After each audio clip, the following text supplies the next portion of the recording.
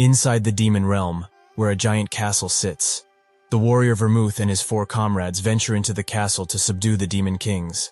They had previously slain 3 of the 5 demon kings, but only 2 remained. A horde of demons swarm them, and Vermouth, with just one slash of his sword, clears the way instantly. This is the power of the great Vermouth. A mage walks behind him and says that against this many, she can most definitely use her powers. She does so, and countless elements pop out of nowhere, clearing the way. This is Senya, the Wise. A priestess attempts to bless everyone with her holy magic, and that's when a demon attacks her. But it seems that she's not that defenseless. Annis, the Faithful. The burliest of the group attacks with a giant axe, and with just one swing, he butchers most demons in his path, and a rain of blood and body parts wash over him. Moron, the Brave. The last person in the group, bearing quite a lot of scars, demands Vermouth stop going ahead and makes his way through the demons. This is Hamel, the Foolish. He was always jealous of Vermouth, and he considered him his rival. But nobody really recognized that. Having cleared all of the fodder, the party looks around for potential clues. That's when Hamel spots that Vermouth is in danger, and at the last second, jumps in front of him, taking the attack fully. The one who attacked seems to be a powerful demon, and Hamel falls down, as this attack has proved fatal. The demon attacks Vermouth in the same way, but now prepared, he dodges, and with one swift motion, cuts him in half. The party rushes to Hamel's side, and Vermouth looks down, noting that he didn't need to die like that.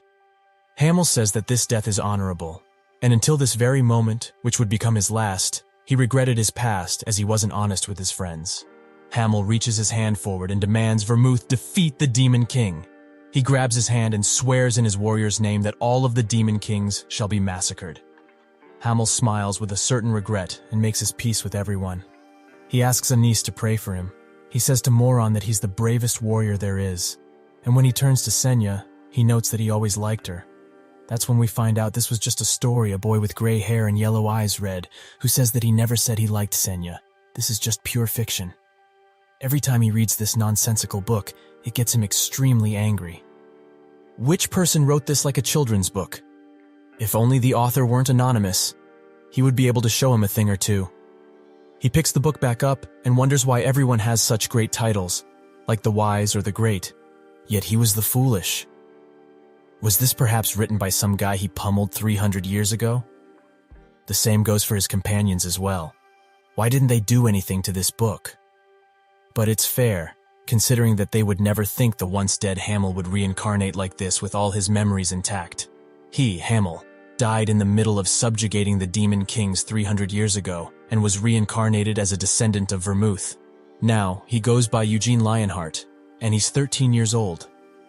While he was still alive, Vermouth had many concubines aside from his first wife. Eugene finds this strange, as he wasn't the type to chase women needlessly. Did he perhaps change his mind? But it wouldn't be so bad, as everyone has needs, so he gets it. The only families considered direct descendants are the children of the first wife. Even with the same surname, which is Lionheart, Eugene's family is considered an indirect branch. These types of families are forbidden from training their mana and from using real swords before the blood sacrifice ritual. For a 13-year-old, he's quite buff, and he thinks that today is the last time he uses a wooden sword. He trains with his sword, and his movements are extremely fast. Not long after beginning to train, he snaps the dummy into 2. His father looks at this with a scared expression and notes that this is not the first time he has broken one of these. Eugene turns to him, and his father notices how muscular he is. Quite scary for a 13-year-old. Eugene may be his son, but sometimes he's scared of him, as he doesn't act or speak like a child. There is no innocence left in those eyes of his. And even though he lost his mother at a very young age, he has not once missed her. Eugene says that the blacksmith in this town is utter trash, and selling low-quality garbage like this should be considered a crime and punished accordingly. His father coughs and says that he will give him a warning, but on the note of stuff to do, the blood ritual is tomorrow. Eugene thinks that this blood ritual of theirs is a dumb lion heart tradition held once every 10 years. Every child, between 10 and 15, whether from the direct branch or otherwise, gathers at the main family residence for the ritual. There, they compete in a sort of trial to find out who is really worthy of the Lionheart surname. But the main branches have an advantage, as they are allowed to train with real weapons and mana from a young age. So they are basically making sure the main family does better and that the branch families stay at their level.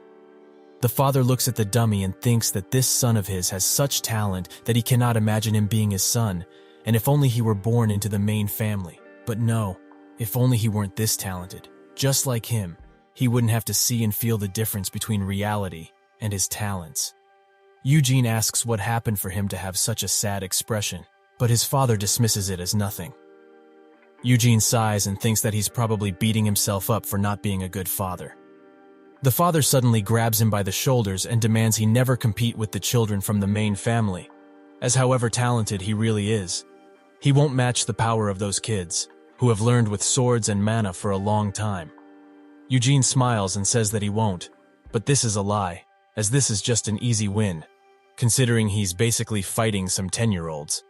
He spots another dummy, and while walking to it, thinks that in this blood ritual, there will be 3 from the main family and 6 from the branch family.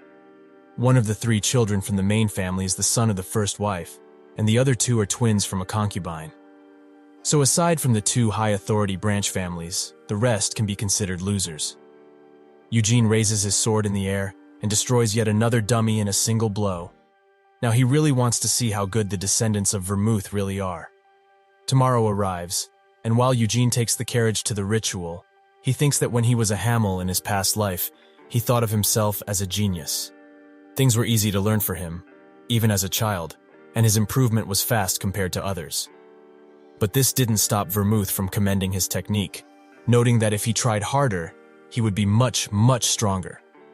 He says that he's doing his utmost, and not everyone is a genius like he is. The only real problem he had was that he wasn't a genius, but someone close to him was. Skilled with swords and magic, he bore the nicknames the God of War and the Master of All. Vermouth is great. He was formerly just a mere duke in his homeland, the Kiel Empire, but retired from his position and was praised as a warrior until the end. And the other companions of his, Senya the Wise, who took the position of Magic Tower Master, is the youngest master of all time in the Mage Kingdom of Aroth. Anise the Faithful, who was extremely rotten inside, is now called a saintess in the Holy Empire of Eurus. And there's even scripture about her teachings. Moron the Brave surprisingly managed to make his own kingdom, which he sadly named after himself. So naturally, one is forced to think they had pretty good lives until they died. So why is the Demon King still breathing? Back then, Vermouth definitely swore that he would destroy all of the Demon Kings, the shameless bastards. He originally died at the Demon King of Incarceration's castle, and Vermouth seems to have made a promise to that Demon King after his death. Because of that certain promise, the war with the Demon Kings came to an end, and the world was at peace, which persists to this day, 300 years later. A man who's also inside the carriage with him, Lord Gordon, notes that he must be quite nervous, but if he is, he will struggle when he actually meets the main family. Eugene thanks him for the advice, and Gordon says that from here on, it's all Lionheart property. But he doesn't need to prepare to get off, as the main residence is still quite far away. Eugene wonders why he's so smug, considering that this is not even his property. He says that it must be inconvenient if it's this large, and Gordon notes that there are several warp gates scattered about, so it's actually pretty okay. Eugene wants to ask why he wasn't allowed to use one of those, but he can already predict the answer and would rather just shut up and smile. After a while, they arrive at the main family residence, which is quite big with shiny gold all around. But Eugene is prepared. They walk towards the main building, and Eugene isn't even surprised that he didn't get a welcome ceremony. Vermouth's Lionheart. The only people allowed to have the lion crest on their left chest are those from the direct bloodline. He asks Gordon if any of his relatives have arrived, and he notes that he's the first, so they should move to the guest house. A maid by the name of Nina greets him and says that she will be attending to his every need during his stay. If there was ever anything he wanted, all he needed to do was ring this bell. Eugene is thankful they at least gave him a personal maid, and he asks about her age. She says that she's 16, and that she's only just finished her training period. Eugene smirks and thinks that whoever assigned this inexperienced maid to him must be trying to start a problem if he were to lecture the inexperienced maid for a mistake. But it doesn't matter who thought of the idea, as they are boldly trying to harass him. He asks when the others will arrive, and she says that they should be here within the next 4 days. at the latest. He gets up and asks her to guide him to the training grounds. Nina is kind of surprised, but she still does so. Outside of the main building, two main family children talk about Eugene and how he's from a small country town and probably trains with rakes instead of swords. The boy says that his carriage must stink because of how he lives, and even if he's a relative, he still would have to pay for damaging the main family residence, right? The girl says that he's absolutely correct, so they must go and scold him. The boy says that they are just giving him a warning and demands that the girl, Seal, follow him. Another main family kid looks out of the window at them, but that's when Seal notices and glares at him with the eyes of a beast, causing him to back away. Eugene begins training with a spear, and while doing so, notes that he was in no way lazy in his past life as Hamel when it came to training. But this new body has been furiously trained since he reincarnated, and no matter how much he pushes his body, he hasn't gotten sick once, and his injuries heal extremely quickly. This body of Vermouth's descendant is capable of stuff he would only dream of.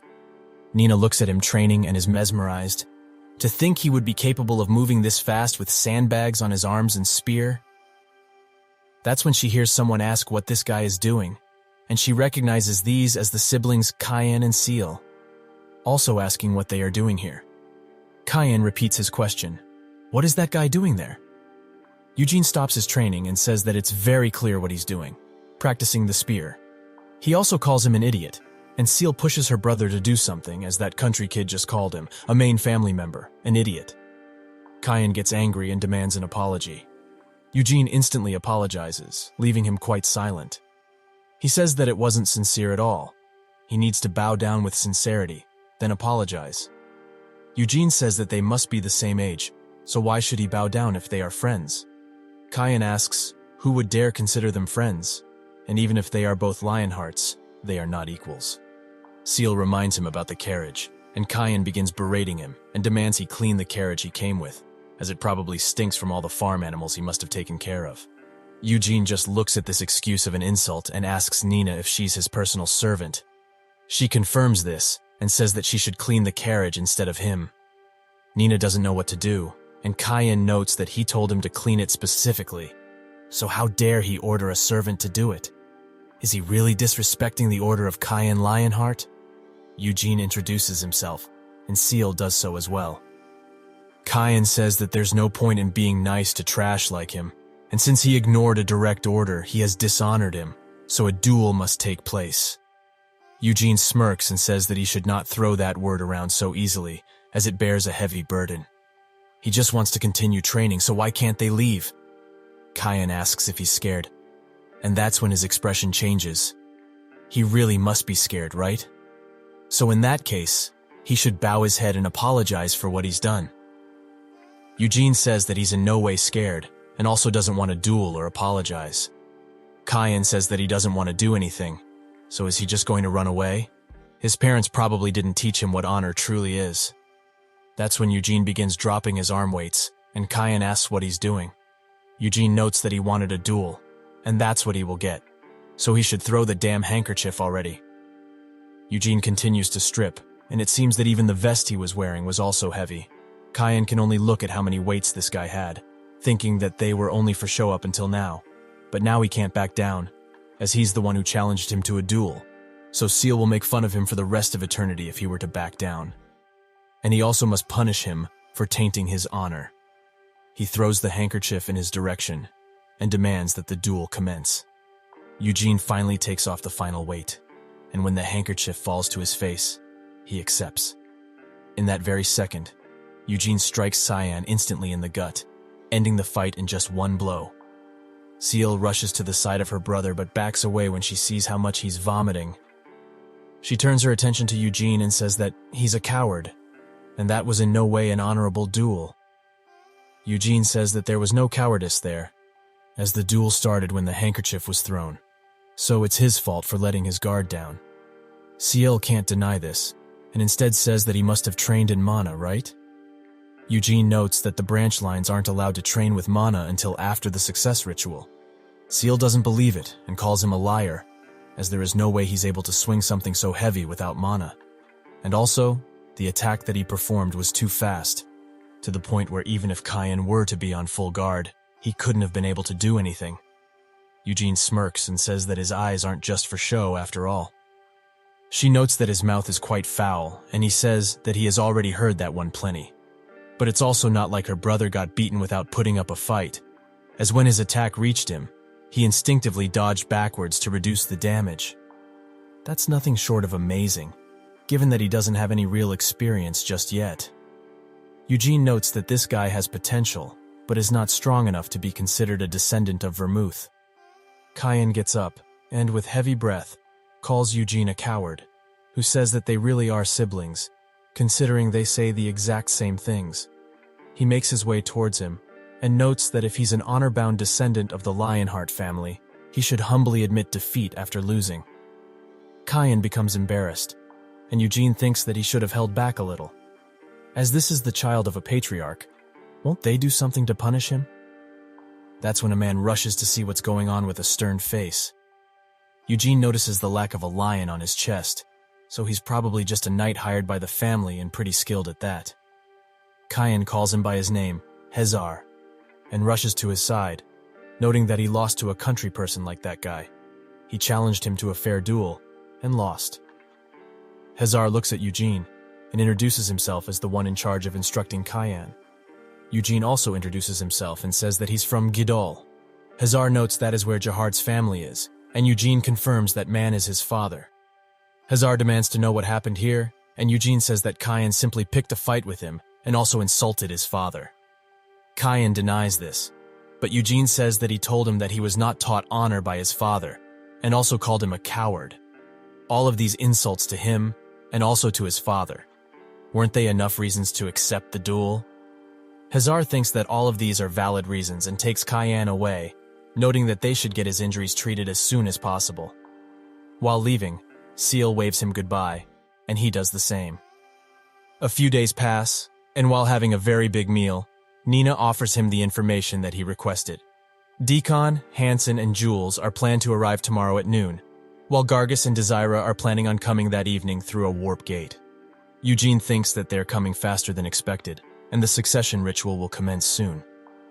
He walks out of the dining hall and apologizes to Vermouth as he's going to be messing with his descendants from now on, so he hopes he won't be upset about it. But it's not like he wanted to become one of his descendants. It's just a damn reincarnation after all. Kyan gets interrogated by his mother, the second wife of the main family, Anasilla, and asks if her son really lost against someone from a branch family. Hezar confirms it, and she demands Kyan come next to her. She strikes him with the fan in the same place he got hit and asks if he really lost in a single strike. Kyan says that she's hurting him, and she demands that he stop complaining, as well as an answer from Hezar. Did that kid really not train with mana? He confirms this and says that Eugene doesn't possess an ounce of mana in his body. She asks Seal how her brother lost, and she explains that just as the duel started, Eugene hit him with the spear, and Kyan tried to retreat, but it was too late. The mother laments the duel being lost in a single blow, and Kyan tries to tell her something, but that's when she slaps him with all of her might and screams, demanding to know how he lost a duel in front of those lowly beasts, and to a child that lacks mana. Soon his father will be back for the ritual. So how's she going to face him then, huh? Kyan begins shaking and apologizes. The mother says that she would like nothing more than to cut Hezar's head off, but her husband favors him. He must train Kyan once more so that he may never disgrace her like this again. With that, they leave, and Hezar seems to be more of a parent to Kyan than his mother ever will be. She eventually calms down and asks Seal to befriend Eugene, or whatever his name was. Seal asks why, and her mother explains that right now, he's strong enough to win against her brother, so that's why. She thinks that if it were her way, she would kill that little cheat, but then she would become the first suspect. And if a feud were ever to break out within the family, the guardians of the familial law would come, and she must avoid that at all costs. The mother says that she just needs to become friends with him, and Seal says that she will do it, as she also has an interest in him, so she will befriend him. Her mother smiles, an evil expression running across her face. The next day, 3 boys from the branch families arrived at the family residence: Hansen, Deacon, and Jules. While Eugene is training, Nina comes up to him with his clothes and notes that everyone has arrived. Eugene says that he thought they would have come at night, but they are here earlier than expected. Nina notes that the patriarch has also arrived, and he must quickly go. But he also needs to change his clothes.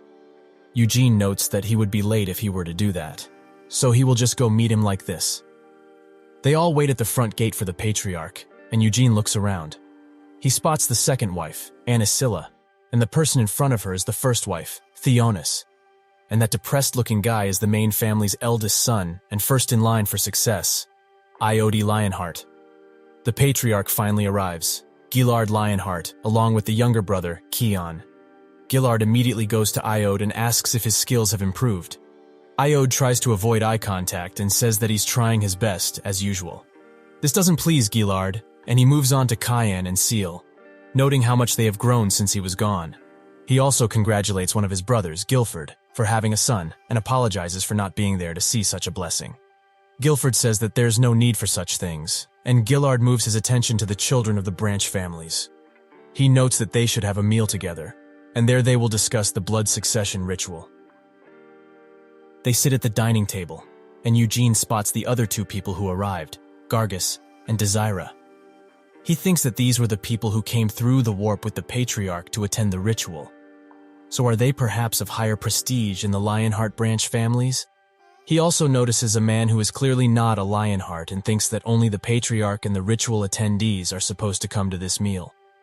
Seal also looks at him curiously and asks her father who that person is. He says that he was planning on introducing him at a later date, but they should do it now. The person gets up and introduces himself as Ian from the Red Magic Tower in Aeroth. Everyone is surprised, and Iode notes that he's the master of the Magic Tower, causing Eugene to spit out his drink. They all look at him, and Roberian asks if he's fine, to which he replies yes. Eugene thinks that if he's the Red Magic Tower master, he's Senya's direct disciple, or rather the disciple of Senya's disciple's disciple. 300 years ago, Senya attained the position of Green Magic Tower Master at the youngest age in Aroth's history. Not only had she improved all the spellbooks in Aroth, but she had also helped countless disciples of other magic towers, and even provided advice to the other Tower Masters. To this very day, the Green Magic Tower Master and Roberian still consider her their great master. But the most surprising thing is that he would meet someone related to his old companion so early. Gillard begins talking to Eugene, and notes that he heard about him from Theonis, and that his son dishonored him and his parents. Cayenne looks down in shame, and Eugene says that he did, but holds no real grudge against him. Gillard asks if it's because he won the duel, and Eugene notes that it would have been if he were to lose, because if he were unable to protect his honor, then it is his duty to at least accept this as fact. Gillard smiles and notes that he's better than his son. He starts speaking with Cayenne and notes that he's not ashamed of his defeat. But it does shame him that he's embarrassed by losing, and how much he worries about how he's going to feel about it. It was a duel that started because of his insults in the first place, but he still hasn't apologized, even after losing. Cayenne tries to say something, but Gillard interrupts him and says that he is a Lionheart, first and foremost, and that the great Vermouth is his ancestor. If he really is someone from his bloodline, he should act like it and respect not only his own honor but also the honor of others. Cayenne looks at him, and with a blush on his face, apologizes. Eugene notices how much he's forcing himself right now, but it doesn't really matter. Gillard says that his father must be Jahard, and he apologizes, as he doesn't know him directly. Eugene says that it's only natural that he doesn't, as his family lives in a very rural area for someone like him to know about them. Gillard asks if his father taught him those moves, and he instructed him on the basics, but after that, he trained on his own. Desire is surprised he trained by himself, and Gargus is even more surprised that he managed to beat Cayenne now.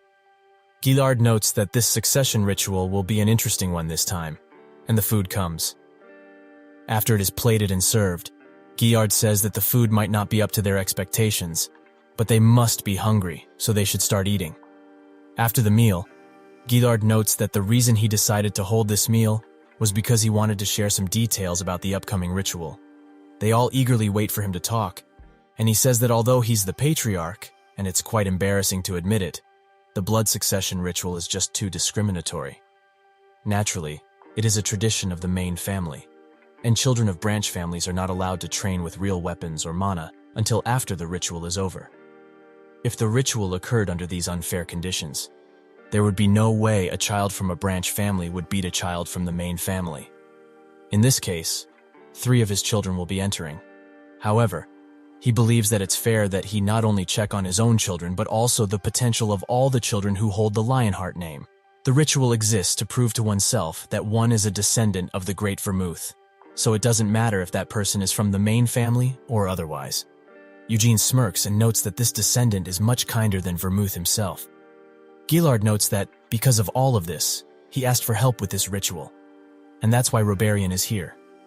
He gets up, and with a flick of his fingers, the table transforms into a map of a labyrinth. He says that the ritual will take place in here, and everyone will enter from a different entrance, and all they have to do is defeat the boss monster in the middle of said labyrinth. They will also have to avoid traps and defeat any monsters they come across. Naturally, everything that occurs inside of it is just an illusion made with magic, so it's basically just a big mind trick. But they shouldn't falter, as it will feel just like reality. Eugene thinks that he's not only summoning magic, but also using advanced illusionary magic. No wonder he's earned the position of Tower Master. Robertian continues and says that if one of them manages to defeat the boss monster, the ritual will come to a close, and everyone will be assigned a point value based on how well they did. One of them asks if it's fine if they are unable to escape the labyrinth, and he confirms this. And if they are too scared, they can just stay at the entrance of the labyrinth. Eugene asks what they get for defeating the labyrinth boss, and Gillard smirks. He will allow them to take anything they want from the main family's underground treasury. Eugene is excited now, and finds this amazing. While walking away, he thinks that it still should be easy, and his only real problem is what to choose from the main family treasury. That's when he spots Desira and Gargus, who seem to have been waiting for him. Gargus asks if he really won against Kyan, and Eugene confirms this. And also, if they are done questioning him on useless stuff, he will be leaving. Gargus tries to stop him, but he just shrugs, not knowing what to say. Eugene makes his way to the training grounds and continues to practice, but he gets interrupted by Desira and Gargus, who are waiting for him to finish, with Desira holding spears in each of her hands. Eugene wonders why they haven't just gone to sleep yet, and that's when Gargus walks in front and, after a short second, rips out his shirt. He begins breathing heavily and pumps all of his muscles, making them glisten. Eugene wonders what just happened, and Gargus notes that he can touch it, but Eugene rejects this instantly. Gargus notes that his family has a secret muscle growth potion that accelerates muscle growth depending on training, while not accumulating mana within the body.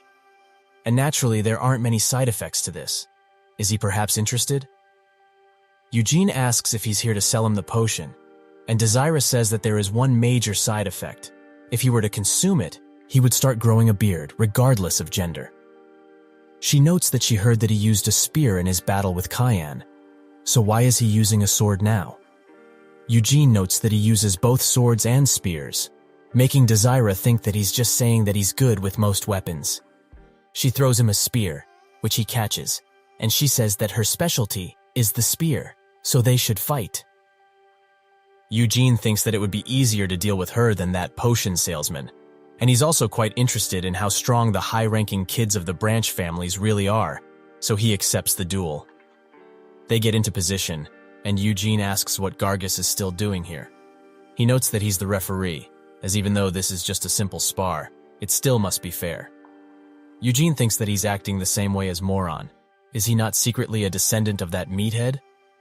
He notes that they will begin when he says start, and Desira urges him to do it already. She thinks about Eugene, and notes that his ability to use both swords and spears must be a bad joke. She will be the one to show him that the spear can't be mastered that easily.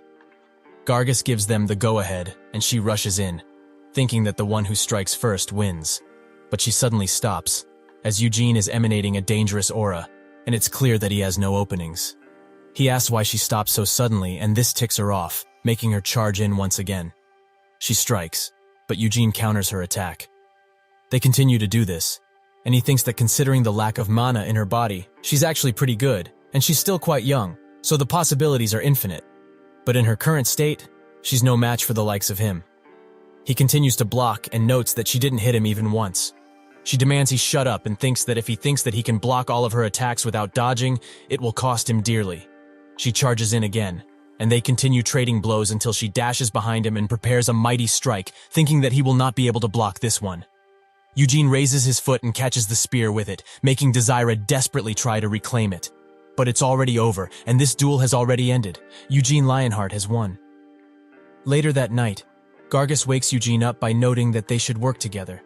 Eugene wonders where he lives to wake a person up like that, and Gargus says that he just wanted to hear his response. Eugene notes that he heard the details of the ritual earlier, right? They are all coming from different entrances, so how are they supposed to do that in the first place?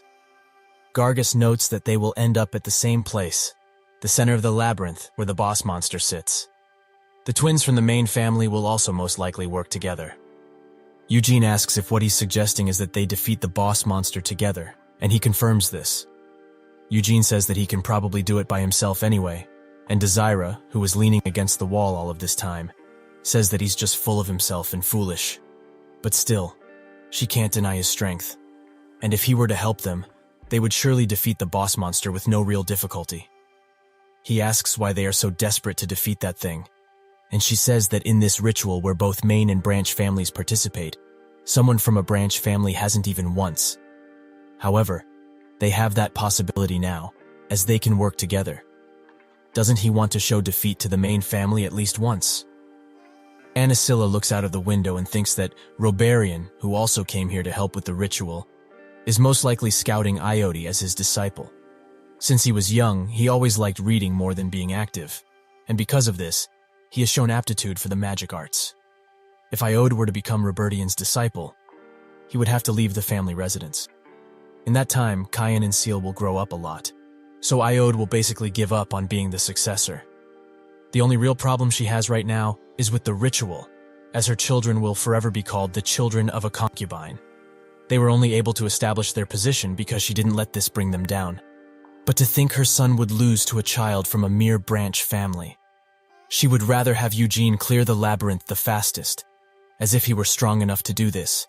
The main family would be put to shame, and Kyan's defeat would be covered up. 4 days later, the succession ritual is about to commence, and everyone is gathered up. Roberton prepares some magic and gives each of them a blue orb. He notes that first they will create their weapons, so everyone should try to mold the light into the weapon they want. They all begin doing so, with Seal being the first to succeed and creating a rapier. She begins testing it out and asks what would happen if it were to break. Robertian laughs and says that both the sword and labyrinth are created with magic, so the sword she has right now can't break in the labyrinth. She asks if she can make something like an animal instead of a sword, and Robertian notes that she could make a doll or golem but never a living being. Iode asks why they can't, and he notes that it's considered taboo magic. Giving birth to another life is something beautiful, and it is a power that only living beings have. Iode is quite surprised at his response, and Gargus succeeds in creating his weapon, a giant greatsword. He notes that it's like the greatsword he uses back at home, but more real and less wadden. Desira wonders who asked and finally manages to make her weapon, a spear. Everyone also finishes creating theirs, with most being swords. Eugene, however, also creates a shield, and that's when Seal asks what he will do if they meet in the labyrinth. Will she perhaps fight her? Eugene asks the patriarch if fighting is allowed, and he confirms this, as it was part of the ritual in the first place. However, good judgment and cooperation are also very important, as they are a family that all bear the same name. Seal thinks of the world's family, and begins smiling at Eugene, who is extremely creeped out by this. With this done, Roberton also gives them some necklaces and notes that they are connected to their minds. If they were to become distressed in the labyrinth, the necklace will react, and when that happens, he will consider it a dangerous situation and will intervene. Eugene notes that it's just a safety tool to prevent accidents. Roberton also says that if they ever want to get out, they can just tap on the necklace and ask for help. With that, everything is prepared, and they can now enter the labyrinth. They will enter from the same entrance but will be split up the moment they walk inside. They all head towards the gate, and Seal wishes Eugene good luck, who reluctantly does the same.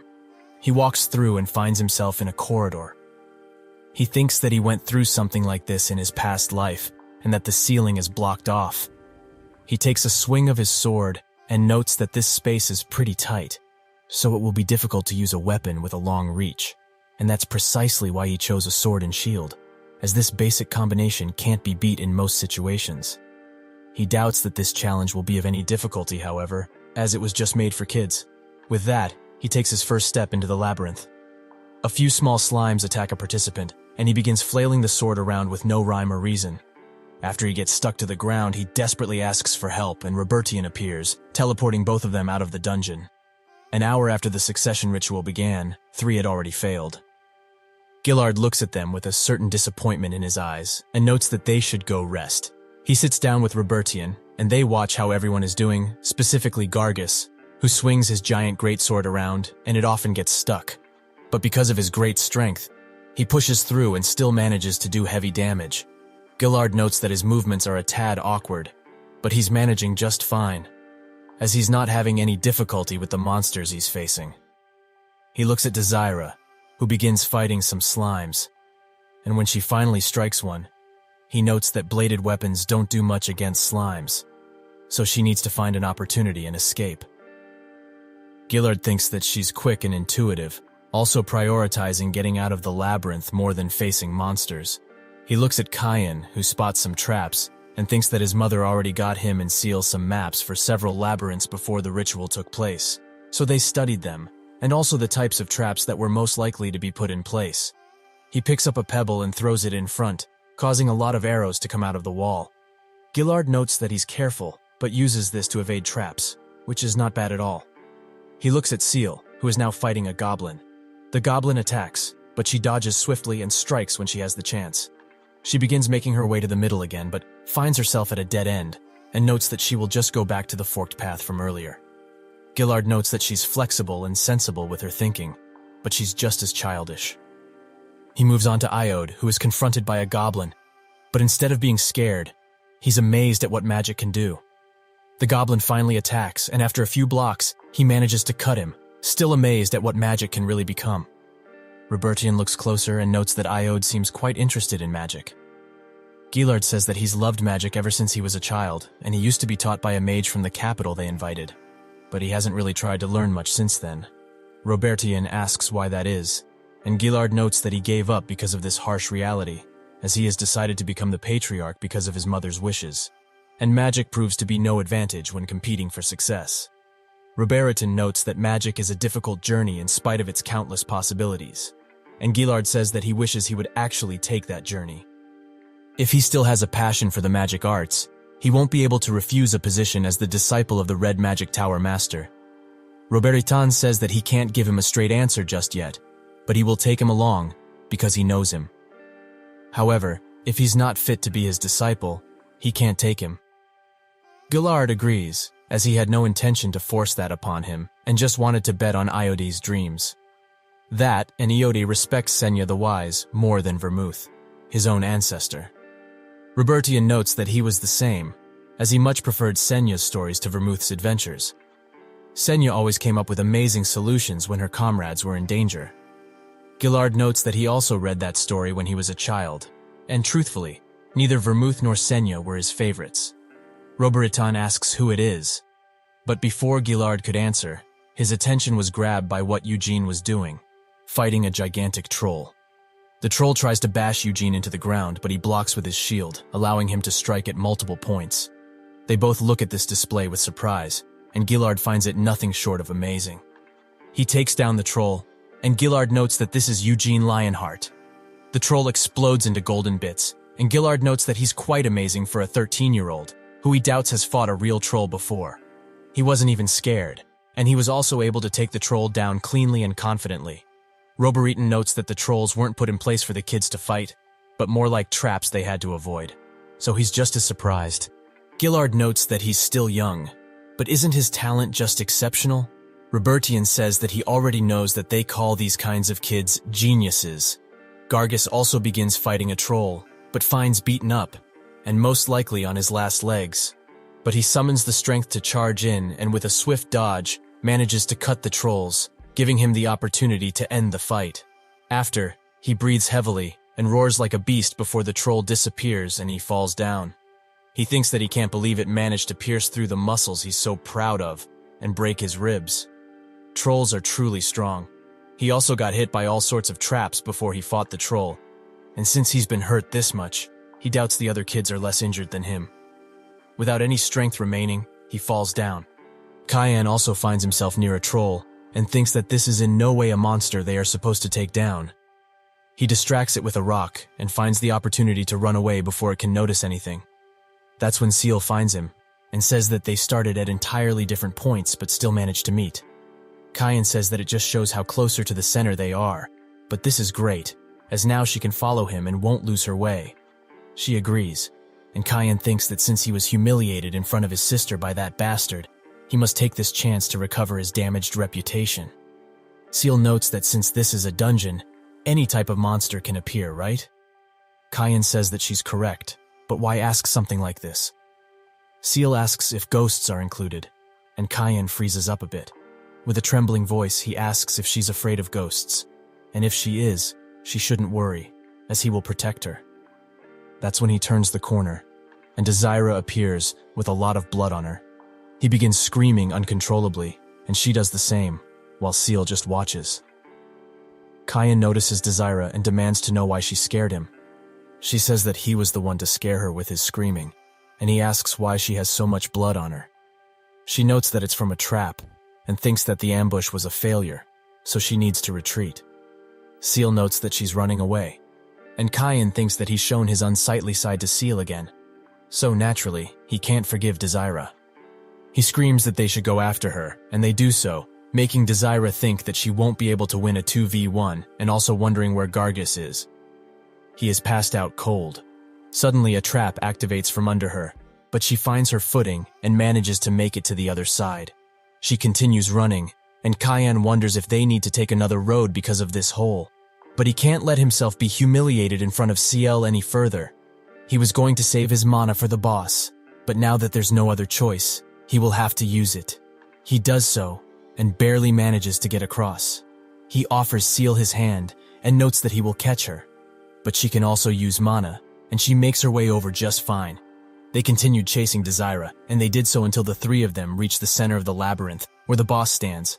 Eugene asks why the three of them came together, and Cayenne asks what he's doing here. Eugene notes that he was just waiting, curious to see who would manage to get here first. Cayenne asks if he was really waiting for everyone to get here, and Seal notes that he's the first one who got here. He confirms this, and Desira says that if he got to the center and managed to wait, she's presuming that he reconsidered the offer she and Gargus made and wants to defeat the boss together, right? Eugene knows that they talked about something like that, but he waited to offer all of them a chance at the boss first. He would be able to deal with that thing in no time, but it would be unfair if they made the effort of reaching the labyrinth and arrived at nothing, right? Cayenne is angry at this mockery, and Eugene notes that this beast doesn't attack if they are not in its range, so it's basically just waiting for them. What he's suggesting is that they all fight it in order of who arrived after himself. First would be Desira, then Cayenne, and after that, Seal. Sounds fair, right? Desira asks if he really wants them to fight that gigantic thing alone, and Eugene says that she also got hurt, so if she thinks winning isn't an option, she can just give up. Desira says that she will do it, and bandages herself with a handkerchief. While she walks towards it, Cayenne asks why he hasn't fought the boss yet. Eugene says that he will, after everyone else is done with it. Cayenne notes that he might not get the chance, as he will surely defeat the boss by himself. Eugene smiles, and says that if he really manages to do that, he will give him the utmost respect for the rest of his life. This makes Cayenne excited, and demands he not forget the promise he just made. He sits down, and thinks that the Minotaur is a common monster in the labyrinths, but it's way bigger than he imagined and is surely bigger than the troll he met. However, that's the only scary thing about it, as it doesn't seem hostile compared to a troll or ogre. With this, he should be able to defeat it in one fell swoop. The Minotaur's eyes open, and it slowly gets up. Desira looks at it and wonders how she can kill something that huge. However, she has come too far to give up now. She charges in, and the Minotaur immediately tries to squish her. She dodges and swiftly gets back on her feet, allowing an attack on its hand. But the spear isn't going in, and she thinks that its hide is way too hard to pierce. That's when the Minotaur grabs her whole, and Desira thinks that surely this is the end of her life. But it simply throws her back at the group, and Seal asks why it did that when it could have just killed her outright. Eugene notes that it's not a real monster, and the battle was already over when she was grabbed, so it let her go. Kyan gets up, as it's his turn now, and notes that he will show him the difference between a branch family and the prestigious main family. Eugene just smirks, and Kyan hates his arrogance. Does he really think he can't handle a single oversized cow? He activates his mana and notes that everyone should be watching him. He coats his weapon in mana, and Desira thinks that this must be sword aura, which can cut through anything. But in order to even manifest the sword aura, a decade of mana training would be required. She can't believe how far ahead the main family is compared to them. Eugene also finds it impressive that he can use that at such a ripe age, and Kyan thinks that he can't maintain the aura for long, but it should be plenty to kill the thing in front of him. That's when the aura dissipates, and in a panic, he wails the sword around, trying to make it come back. Eugene thinks of Gillard's words about how this ritual purpose is to check the potential of those who hold the blood of Vermouth, and that it doesn't matter if they are from a branch or the main family. Eugene notes that this labyrinth was created by Robertian, and it appears that he made it in such a way that mana can't be used inside. If nobody can manifest mana in here, then the main family and the branch ones can fight on equal footing. Kyan is still dumbfounded at what just happened, and Eugene urges him to give up if he thinks that he won't win, as he will just skip a beating. Kyan looks at them and at Seal, who watches him with a glisten in her eyes. He steels himself, and thinks that he doesn't need the sword aura to defeat this thing. With that, he valiantly charged in. While it tries to grab him, he manages to slash it, and he does it a few more times, but these are just surface wounds, and they won't help much. He dodges its hand once again and aims for the leg, but the Minotaur blocks access to it with its knee and manages to grab Kyan. It throws him away, and Eugene notes that in the end, he still lost, right? Kyan can only look at him, and that's when Seal notes that she doesn't want to fight, as she can't use her sword aura.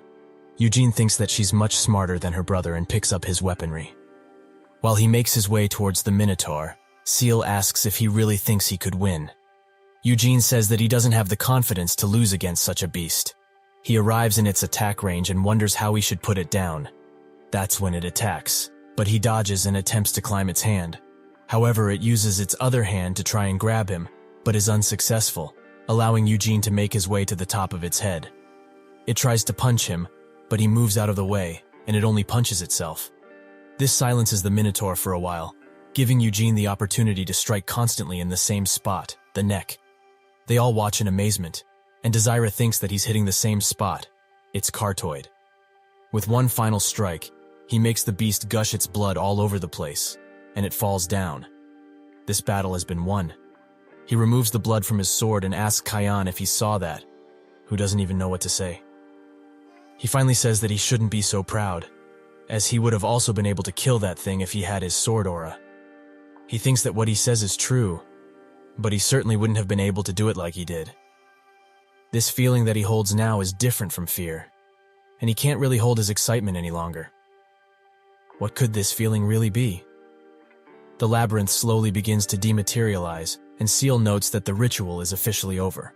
Gillard and Robertian watch as this happens, and Gillard finds it incredible that a child from a branch family, no less, managed to take down a Minotaur just by himself. Robertian sweats a bit, and notes that the Minotaur is a monster that is difficult to deal with alone, and that's why the succession ritual this time was about teamwork, so the children could try and defeat it in numerous ways together. That's how it was supposed to be anyway. That single child was also able to break through the numerous traps he set with ease. Just who is he? Gillard smiles and notes that Eugene trained a lot, and repeatedly, even with him being here, at the main family residence. He also sent people to Geidel, his town, to collect some information on him, and he's also famous for his persistence. This child has an exceptional marital physique, and his personality also suits this. He's a gem who was only found because of the ritual. Robertian asks if he's not mad, as he doesn't mean anything by it, but Eugene stands out far more than his children, so if there's such a gap already, when he trains with mana, his strength potential is near infinite. Gillard says that it's a great thing, as because of him, the Lionheart name will shine even further, right? Robertin, with a heavy breath, asks what will happen if he wants to become patriarch. Gillard looks at him silently for a second, and notes that it's only fair that the strongest one of all becomes patriarch. As if his children can't hold the position, there's nothing they can really do about it. If they're that weak to have their birthright snatched away from them, then they didn't deserve it in the first place. Robertin notes that he probably shouldn't talk about this since he's an outsider, and dematerializes the tent they were in. He also says that they have been friends for a long time, so he would at least give him some advice. He should adopt that kid. Gillard is surprised by this notion, and Robertian notes that a child from a branch family managed to outclass the main family, and a lot of branch families will laugh away just because of that, and some insidious people will even start gathering together. Gillard thanks him for the idea, and says that it is indeed an interesting one. But they should congratulate them, first and foremost. That's when the kids make their way out of the forest. They all line up, and Gillard looks at Ioti, who couldn't even make it to the center because of how distracted he was by the various magics around him. He is a bit disappointed that his curiosity came first for him instead of proving his worth as the ritual intended. On the other side, Cayenne and Seal made it to the center and weren't held back by the traps and monsters thrown at them. They couldn't defeat the Minotaur outright, but they are still immature, and that can be made up for in the future when they age. He congratulates everyone for doing well, and says that he watched all of them throughout their journeys, and is proud. He starts speaking with Eugene and notes that out of all the children who were in the ritual, he was by far the most impressive. Eugene thanks him for the praise, and Gillard says that his methods for dealing with traps and monsters were nothing short of amazing, especially the one-on-one fight he had with the troll, which he got out of with no injuries. This surprised Gargus, who wonders how he managed to not sustain any injuries with that scrawny body of his. But it's quite unfortunate, as if he had the muscle growth potion he offered him, he would have been able to build a temple from his body. Robertin says that if he's honest, he thought this ritual would have taken at least a few days, but it seems that he's underestimated them quite a bit. He thinks that even though they are quite young, they are still descendants of the great bloodline, and it certainly shows. It is also quite fortunate that he has the opportunity to watch these gemstones, which have such a shine to them. Gillard urges everyone to rest, as he would have liked to welcome them with a banquet, but they passed everyone's expectations, so he didn't have time to prepare one in advance. He asks Robertian to take the children back, and he begins doing so, but that's when Gillard calls Eugene to his side, as he will be coming with him. This catches Seal's attention, and she asks if he's going to give him the present now. Gillard says that there's no reason not to, and it's more exciting for the both of them if he gives it sooner. Seal thinks that she's pleaded with her father many times to let her into the underground treasury, but he never allowed her in, and now she can only look at the both of them. While walking towards it, Gillard notes that it seems like he can use various weapons. Eugene says that he's just overestimating his abilities, but Gillard says otherwise. He used a sword and shield in the labyrinth and a spear to battle Cayenne and Desira. Eugene thinks that he found out about his match with Desira, which isn't surprising, as he's the patriarch after all. Gillard notes that the sword is the weapon that symbolizes the Lionheart family now, but their ancestor, Vermouth, wielded multiple weapons, and skillfully at that. That's why he was called the God of War, and the Master of all. But Vermouth wasn't the only one who was able to wield various weapons. His companion, Hamel, was the second most skilled, after Vermouth, of course. Eugene clears his throat and notes that in the children's book he read, Hamel was called foolish. Gillard laughs, and says that he also read that book when he was young, but if it weren't for Hamel causing trouble, the book would have been quite boring, right? And if he's honest, he liked Hamel more than Vermouth. This surprises Eugene, and he wants to know why. Gillard notes that he liked that Hamel was more human compared to the untouchable Vermouth, as it was shown in the book quite often. Hamel always felt inferior to Vermouth, but was never discouraged, and instead, he always overcame his shortcomings. And in his last moment, he sacrificed himself for his companions and the whole world. Eugene thinks that children's books emphasize things to teach kids about stuff. He smiles and says that he also liked Hamel the most, thinking that if it feels good, it should be appreciated. They arrive at the vault, and the guards bow down while they let Gillard in. They make their way down the steps, and Gillard says that he's the first person who isn't a patriarch to enter this place. Eugene asks if it's really fine for him to be here, and Gillard confirms this, as he already promised something from here, right? And the situation has also been discussed with the elders of the Senate. Eugene knows about them. They are the old lions of Lionheart, and including the previous patriarch, it's something even people with great status in the branch families are affiliated with. He asks what the contents of the treasury are, and Gillard notes that its inheritance has been accumulated throughout hundreds of years, and among them are also things left behind by the great Vermouth himself. Eugene asks if the sacred sword is also being kept here, and Gillard confirms this, but he can't have it, as it's the symbol of the Lionheart bloodline, and nobody can own it. Eugene notes that it's quite unfortunate, and Gillard says that this is not the only reason, as after Vermouth passed away, nobody was acknowledged by the sacred sword. Eugene wonders what that is about, and Gillard notes that he will get it when he holds the sword.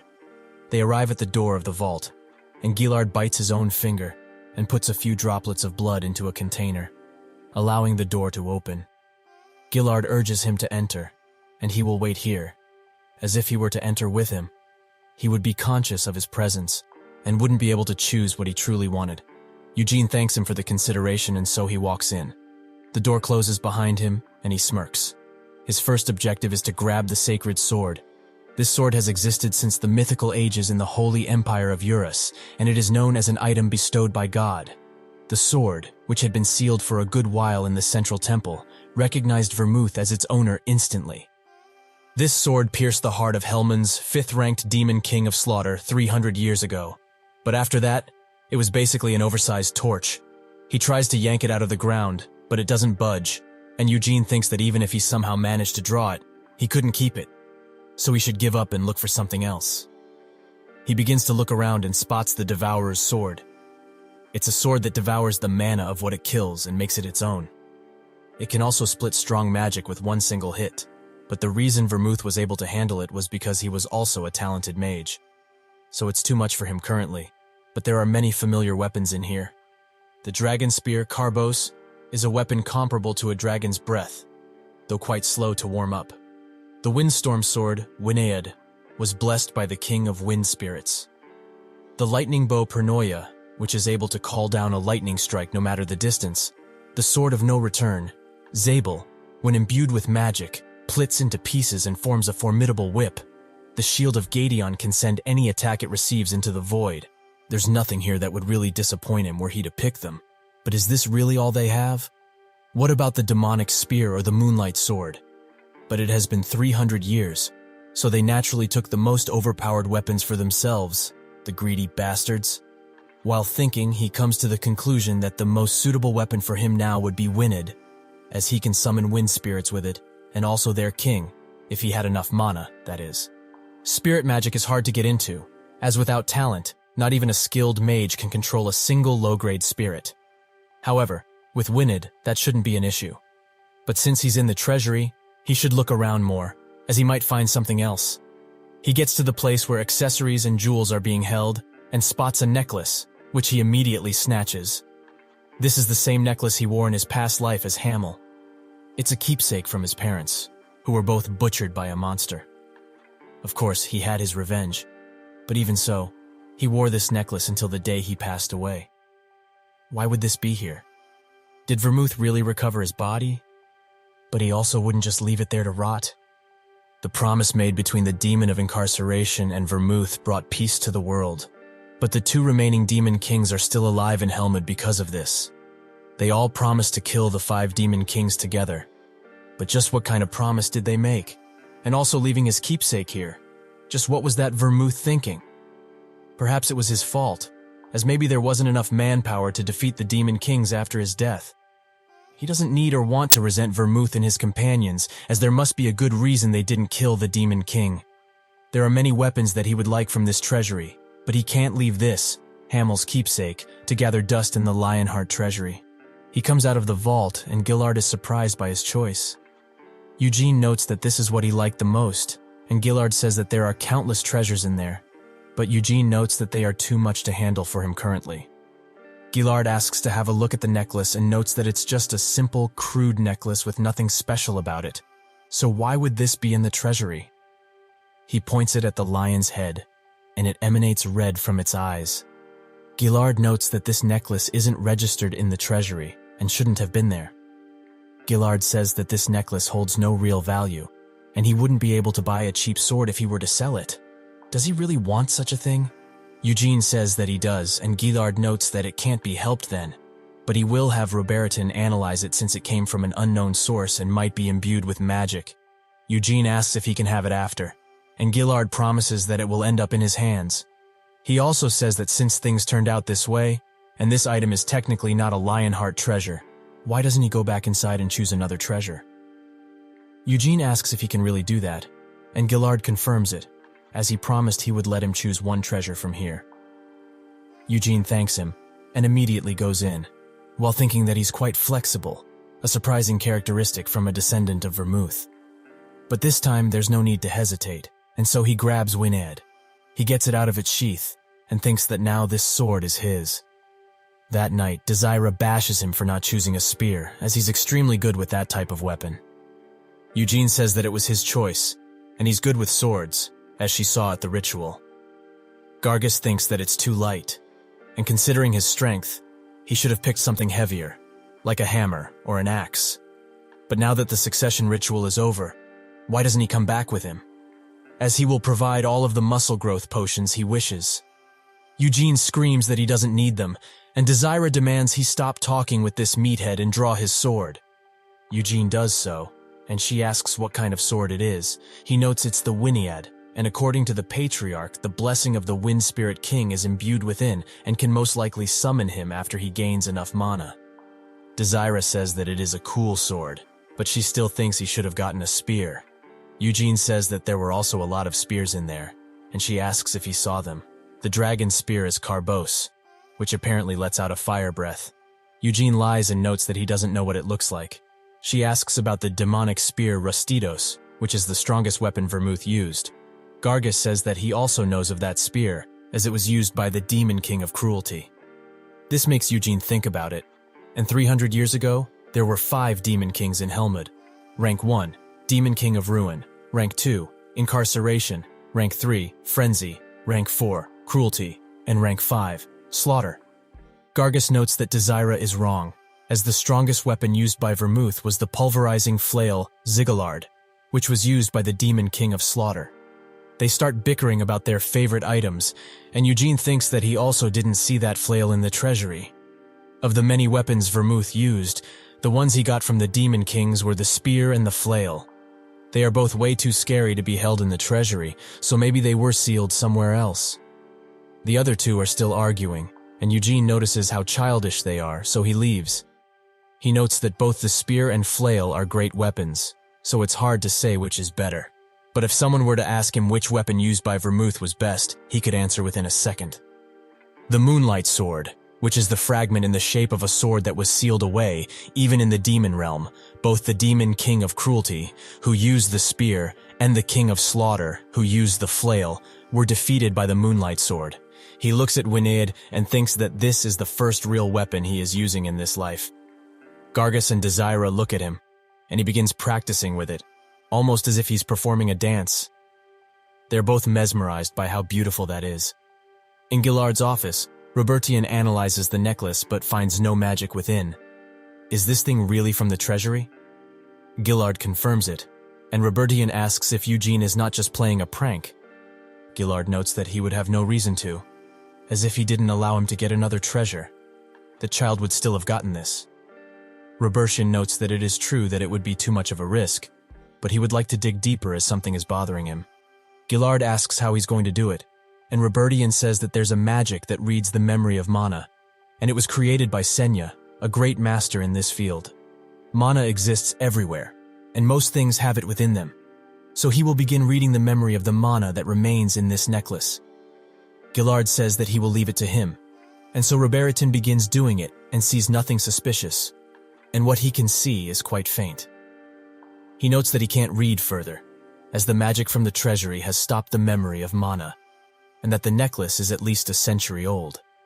Gillard picks it up and notes that there's probably nobody alive to confirm where this came from.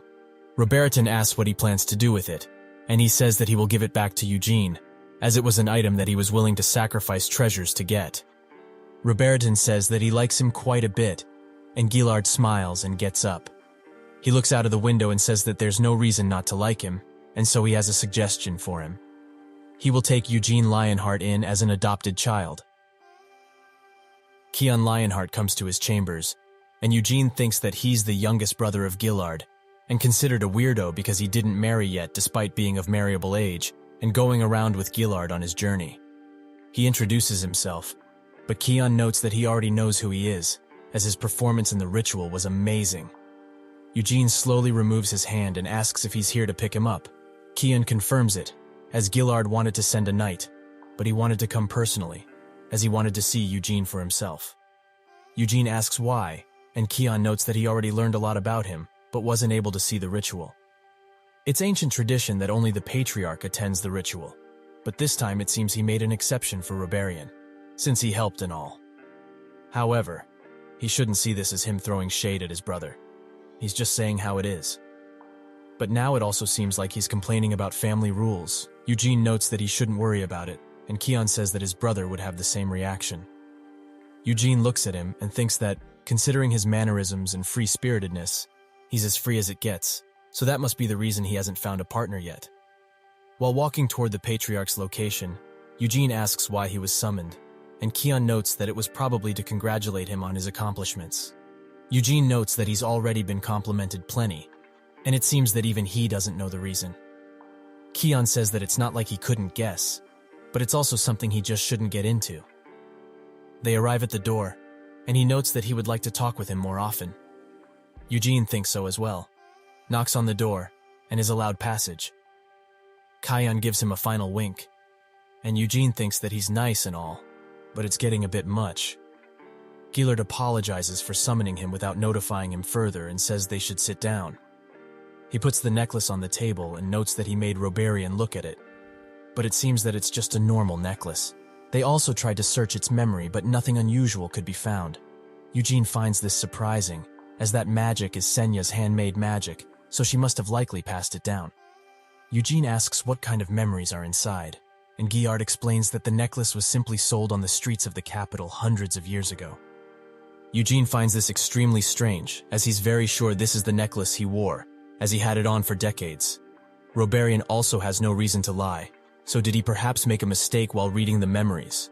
Was there perhaps a spell cast on it that could trick even a magic tower master? But who would have cast it, Vermouth? There's too little information about this, but he's glad, as now he can keep it, right? Gillard notes that he did indeed promise that, so he can have it. Eugene puts it on and is happy to have it around his neck once again. Gillard says that he indeed called him for the necklace, but that's not really the only reason. He has an offer for him that's not bad, and might also be beneficial for his future. Gillard tries to say what it is, but Eugene stops him and notes that Seal is cute and all, but he has no intention of marrying someone just yet. He thinks that since he defeated Kian, she has started acting nicer towards him, most likely to organize an arranged marriage.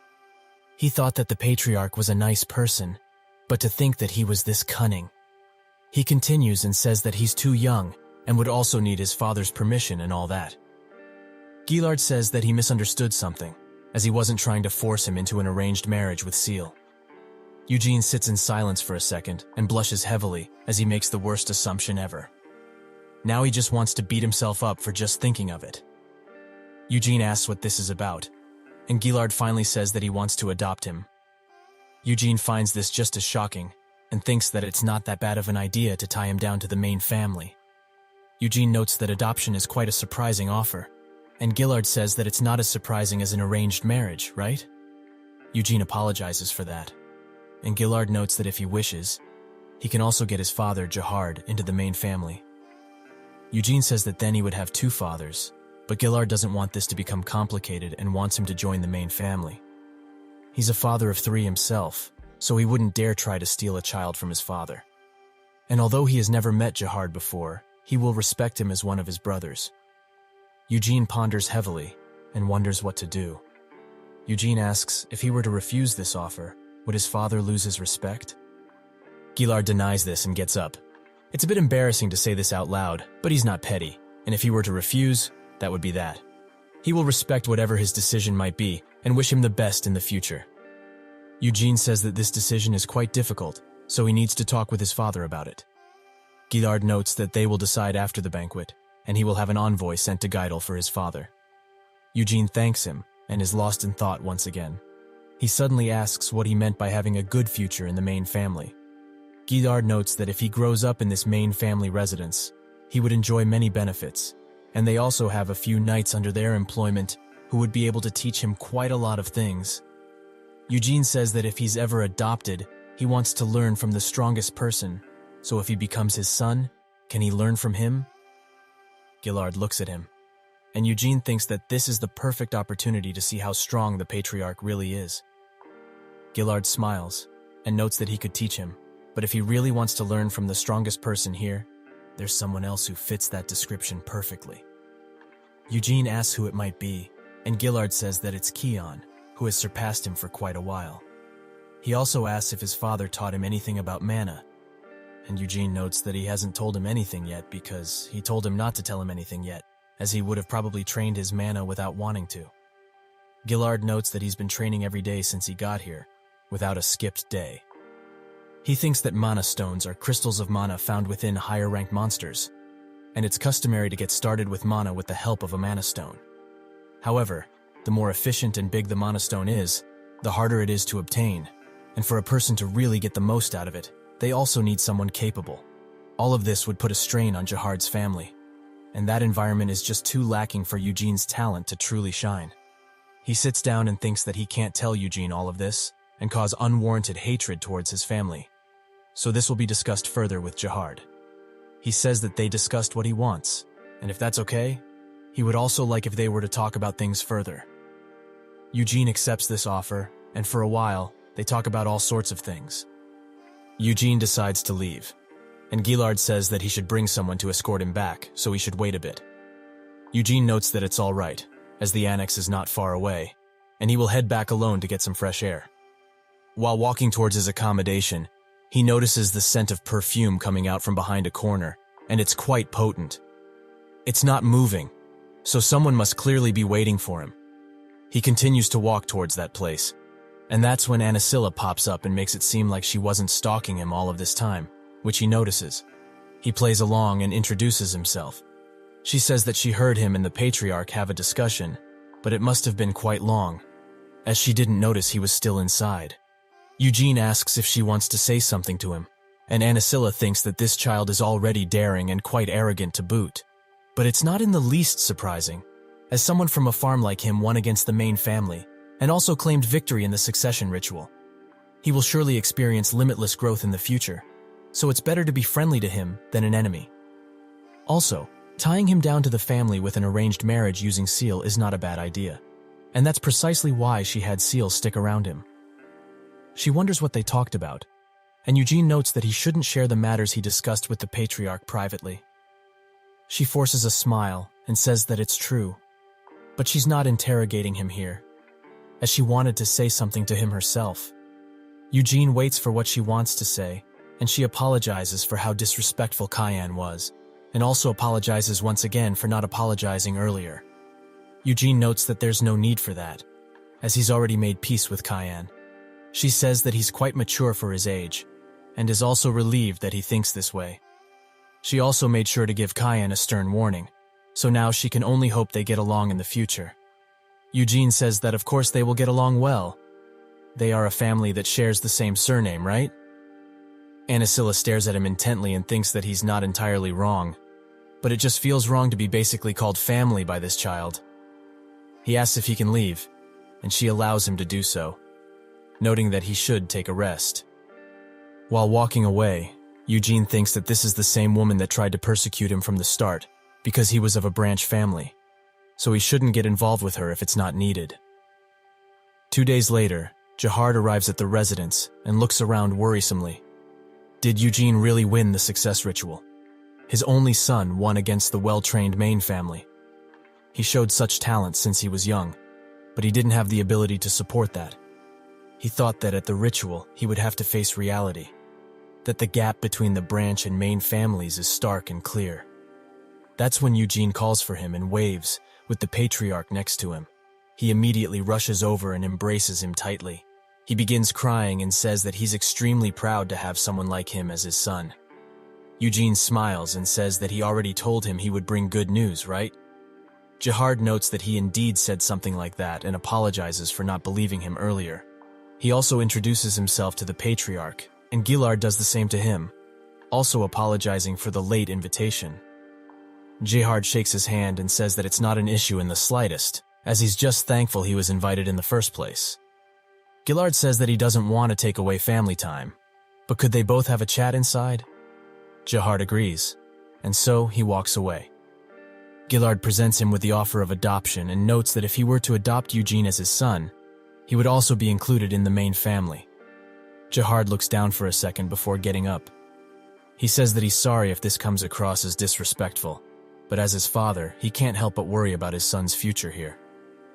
Gillard asks what kind of worries he has, and Jihad explains that he's worried the main family will harass Eugene. He already has 3 children, so if his son were adopted, he would be considered a freeloader. Gillard says that he understands, as he also doesn't want to limit Eugene's future. But the main family takes the legitimate bloodline extremely seriously, and he's almost sure they wouldn't just accept a child from a branch family so easily. And additionally, Eugene wouldn't be able to succeed in the patriarch position. But as long as Eugene doesn't become greedy, his talent will truly blossom if he were with the main family. As his child, Eugene would become closer to his other kids, and a better future would be made for him as a result. Jihad notes that all of this is correct, but he at least wants to talk with his son about this first. Eugene trains with his sword, and his father pops up, looking quite depressed. Eugene notes that the news must have been quite shocking, and he asks what that expression is about. Jihad looks at him, and spots that he has winnet on his waist. So that must be what he chose from the family treasury. Even if he were to sell everything he ever owned, their family just wouldn't be able to afford that sword. He looks away and says that the patriarch wants to adopt him. Eugene says that he already knows that, since he told him first and foremost. Jihad notes that he would like for him to become his child, as it is in his best interest for a better future. However, he may have to go through hard times later because of this. Eugene scratches his head and says that it may be so, but he already knows him. Eugene Lionheart would never back down. Jihad grabs him by the shoulders and says that he and his mother gave him that name, and he should never forget that. Eugene says that he knows, and that even if he were adopted, his real father would still be Jihad Lionheart. Jihad hugs him tightly and thinks that it's quite a pain that he's being adopted, but he would be gaining quite a lot, so it's quite worth it. He also has no intention to become patriarch, but nobody will really believe him. So the first and second wives will surely try to keep him in check. However, there are 2 ways to deal with complaints and hostility: ignore it outright, or destroy them. Gillard invited all the families of the children who underwent the ritual to the banquet, and it was mostly to bless the victory of a branch family, rather than focus on the shame brought upon the main family. Some people come up to Jihad and congratulate him on becoming part of the main family. Gargi's father also wants to give him their muscle growth potion if he's interested. Eugene looks at this and thinks it's best not to mingle there, as he would receive an annoying amount of attention. Anasilla and Kyan stand in a corner, and she pushes him to be more confident, as he will be compared to that person from now on, and when they look at him, they will only be reminded of the duel he lost. They will also laugh that a main family member, a direct descendant, lost the succession ritual to a branch child. Kyan looks down, and his mother says that it can't be helped, and he needs to feel this embarrassment but shouldn't despair, as even if people laugh and bash him, he's still her son and a direct descendant. She leans towards him and notes that Eugene can't become patriarch, but he shouldn't feel relieved about this, and instead try even harder, while also becoming friends with Eugene. Kyan is surprised by this, and asks if it's because they're siblings. Anasilla notes that this is exactly why he must treat him like a brother, so that he can help him later. Kyan agrees with his mother, but is a little shy and wonders how to become friends with him. While eating some cake and following him around, Seal notes that they are siblings now, so shouldn't he call her big sister by now? Eugene notes that she's only a few months older, and she says that she's the little sister because she was born seconds apart from Kyan. Eugene says that is entirely different, and while she nags him to do it, he thinks that he would rather bite his tongue and die than call this brat his big sister. In the patriarch's office, Roberian says that he can't take Iode as his disciple unconditionally, as at the Red Magic Tower, summoning magic is the specialty, and he will be tested for aptitude on that. Iode asks what will happen if he does have an aptitude for that certain kind of magic, and Roberian says that it's good. But Eroth still won't recognize the name Lionheart. Unless he's talented enough for him to disregard other aspiring mages entirely, he can't take him as a disciple.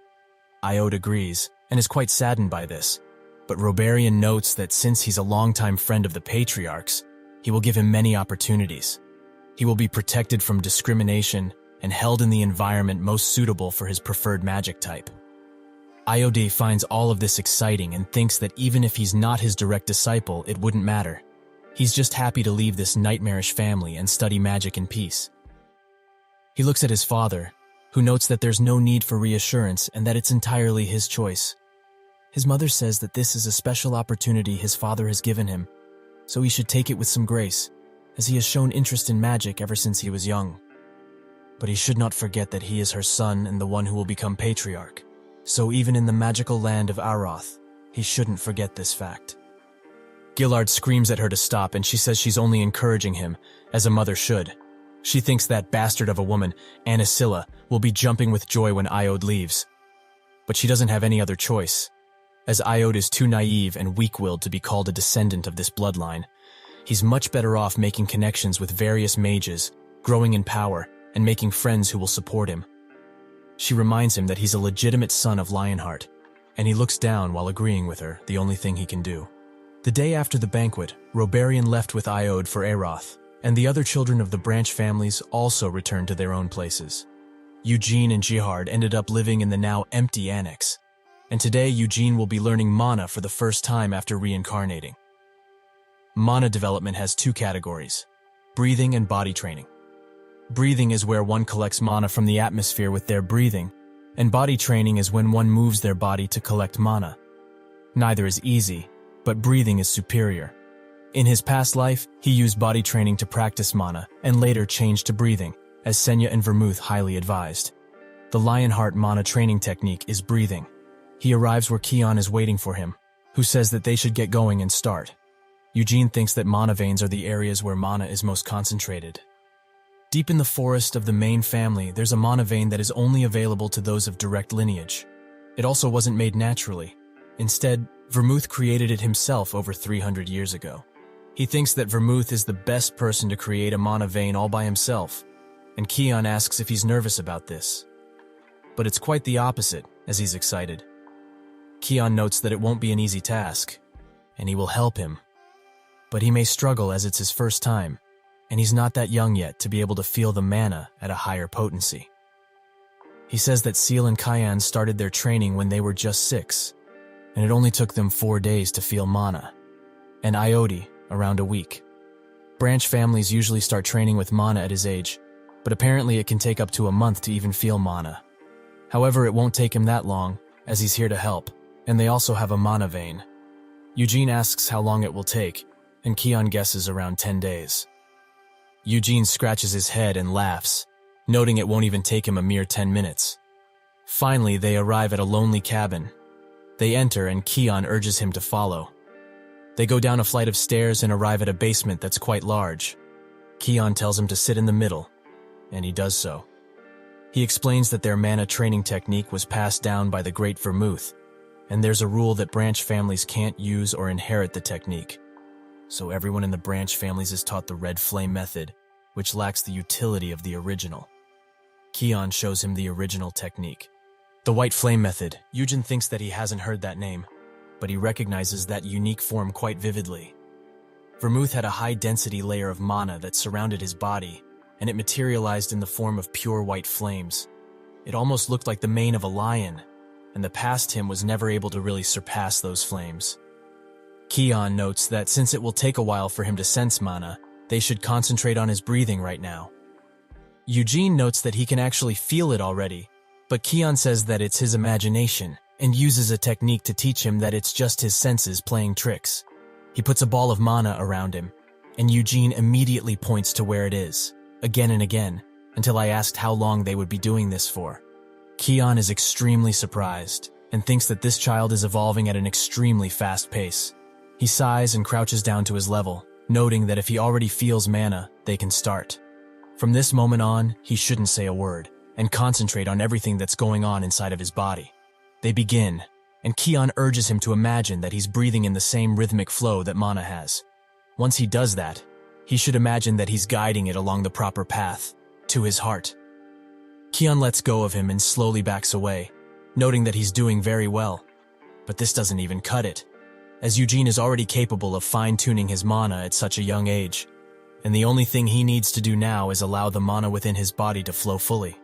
While he meditates, Eugene thinks that this growth is just plain crazy. Sensing and breathing mana wouldn't have been hard for him to do in his past life. But this body is like it was made for absorbing mana. He can feel how the amount of mana within his body grows with every breath he takes. But due to his young age, there's a limit to how much he can take, so he should stop for now. He makes a core in his chest, and Kion notes that the size of his core is amazing, as normal people start with a smaller core and train in mana afterwards to grow its size. He says that he's a monster, and Eugene asks if he meant that as a compliment. Kion says that they should head back now, and while they do so, he says that the biggest difference between the white flame and red flame methods is that the red flame can't spit out their cores. With the white flame method, his core will split naturally once he passes a threshold.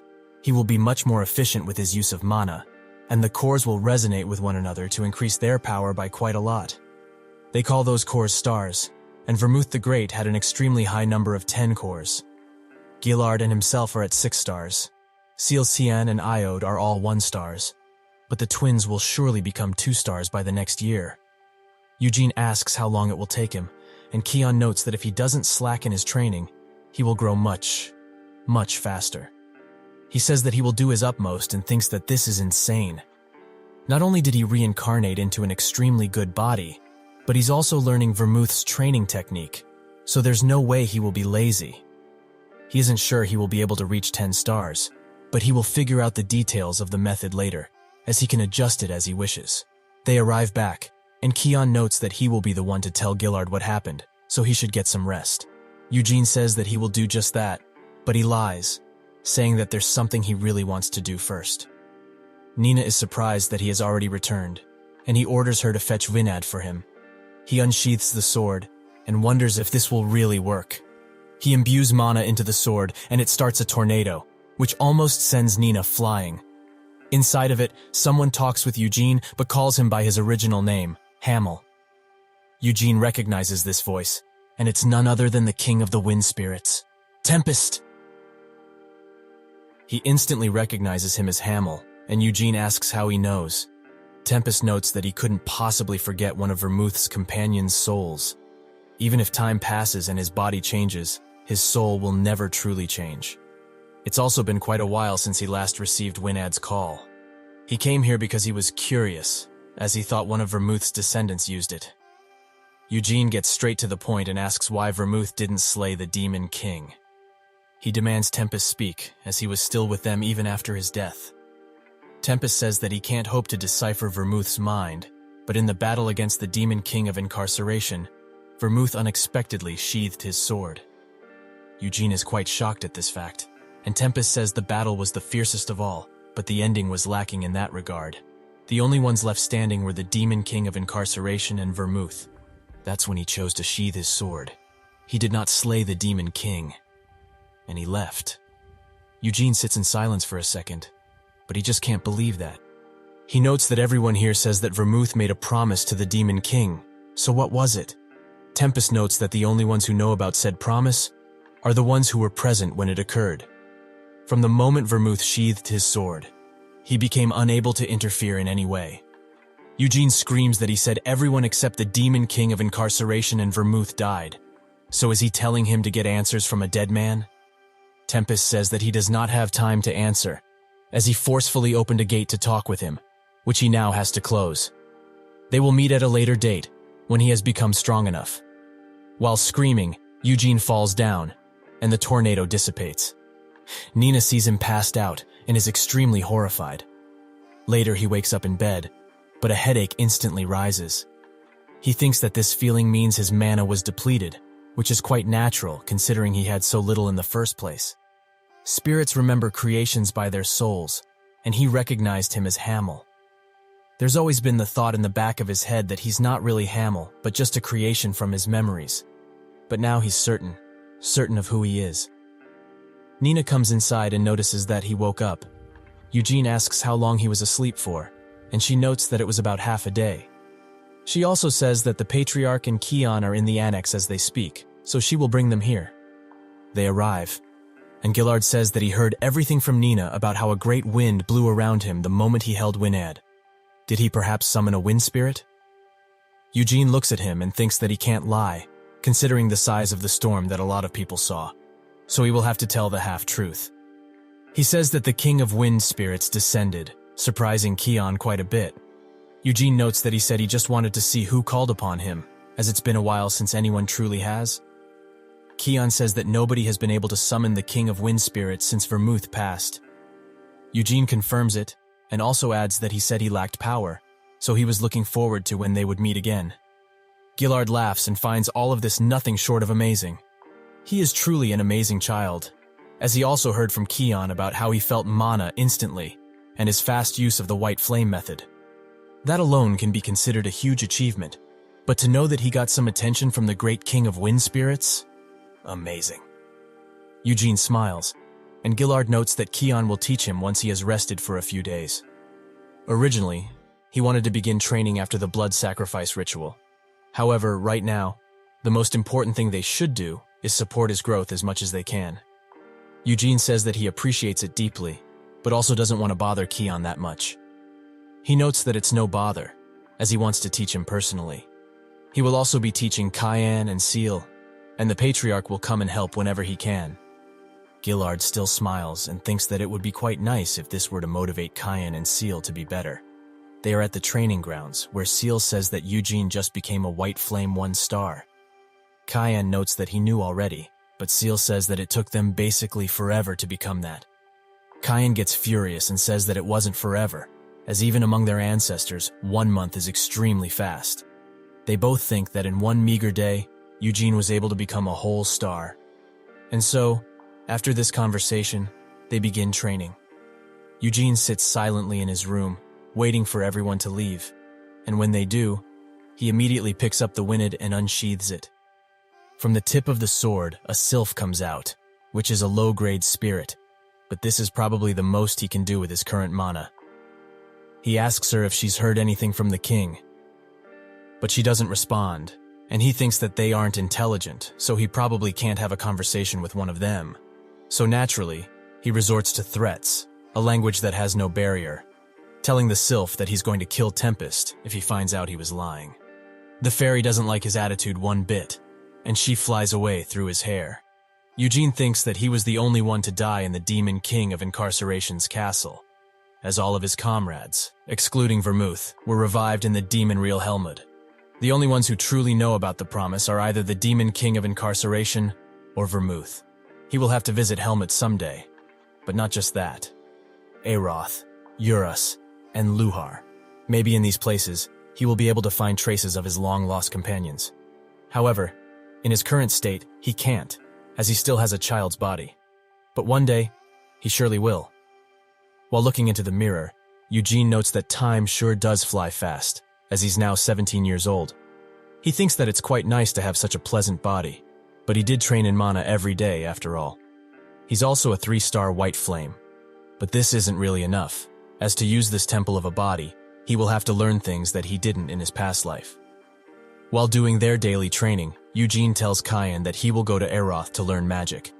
Cayenne wants to know how he can spout such nonsense out of his mouth, and Eugene says that this very morning, he was training as usual with the white flame method, and suddenly, he could do this. He spins the stars into his body in rapid motion, and white energy envelops every crevice of his body. Cayenne is extremely shocked and asks how such a thing could be possible. This guy started training mana 7 years later than him, but he's already a 3-star, while he remains a lowly 2-star. Eugene notes that yes, it is indeed impossible, but he's a genius. Cayenne says that he wants him dead, but Eugene notes that they can't do that since they are brothers. Cayenne says that he beats him up like he's going to really kill him every single morning. Eugene notes that he was the one to invite him to training every single morning, so they can stop if he really wants to. Kyan avoids his gaze and asks why he wants to learn magic all of a sudden. Has he really forgotten what happened to Iode?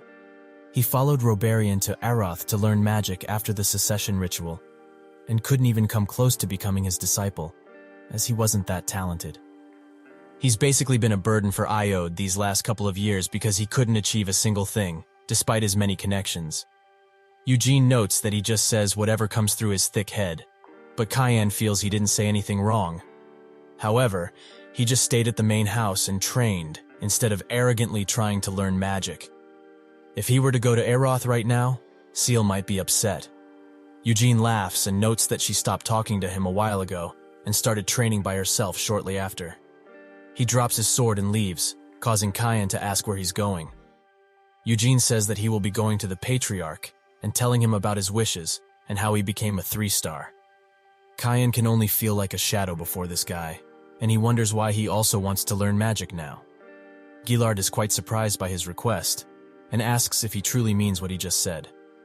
Eugene confirms that indeed, he wants to go to Aroth and learn magic. Gillard demands to know why that is, as no one in their whole ancestry has managed to become a 3 at his age. If he were to continue like this, it might be possible for him to even become a 4-star before he becomes an adult. Eugene notes that he realized something when he became a 3-star student. Mere training, as he's been doing, won't be enough, considering how much growth he has. He wants to learn many things and doesn't know if he really has talent for magic. But if he were learning it, he may have a new perspective when it comes to mana. All around, it would be a great experience for him to learn a new subject, and not at all a meaningless venture. He bows down to the Patriarch, who thinks a bit before looking at him. He asks him to raise his head and says he can't deny such passion for learning, even as a Patriarch. But he must promise him one thing, not to get involved with dark magic. In Aroth, there is a dark magic tower with dark mages. Unlike in the past, there aren't any rumors, and people no longer look at those people in a negative light. But Lionheart is the bloodline of the great Vermouth. So naturally, dark magic is forbidden and frowned upon, even if it's not directly written in their laws. Eugene looks down, and he knows all too well that dark magic is the source of all evil, and that only cruel things can come from it. He tells Gillard that there's no cause for concern on that part, as he hates dark magic with a passion. While walking away, someone knocks on a door. It's Seal, who notes that she wants to talk with him. He notes that she can come out here if she really wants to talk, but she denies it, as she smells of sweat due to the training. She asks if he's truly going to Aroth, and he in turn asks if Kyan told her. She confirms this and also says that she knows about him being a 3-star as well. But why is he leaving? Eugene says that he wants to study magic, but she notes that he has spirit magic, and they could also just invite a mage from the capital. However, the most important thing would be that she and Kyan would catch up to his skill level while he was gone. Eugene says that he's quite fine with that, as it will be much more fun training with them if that were to happen, but it's also been a while since they last fought. Seal blushes and asks if he will still go to Aroth if they are to spar from now on. Eugene says that he's still going, no matter what, and she calls him a bastard while also asking how long he will leave for. Eugene says that he will know when he gets there, but for a few years at least. She wonders why he wants to leave for so long, as nothing good comes out of leaving home. Eugene can only sigh, and Seal also asks about his father, Jahard. Eugene notes that he will be just fine without him, as he's used to the main family lifestyle and has lost weight from regular hunting as well. She still tries to make him stay, noting that Kian or her brother will be upset, but Eugene assures her that he will still be going and wishes her good luck with her training. While walking away, she pops her head out of the door and asks if he will truly be going one last time. He just waved her goodbye, making her quite sad, as she also didn't want him to go. On the day of departure, Eugene talks with his father, who urges him to not go around bad influences, even while in Aroth, and to study diligently. Eugene, in turn, says that he shouldn't laze around during his exercise because he's not here. His father laughs and gets up, noticing just how much taller he is now. But most important of all, he should just take care of himself. They all see him off at the portal gate, and Gillard asks if he really doesn't want any guards to go with him. Eugene says no, as he's quite confident in his ability to defend himself. Gillard thinks that he's already 3 stars, so he should be fine, which is not something he can say for iota. His father begins sobbing uncontrollably, and Eugene urges him to stop, as he was acting brave earlier. So what happened now?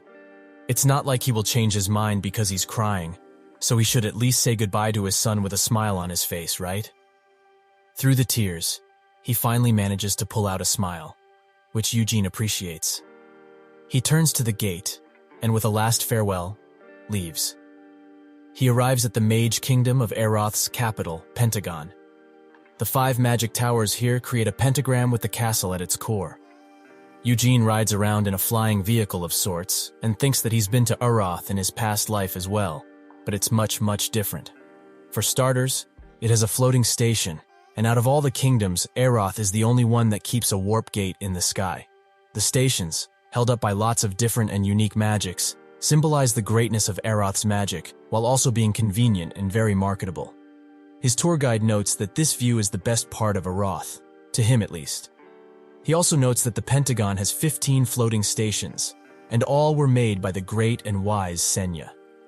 Eugene fakes a reaction and asks if this carriage is also made by her. The tour guide confirms this and notes that he shouldn't worry about safety, as it uses magic from hundreds of years ago but is maintained regularly. So naturally, the acid rate is very low. He wants to talk about tour spots, but Eugene stops him and notes that, first and foremost, he wants to visit Senya's mansion. The tour guide says that he made a great choice. As in the Pentagon, one must see these 3 things: Senya's mansion, the magic towers, and the stunning view at night. They make their way there above the streets, and the guide notes that 300 years ago, Senya was able to become the youngest magic tower master after coming back from the demon realm. Due to that, there's a big statue of her in the Green Magic Towers Square. The mansion they are going to is where she stayed until the very end. 200 years ago, she left her mansion, leaving behind only a letter that said that she was retiring. Eugene notes that it mustn't be known where she went, and the guide confirms this, as countless mages, including her disciple, tried to desperately track her down, but none were able to find her whereabouts. The worst part of this is that she went missing on her birthday, and this is only his opinion, but he thinks she went to the demon realm with Helmut.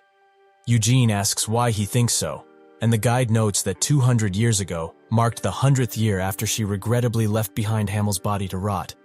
So he must have gone to that exact same spot. Senya was just thinking of her dead companion, and she wanted to avenge him. That's what really made her leave. He knows too well about how Hamel, on his deathbed, confessed his real feelings to Senya. Eugene gets extremely mad and demands he stop talking crap. The guide is quite surprised by his reaction, and Eugene tries to recover the situation, as he lashed out quite harshly. The guide says that he must not like the romance side of the story, but there are many other theories as to where she went. It's known quite well that she hated anything that was related to dark magic and demons, as she was against the dark magic tower being built until she left. Some speculate that dark mages, who wanted to see that project done, assassinated her. Eugene says that a lowly dark mage couldn't hope to kill Senya. The guide agrees and notes that this theory was also widely rejected at the time. Eugene thinks that a dark mage is nothing against her, but a demon king is a whole different story. Helmut is still sponsoring Eroth through the dark magic tower, so Senya's being alive most likely bothered them quite a lot. Enough to want her death, that is. They arrive at the mansion, and Eugene can't help but wonder if his comrade is truly dead. At the entrance of the mansion, countless students pray to pass their tests, as even in the magical world, one can't escape the hellish reality of exams. Eugene is surprised at the number of people gathered here, and the guide explains that these are students ready for the magic recruitment test. But none of them can go in because they are, to put it bluntly, poor. Just entering the mansion costs thousands of cells, and that's only for the garden. You have to pay much more than that to go inside. Eugene wonders why it's so expensive, and the guide says it's because there's demand for it, as people really want to see it. There's also a myth that if one prays to Senya's portrait in the center of the mansion, they will surely pass their recruitment exam. Eugene gives the guard his ID and spots that he's from the Lionheart family. They immediately let him inside, and the guide waited for him at the door. It closes behind him, and Eugene can now freely see just how that bastard of a woman lived. While walking through the mansion, he thinks that it's quite huge, and it's said that Senya lived here for 100 years. He remembers the day when she asked what he wanted to do in the future, and it surprised him quite a lot. He wants to know why she wants to know, and she notes that just because they have basically the worst jobs for their age, so he needs to find something to do that will bring him happiness once all of this is over. Hamel says that he never really thought about it, and Senya notes that Moron said he wanted to become a king of all things. Hamel says that he's just a crazy guy, as you can't just become a king like that. Senya notes that they should leave them be, as people are allowed to dream about what they want. Hamel asks if she's drunk to say such cringy things with such a straight face. Senya curses at him, as she was trying to be serious for a moment here, and he asks what her plans are for that peaceful future. She's hesitant to answer, and while Eugene stares at her portrait, he thinks of it. She wanted an average life, like other people, where she would get married, have a kid, and eventually become a grandma. He thinks that he should have done that and achieved her dreams. So why did she decide to live for so many years? He tries to touch the portrait, but a keen-eyed guard spots him and says that touching is not allowed. Eugene curses at him for ruining his emotional moment and walks away, thinking that he's not only here for portraits, but for the huge library that she has. He arrives there and touches the countless books, noting that there might be a clue somewhere around here. The guard followed him and says that isn't touchable either. Eugene scratches his head and thinks that the only clues he will be getting will be from the book titles. He also thinks about his necklace, which shared countless memories with him but was just locked up, unregistered in the treasury, and it just happened to catch his eye. There's no way it's just a coincidence. Perhaps, just as the Tempest recognized him, so did the necklace show up because of his soul. Someone messed around with his reincarnation, and if it was Senya, she would have left something, right? Later, he makes his way back to the portrait and thinks that he scoured every nook and cranny of this place, but nothing was found. Now that he can only do whatever he wants, as he has no instructions from her or anyone else. What is he supposed to be doing with zero information? He sees the guard turn his back on him, and he flips Sena off, noting that if she doesn't like it, she can come and find him herself. If she's alive, that is.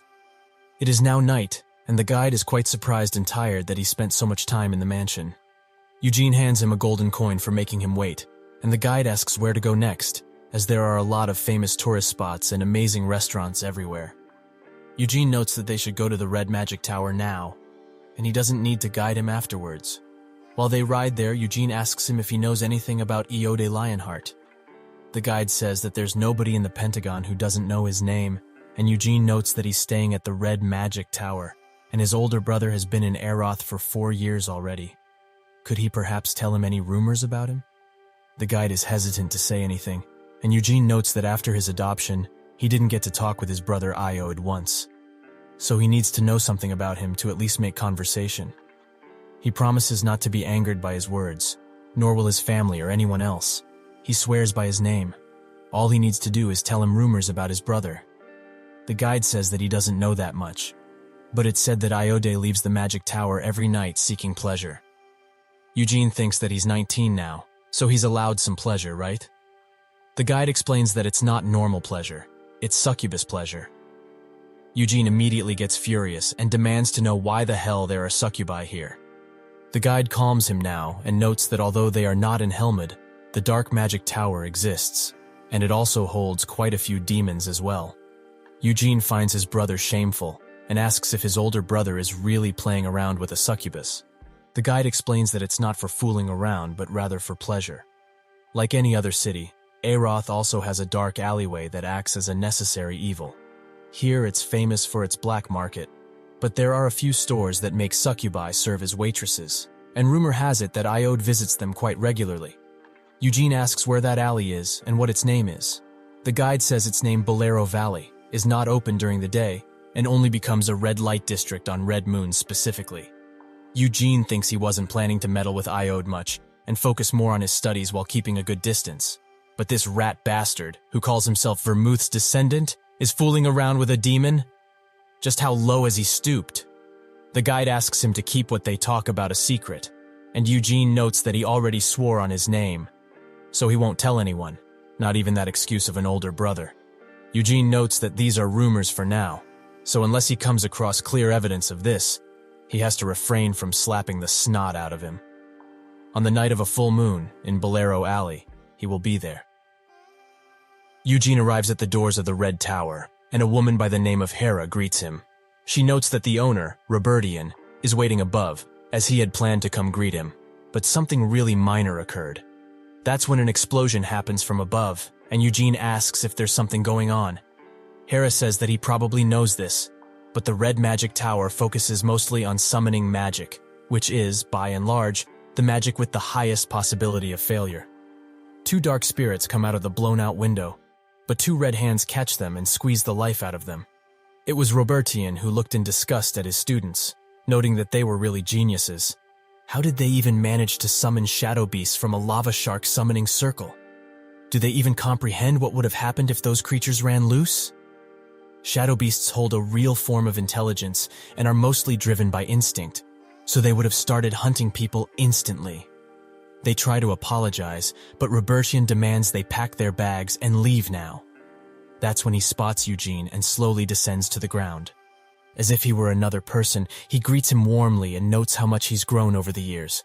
Eugene says he looks the same as always. Robertian notes that it's because he's preserving his youth with magic, and Eugene takes a closer look at him, as he must have been training with mana up until now. He's strong, not even close to Senya though, but definitely for a tower master. Robertian says that he heard from Gillard that he's quite interested in magic. Is that correct? Eugene confirms this, and Robertian notes that it's truly an interesting and charming subject, but it's much harder to learn than most things. That's when he notices something's wrong, and swings the tower doors open with just a glance. It seems that the rat, Iode, is spying on them. Eugene has to contain his anger, as that bastard was going around town, bragging that he fooled around with a damn succubus. Robertian urges him to come and greet his brother, and he's quite hesitating, as he doesn't know what to say. Eugene coldly greets him, and says that he's looking forward to working together. Iode can only utter a simple reply, and Robertian notes that if he's done, he can go upstairs and read a book or something. He retreats back into the tower slowly, and Robertian apologizes for letting him see such a sorry sight. Eugene says that it's all right, and Robertian notes that, according to Gillard, he didn't want to learn magic from him, right? Eugene confirms it, as he doesn't want to bother the tower master, and if he were to learn directly from him, many people would start to complain about the Lionhearts using their authority. That is precisely why he wants to learn magic on his own. Robertian says that if he wishes so, they will do it like that. He won't intervene at all or make exceptions, but if he ever needed anything, he should ask Hera. He says that he welcomes him inside the tower while he's in Aroth, and it's not as luxurious as the family residence, but it's pretty decent all in all. 1 month after being at the Red Magic Tower, Eugene went to the library every single day, not missing one. He went to the library early to read up on magic and returned to his chambers late at night. That doesn't mean he only focused on magic, as he woke up extremely early to train his mana before his trips to the library and trained his body every single night until he started sweating profusely. Naturally, he was getting little sleep, but his body somehow got rid of all the fatigue in just a few hours of sleep. He thinks that he has read all of the books in the library, so he should get started. 300 years ago, Senya told everyone the steps of magic very clearly. They were her own steps, but after she became the Green Magic Tower Master at such a ripe age, countless mages imitated her methods. The first step was a circle, manipulating the mana of the body into a ring and circulating it to manifest magic. When the mana of a circle hits its limit, the circles automatically increase in number. Even after these 300 years, most magi are still using this circle method. The only people who don't are dark and spirit mages, who use completely different methods. He arrives in a room where Hera is waiting for him and asks if they are starting with a circle. Hera confirms this, as it's the most effective way, even after 300 years. Eugene notes that he wants to change it up a bit, and Hera says that changing a method is not advised. So how does he plan to do it? She looks at him and notes that the mana management used in magic and martial arts are worlds apart. So without the proper technique and chant, magic won't manifest. And he won't tell him this, but if it fails, he could get injured or, worse, die. Eugene says that this is why he wants to try it in the first place, and he thinks that this is why he read all of those books in the library. Hera thinks that he's young, so he won't get it unless he sees that it's not working for himself. He can try it, but if she feels that something dangerous will occur, she will have to intervene. As if he were to get injured, it wouldn't just affect her reputation, but the entire Red Magic Tower. Eugene agrees and starts emanating mana from his body. He thinks that the white flame method and the circle method have different ways to do them, but in essence, they are the same. With the white flame method, mana is handled through the stars of the heart. With the circle method, mana is handled through a hook. If he were to replace the circle with stars, he could increase his mana. He can also control the mana depending on what he needs, so it'd just be a bother if he tried to predict how it would go, and happened to be wrong. Hera looks at him and can't believe her eyes. He's controlling such an amount of mana perfectly. It should just disappear, but it doesn't. How is that even possible at his age? Eugene summons a fireball and slowly transforms it into a magic missile. Hera thinks that he just did magic that would require calculations in his head without even channeling it. And he also manages to change the type of magic without dispelling it first. Eugene thinks it's not that bad for his first try, and he asks Hera if she can summon a monster so that he can test the strength of his spells. Hera thinks for a minute and says that a golem should be fine, and so she summons a golem made out of cabrium. It won't defend itself, but its exterior is quite tough, enough to act as a natural defense mechanism. Eugene finds this target great, and he shoots the golem with his magic missile. Later, Roberitan comes to look at the scene and asks if Eugene really used the white flame method to make a circle using magic. Hera confirms it, and there were no impurities in the mana. Disregarding the magic type, his offensive strength is above the level of a third circle mage. Robertian thinks that this sort of talent is amazing, as using martial art methods for mana isn't just impressive, but also quite scary. Eugene is a white flame method 3-star, so would he be wrong for thinking that the 3-star he has is equivalent to a magic third circle? He sits down and asks Hera if Eugene is out now. She confirms this, noting that he left early in the morning as he had some things to attend to. He also asks if it would be unwise to write an essay recommendation letter for Eugene. She notes that the only people who can enter that royal library are aristocrats, high-ranking mages, and royalty. Robertian says that Eugene is qualified enough, as he has mastered the introductory texts within a month, and used the circle as his core to use magic. And with that, he managed to piece together a whole through a cabrium golem. So he will write a recommendation letter, as such talent like his shouldn't be wasted on ifs and whys. Hera says that other mages will surely complain about this. Robertian notes that if they were too, it just means they are jealous and failed to see the truth behind his talent. He also asks what plans Eugene has, as he probably doesn't know anyone in Arath. She notes that he went to meet a friend, which Robertian finds quite strange. In the Murdain Square, Eugene stares at a statue of Senya, and thinks that she did in fact smile that way when she achieved something that had to do with magic. Suddenly Gargus appears and asks if it's really him. Eugene is quite shocked at his appearance and wonders if it's really possible to have such a beard at the age of 18. Gargus offers him a handshake and notes that he grew quite a lot, but not as much as him. Eugene says that he just grew too much and they shake hands. Gargus notes that he can tell just by holding his hand that he's trained his body for the last 4 years at least. But it's clearly not enough, so he should use his family's secret muscle growth potion, as he already brought it for him. Eugene immediately rejects it, but he still tries to give it to him, as his father lost so much weight because of their methods and this potion. He knows, right? Eugene just demands he stop trying to send that weird potion to him through his father, and asks why he wanted to meet, as he presumes he didn't just come all this way to give him the potion. Gargus asks if he knows anything about Bolero Alley, and Eugene says that he knows a bit, thinking that is the place Iode visits to have his little fun. Gargus notes that he heard a great rumor that a giant's testicles are up for auction there. Eugene can't believe what he just heard, and Gargus, unfortunately, repeats himself. Eugene asks why he would ever want those things, and Gargus says that a giant's gems have great value among mages, so he wants to take them and make a custom muscle growth potion from them by giving them to a famous alchemist in Aeroth. They should go to the auction together as he brought a ton of cash, but even that might not be enough. Eugene asks in what world he would just lend him money, and that's when Gargus lands straight on his knees and begs. Eugene urges him to stop, as he already attracts way too much attention with his big body, so he will just lend him some money. Gargus thanks him and swears that he will pay it back with interest if needed. He also heard that there would be many high-value items at the auction other than the giant's gems. Eugene just scoffs, and Gargus wonders why he's not interested. But he does have Winniad, so he wouldn't care for other weapons. He notes that he's just interested in the street itself and thinks that he saw Iode in the tower a few days ago, and he was showing clear withdrawal from the succubus. This coming full moon, Iode will definitely be there. Later, Robertian summons him as soon as he enters the magic tower, but he finds this perfect timing since he also wanted to ask something about Iode. He arrives, and Robertian urges him to take a seat and make himself comfortable. He does so, and he asks why he called for him.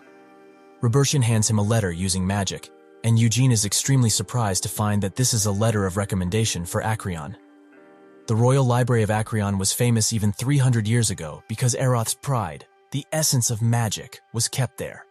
However, many of the magic texts that are kept in the magic towers can't even compare to the quality of those in Acreon.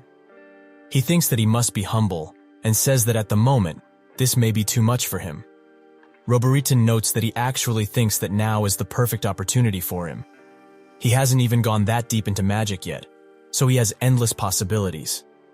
Even if he can't comprehend the texts in Acreon currently, just reading them will help broaden his knowledge. And someday, that knowledge will turn him into an amazing mage. Eugene thinks that Acreon contains ancient magic from the mythical age as well as the philosopher's text, deemed the best of its time. He asks if Senya's texts are also kept there, and Robertian confirms it, but the red magic tower and the green magic tower both keep Senya's texts. The 3 original copies of the series of texts called Witchcraft, in which she wrote down all of her magic essence in her last years, are kept in Acreon. The text, Witchcraft, is considered the best set of magic texts in Eroth's history, so naturally there are no copies of it. Only the first volume was ever publicized, but even that should be good enough to broaden his knowledge in such a way that he won't need other texts. When he first read the first volume of Witchcraft, the stuff he learned from it made him feel like he was still a child. Of course, this recommendation letter isn't a guarantee that he will gain entry into Acreon, but he wanted to hear his thoughts first. Would he be all right with him writing him a letter? Eugene thinks that it's very all right, but in reality, he sheepishly accepts it and acts like he doesn't want to create any issues. Robertian notes that he shouldn't worry about stuff like that, as this much shouldn't be a problem for him. Eugene thinks that this man is willingly writing him a letter, so it shouldn't change his mind if he says something that might upset him, right? He hopes that a tower master won't be that petty, and finds the courage to ask. He notes that he wants to inquire about something involving his brother, Iode. It's something that he heard when he first arrived here. That his brother is not focusing on his studies but indulging in pleasure with all kinds of succubi in the red light district. Robertian reacts in a certain way, making Eugene think that he surely knows something. He says that he isn't sure how to tell him about this, but it's true, and he has given him many warnings already, but he hasn't been able to stop these activities. Many men have died in the past because their spirits were sucked out by the succubi, but when Helmut opened up to the public, the attitudes of the Demon King and the demons changed completely. The succubi included, as they still suck out the spirit from people but don't kill like they used to. The Night Witch, Queen Helmut, forbids it. Eugene notes that this doesn't mean what his brother is doing is acceptable. Robertian knows that what he says is true, but he should try to be somewhat understanding of him. Eugene asks what he's talking about, and Robertian notes that Iode left the family residence for Eroth 4 years ago, and he came here with many expectations and high hopes, but his talent wasn't enough, so his hopes were crushed. He's experienced many failures. The mages tried their best to teach him, but it was a fruitless endeavor. Iode also had a ton of pressure on him due to his high status, and that only grew the more time passed. At first he thought it would be okay for him to loosen up a little, and he gave him plenty of warning not to overdo it. Eugene thinks that it's not like he doesn't understand this, as he knows very well how it was to live in the main family residence, as he's done so for 4 years. Between the temperamental Theonis as well as the cunning Anisilla and the twins who had plenty of talent, Iode faced way too much pressure for someone as young as himself. The only reason he still stays in the Red Magic Tower, despite the many criticisms people throw at him, is most likely because it's much better here than in the suffocating main family residence. He knows the situation here is pitiful, but messing around with succubi is just crossing the line. Even if they have changed somewhat, demons are still demons at the end of the day. They can never coexist alongside humans, ever. He will just have to see for himself exactly what he does with those succubi. on the night of the full moon at Bolero Alley, Gargis and Eugene, who are now disguised, walk the streets. Gargis asks why they need to use transformation magic like this, and Eugene notes that they are children of the main family. So if they were seen in this dirty and evil place, rumors would certainly spread. Gargis says that he's right, and that's when a magic device rings inside Eugene's pocket, and he picks it up. The guide asks if he's in, and Eugene asks how he knew. The guide notes that this device only connects within the Bolero Alley area, and now he will send him a signal when he spots Iode. Eugene asks if he can even find him, as he will probably use transformation magic as well, right? The guide notes that he does no such thing, as it said he always wears the same robe, so it should be very easy to spot him, even from a distance. Eugene is a little angry that he's exposing himself so openly, and thinks that if he were his son, he would beat the snot out of him to fix his behavior. Gargis says that he told him he had other business around here, but Eugene notes that he will get to it on his own, as right now they have an auction to attend.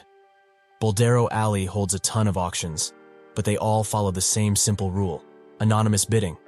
Other than companions, everyone is guided to their own separate rooms, and bidders cannot be identified by any means.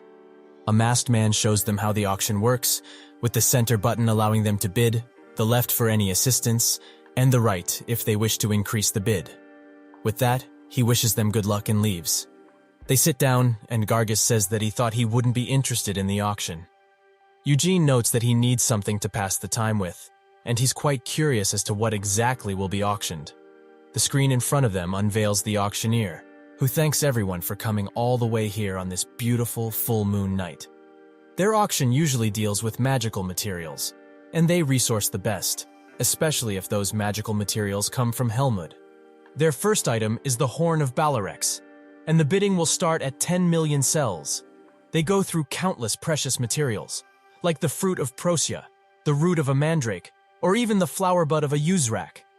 Eugene sighs and asks if what he's looking for will even be here. Gargis confirms this, as he has it on good authority that the item he wishes for will be here. The next item is a metal that hasn't been identified just yet, and it's quite bothersome as it's just sitting in their storage. Perhaps among those who are participating today, a few may be able to value this metal.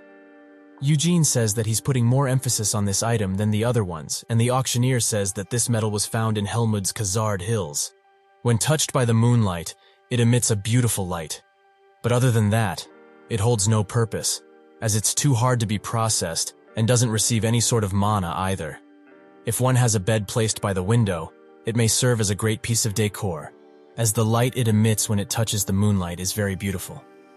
The box with the item slowly opens, and Eugene notices what it is, so he instantly smashes the bidding button. Gargis is quite surprised, and the auctioneer asks how much he would like to bid. Eugene says 1 million cells, and thinks that he didn't know such an item would be here.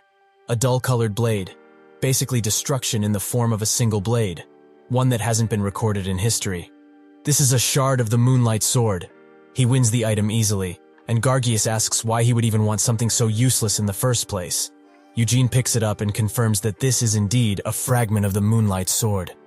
The place where they found it, Khazard Hills, is where they found the Moonlight Sword in his past life, as they found it in the heart of an underground dungeon. Did Vermouth perhaps go back and seal it there when he was leaving Helmut? It is true that this sword is way too dangerous, as that sword only recognized Vermouth as its owner, and created mass destruction whenever it was swung. Perhaps Vermouth recognized this as well, and decided that it would be best if he just destroyed it. He initially hoped that the fragment would still contain some power, but it's empty. It doesn't emit any sort of energy like it did 300 years ago, and now it's just a silent rock. He puts it in his pocket, and that's when the guide calls him, as he's spotted Iode. He tells Gargis he's leaving now, who asks if he won't stay to watch the rest. Eugene declines the offer and says that he will leave his card with him so that he can bid on his item. He gets out on the street and asks the guide for directions, who tells him that if he goes north, there should be a shop called Rafflesia. That should be the place. Eugene arrives at the location, and 2 large demons ask if he's a customer. He thinks that this is his first time seeing one after reincarnating, and in his past life, he would have slain them both before their eyes could even meet. He says that he would like passage inside, and the demons explain that the entry fee is 2,000 cells, with the fee being adjusted on the time taken and the type of dream he wants. Does he still want to enter? Eugene hands them 2 bills, and they welcome him with open arms. Inside, many men are mingling with plenty of succubi, and he sits down, thinking that Iod doesn't seem to be here. He asks the succubus, who just served him, where he can dream, and she smiles, saying that he must be in quite a hurry. She finds him quite adorable, and it's probably his first time here, right? He can dream in the basement rooms, but first he should have a drink, as he would express his desires more honestly, if he were to do so. Eugene rejects the alcohol and wants to make his way down already. The succubus thinks that what he wants may be too embarrassing for him to say here, so they should make their way to a bedroom. While they walk towards one, Eugene says that it's quite scary, as he hasn't done anything like this before. The succubus says that he shouldn't worry about a thing, as they will just take a bit of his energy, and he will just be slightly tired the next day. Eugene assessed how they built this basement up until now, and thinks that his job here is done. He hands her a bill and says that he only wants to sleep in his bed, so he will just pay for the drink. The succubus accepts him but finds him quite strange. He also asks for the nearest exit, and she points him to one that leads to a restaurant. Eugene gets out and tells Incubus that he wants the best of the food menu and plenty of meat. While having his meal, Eugene spots someone being dragged around. It's that rat bastard Iod. Eugene looks at that sorry sight of a man and wonders how the eldest son of the Lionheart family, descendants of the great Vermouth, managed to not only mingle with succubi, but also receive support from the demons. They continue to drag him out, and Eugene slowly begins following them, wondering where they could be dragging him out. They move to a dark alley and drag him into an inconspicuous building. Eugene notices and tries to enter, but that's when 3 men get in front of him and demand he get out of here or else. Eugene asks what this place is, and that's when the bulkier of the 3 grabs him by the neck and tells him to get lost, as this is no joking matter. Eugene grabs his hand and notes that it does indeed seem like he's joking around.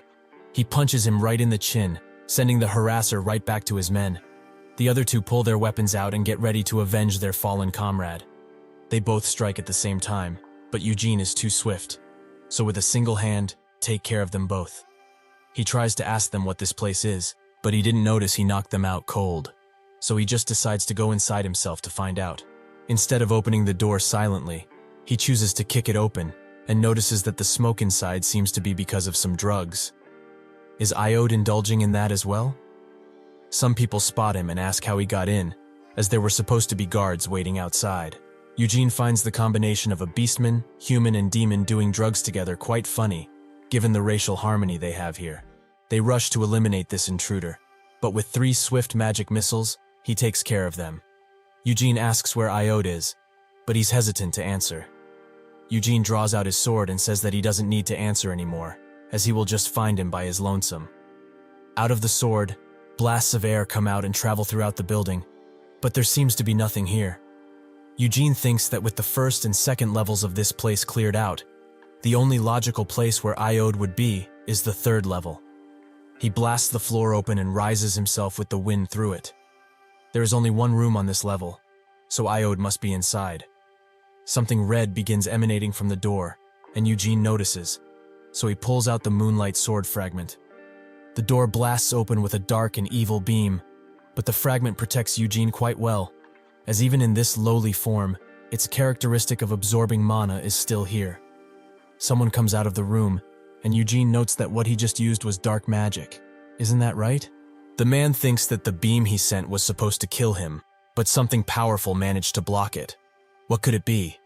Gillard has told them specifically countless times that they should never get involved with dark magic, yet his very firstborn, Vermouth's own bloodline, dared to do this. He tells the man that he won't chase him or look for him if he leaves. He should go away, as he's giving him this one chance. Eugene starts spinning his stars into a circular shape, and white flames emanate from his body. The Dark Wizard didn't expect to see such a technique here, and suddenly the demons that dragged Iod in came out. Eugene finds their presence quite funny, and they extend their fingers into grotesque claws, so he also gets ready to fight. They both charge at the same time, but with the help of Winid, Eugene manages to summon a small tornado that cuts one of the demons everywhere. The other rushes to end the fight after seeing this, but when he's just about to strike, Eugene cuts his hand and pushes him into the wall. The transformation spell he used to hide himself slowly fades, and the dark wizard can't believe his eyes. Is this man really Eugene Lionheart? He notes that if he knows, he must also know that now he must get out of his way. The dark wizard tries to stop him to explain the situation, but sees that this man is too stubborn to listen. So he tries to attack him with a dark blast, which is redirected quite easily. Eugene charges in, and the dark wizard can only wonder how this man managed to block that attack so easily. The sword stops at his neck, and Eugene demands he stay still, as he will kill him if he tries anything. He goes inside while sheathing his sword and spots Iode standing in what seems to be a ritual circle. Eugene spots the goblet, thinking that it must be used for ritual, and asks what's inside of it. The dark wizard says that it's a unicorn heart, with Eugene finding this quite surprising, as they have such strong mana and divine power that they are often called divine water. They are also very valuable, especially for sacrifice.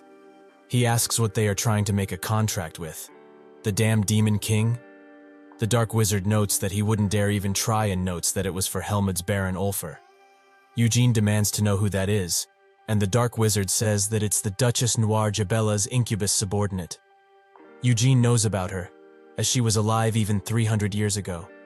Currently, Helmut is ruled through destruction and carceration, and this foul demon is no match for a demon king, but she is the Night Witch Queen, so the title of Duchess suits her.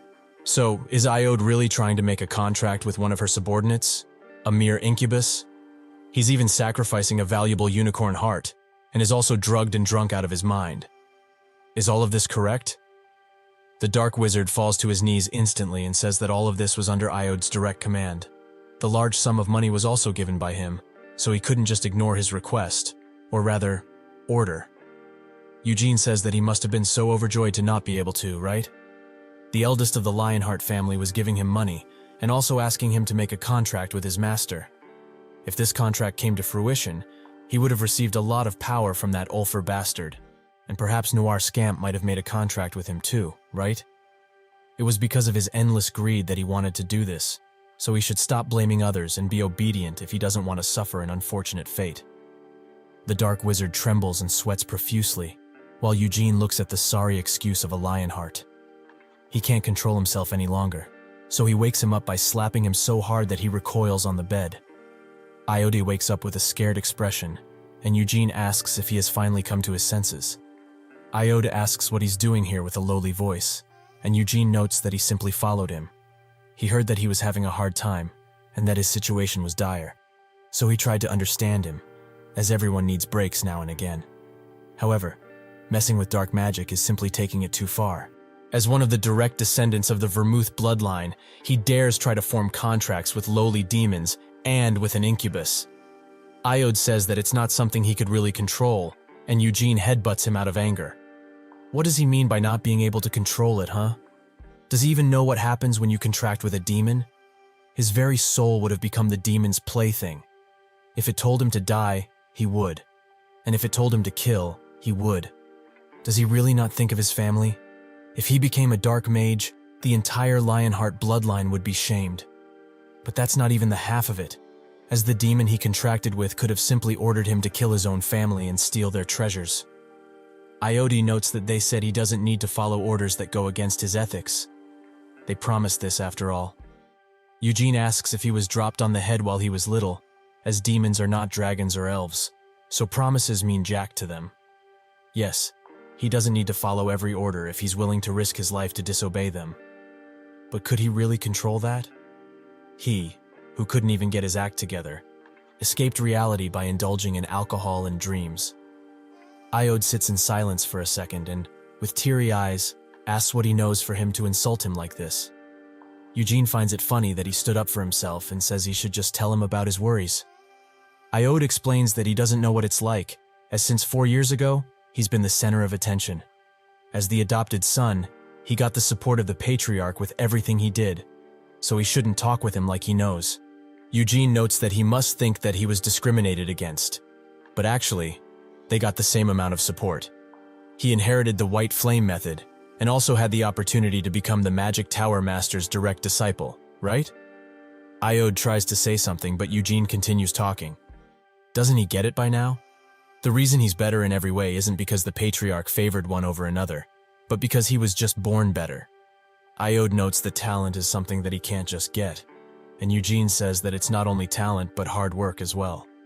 Seal and Cayenne are also working extremely hard at the main house, while he's indulging in every possible way here in Aroth. Does he really think he will achieve the title of patriarch just by earning a reputation at the Dark Magic Tower? Iode says that he never wanted to become patriarch, and he's going to become a dark mage in Helmut. In that place of freedom, his worth will finally be recognized.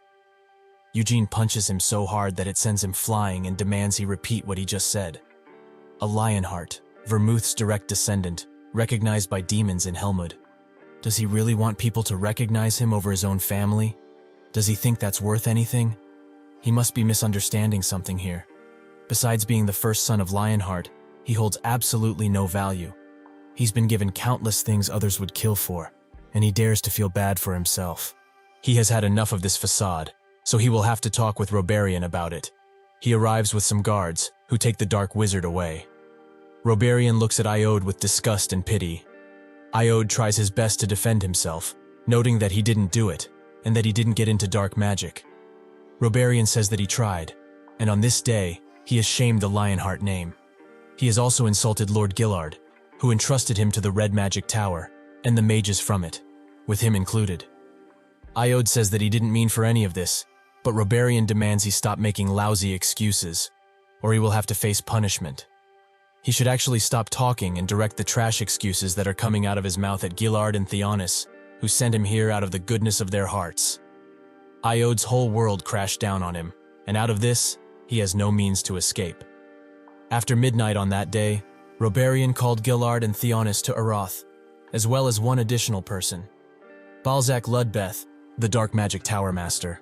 Eugene, who is also there, thinks that this man held his position for decades and is one of the 3 legendary dark mages who actually managed to sign a contract with the Demon King of Incarceration. Such a man is truly dangerous. Theonis asks how this man even dares to face them, and Roberian calms her down, as he's not related to this incident. She screams that she knows he tried to introduce Iode to dark magic before, but now he is just not involved. How can she believe something like this? Balzac says that the Dark Magic Tower isn't directly responsible for all the dark mages in Aroth. The dark mage responsible for this very unfortunate incident was Gevid, and he's not with the Dark Magic Tower, but with the Mages Guild. Theonis still tries to confront him, but Gillard shuts her up and notes that if the Dark Magic Tower really isn't involved, why is their master here? Balzac says that they must take at least some form of responsibility. A few centuries ago, even trying to learn about dark magic would get you executed on the spot. But after the Great Vermouth came to an agreement with the Demon King of Incarceration, people were allowed to do as they pleased. The present is much different than the past, as introducing black magic and making contracts are no longer crimes, so he simply wants to respect the Lionheart family's wishes. Gillard says that his words came out as unpleasant, as it sounds like he's humbling himself before them, even though he doesn't need to. Balzac agrees, but he also doesn't want to have the Lionheart family as an enemy because of a simple incident, so he's here to take responsibility. The drug charges will be judged by Aroth's laws, with everyone at the drug den being imprisoned, and sanctions will also be imposed on the succubi. Theonis asks what kind of responsibility this is, and Balzac notes that for his crimes, Baron Ulfer, the incubus contracted with Gevin, will have his head cut off. He summons a ball of dark energy and says that the Demon King of Imprisonment has something to say. Eugene's eyes widen at this information, and Balzac applies some runes all around him. He notes that the Demon King is greatly displeased that Vermouth's direct descendants, who he cherishes very dearly, have become the target of objections. That is why he has decided with heavy heart that Ulfer's head will come off. Eugene begins to shake uncontrollably, filled with rage. Did that bastard of a Demon King really act like he cherishes the Vermouth family? Gillard is filled with the same rage, and Balzac bows his head and apologizes again as the Dark Magic Tower and the Demon King of Incarceration are trying to appease their displeasure. With a final bow, he wishes them farewell, but before leaving, he looks at Eugene and smiles. Gillard doesn't know what to make of this situation, and politely asks Eugene to leave the room, who does so instantly.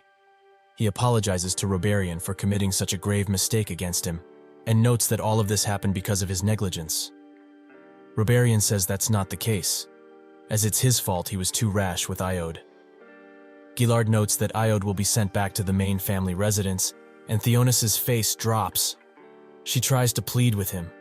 There's no real reason he needs to be sent back, as he hasn't even touched black magic, right? Since this is the first time he's made this mistake, she's sure he won't do it again. So couldn't they just let him stay here? Gillard notes that in the entire 300-year history of the Lionhearts, not once has the main family produced any dark mages. He will not change his decision, as even if Iode is his son, he has tainted the family name, so we can no longer allow him to stay here in Aroth. Theonis notes that there's nothing for Iode back at the family residence. Seal and Kyan are there, and while Iode was here, they were both acknowledged by the main family members. There's no place for Iode back there. He must stay in Aroth no matter what it takes. She says that he has done absolutely nothing for Iode, and only worshipped that bastard of a woman, Anisilla, her children, and the adopted brat. Gillard asks if that's really what she truly thinks, as he gave all of the children whatever they wished for without discrimination. He also sent Iode here because he wanted to learn magic. Theonis slams the table and says that if he really cared about Iode, he would have done anything to make him a Robarian's pupil. If he was that worried he might stray away, he should have sent someone to monitor him. Gillard, with heavy breath and a show of weakness, demands she stop.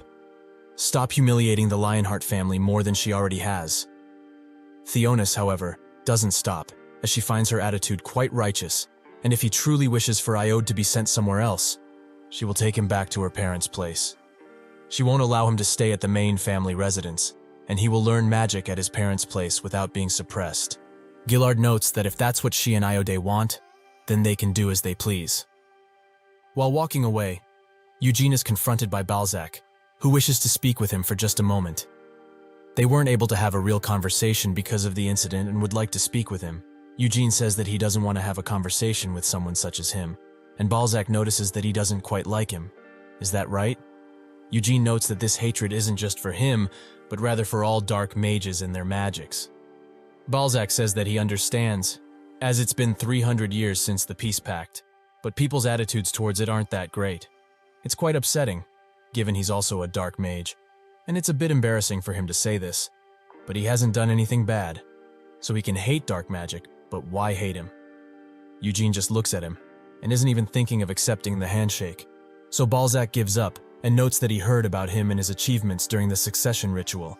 And recently, he has also done great with magic, which warranted his receiving a recommendation for Acreon. He couldn't tell him what he's about to say in there, but with the responsibilities he agreed to bear, there's something that might benefit him. Eugene demands to know what he was talking about, and Balzac says that it's hard to get into Acreon even with a recommendation letter from anyone, as other magic tower masters and mages will reject it should they find him unqualified. So, as a show of good faith, he will also write him a letter of recommendation. Eugene wants to know why he would go to this extent, and Balzac notes he's just interested in his talents, and doesn't hold a great relationship with the Red Magic Tower Master, Robarian. He holds no ill will towards him, but he hates him just because he's a dark mage. If he were to support his already existing recommendation as the Dark Magic Tower Master, at the very least he wouldn't hate him as much, right? And this will also improve his reputation with the Lionheart family.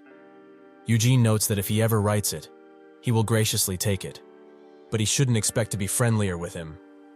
Balzac says that if he doesn't hate him any more than he hates him now, that's plenty enough for him. That is all he had to say, so he turns his back away to leave. Eugene asks him one final question. Did he really have no involvement with his brother's situation? Balzac stops and explains that he's a proud dark mage, and unskilled dark mages shame dark magic as a whole with their puny existences.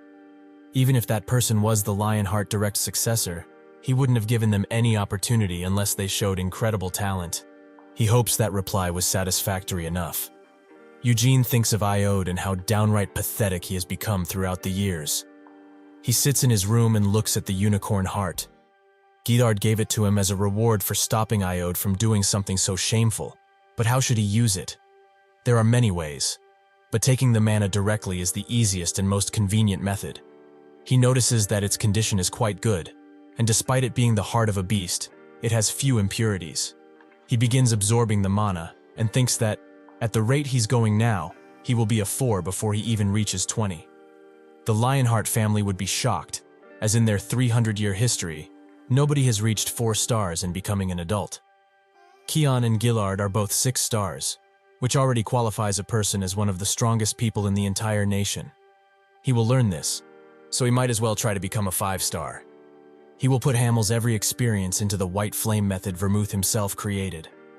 Later, he meets with Gargus, who notes that the giant's gems were 30 million cells. Eugene finds this quite shocking, but Gargus pushes him to the bank, as if they don't give the money by midnight, the item will be sold to the next bidder. At the public bank, the receptionist notices the extremely rare black card Eugene gave him, so he asks if he wouldn't like to create an account with this bank as well. Eugene swiftly denies it and leaves. Gargus notes that they should go back, as the item will be delivered to where he's staying once the money is deposited, so this is naturally the only chance for him to see a giant's gems so close. Eugene wonders who is insane enough to want something like that, but he has nothing else to do, so they should get going. Gargus thinks that this means he's interested and offers some of the essence to him. Eugene came along not because of the item, but rather because he's interested in the red flame method Gargus learned. He will see for himself how different it is from the white flame method. That's when he spots something, and his expression widens. He immediately jumps for it, and in a moment of desperation, he tries to reach something. There's no way that was just a vision, as he knows he saw that pointy hat and purple hair just now. He stops in the middle of the street, where Senya seems to be standing alone. Could this really be her? Eugene wonders what to say, as she looks the same as she did 300 years ago. But he's completely different. So will she really recognize him? If he tells her he's actually Hamel reincarnated as one of Vermouth's descendants, she won't believe it one bit. He tries to grab her hand, but it goes through her, as this is only a hallucination made from magic. She turns around, causing him to blush. She says only 2 words, "Found you," before disappearing entirely. Eugene thinks of her words and smiles. He found her as well, the real Senya Murdane. He ponders on a bridge and thinks that Senya is certainly alive if she came to find him like this. But how could she have known it was him? Did she see his soul like Tempest did? Or was it perhaps because of this necklace? If she truly knows about the reincarnation, sending a hallucination means that she's in a position that doesn't allow her to be here physically. The only thing that could force her to do that would be sealing. But did she do it herself, or someone else? Perhaps it could be even the Demon King, but either way, she can't come next to him. So he gets it. She found him first, but now, he will have to find her in return. Gargus comes next to him, and asks why he ran in such a hurry. Eugene notes that it's nothing for him to worry about, and they should get going already. He tells him about his wishes to see the red flame method, as he has learned the white flame method, a much more potent and interesting method. Eugene notes that he's just curious about it. Gargus says that it's not that difficult to show, and rips his shirt off with his ripped body. Eugene asks if that really is necessary, and Gargus notes that it isn't, but it does help his mental quite a bit. He starts doing it, and Eugene asks if the core splits with this method. Gargus explains that if one were to use the original red flame method, the core wouldn't split, but his family has succeeded in increasing the stars of the red flame method to 5, thanks to the countless efforts of his ancestors, of course. As far as he knows, there are only a few branch families who attained 5 starts using the flame method taught to the branch families. He has also attained 2 starts recently. Eugene thinks that the flame method Gargus and his family use can only go up to 5, even though it's one of the top branch families. Even after hundreds of years of development, the red flame is still limited to 5 stars. The white flame method is reserved only for the main family, while the red flame is given to other families. That's why there is such a gigantic gap between the main and branch families, which will most likely never be closed. But he doesn't really get it, as Vermouth wasn't the type to be petty about things like this. He was going to try and learn the red flame method if it showed potential, but now, there's no need. Eugene excuses himself, and Gargus asks if he won't stay to see the giant's gems, which Eugene politely refuses to.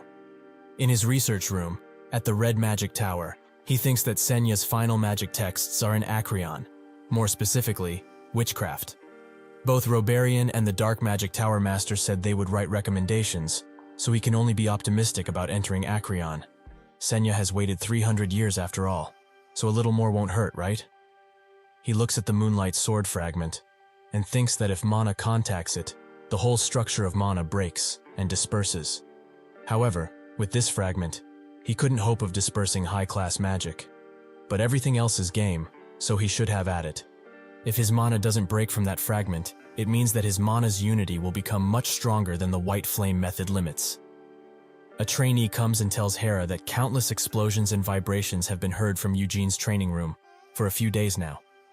She says that she will go to him, as she needs to do something for the Tower Master anyway.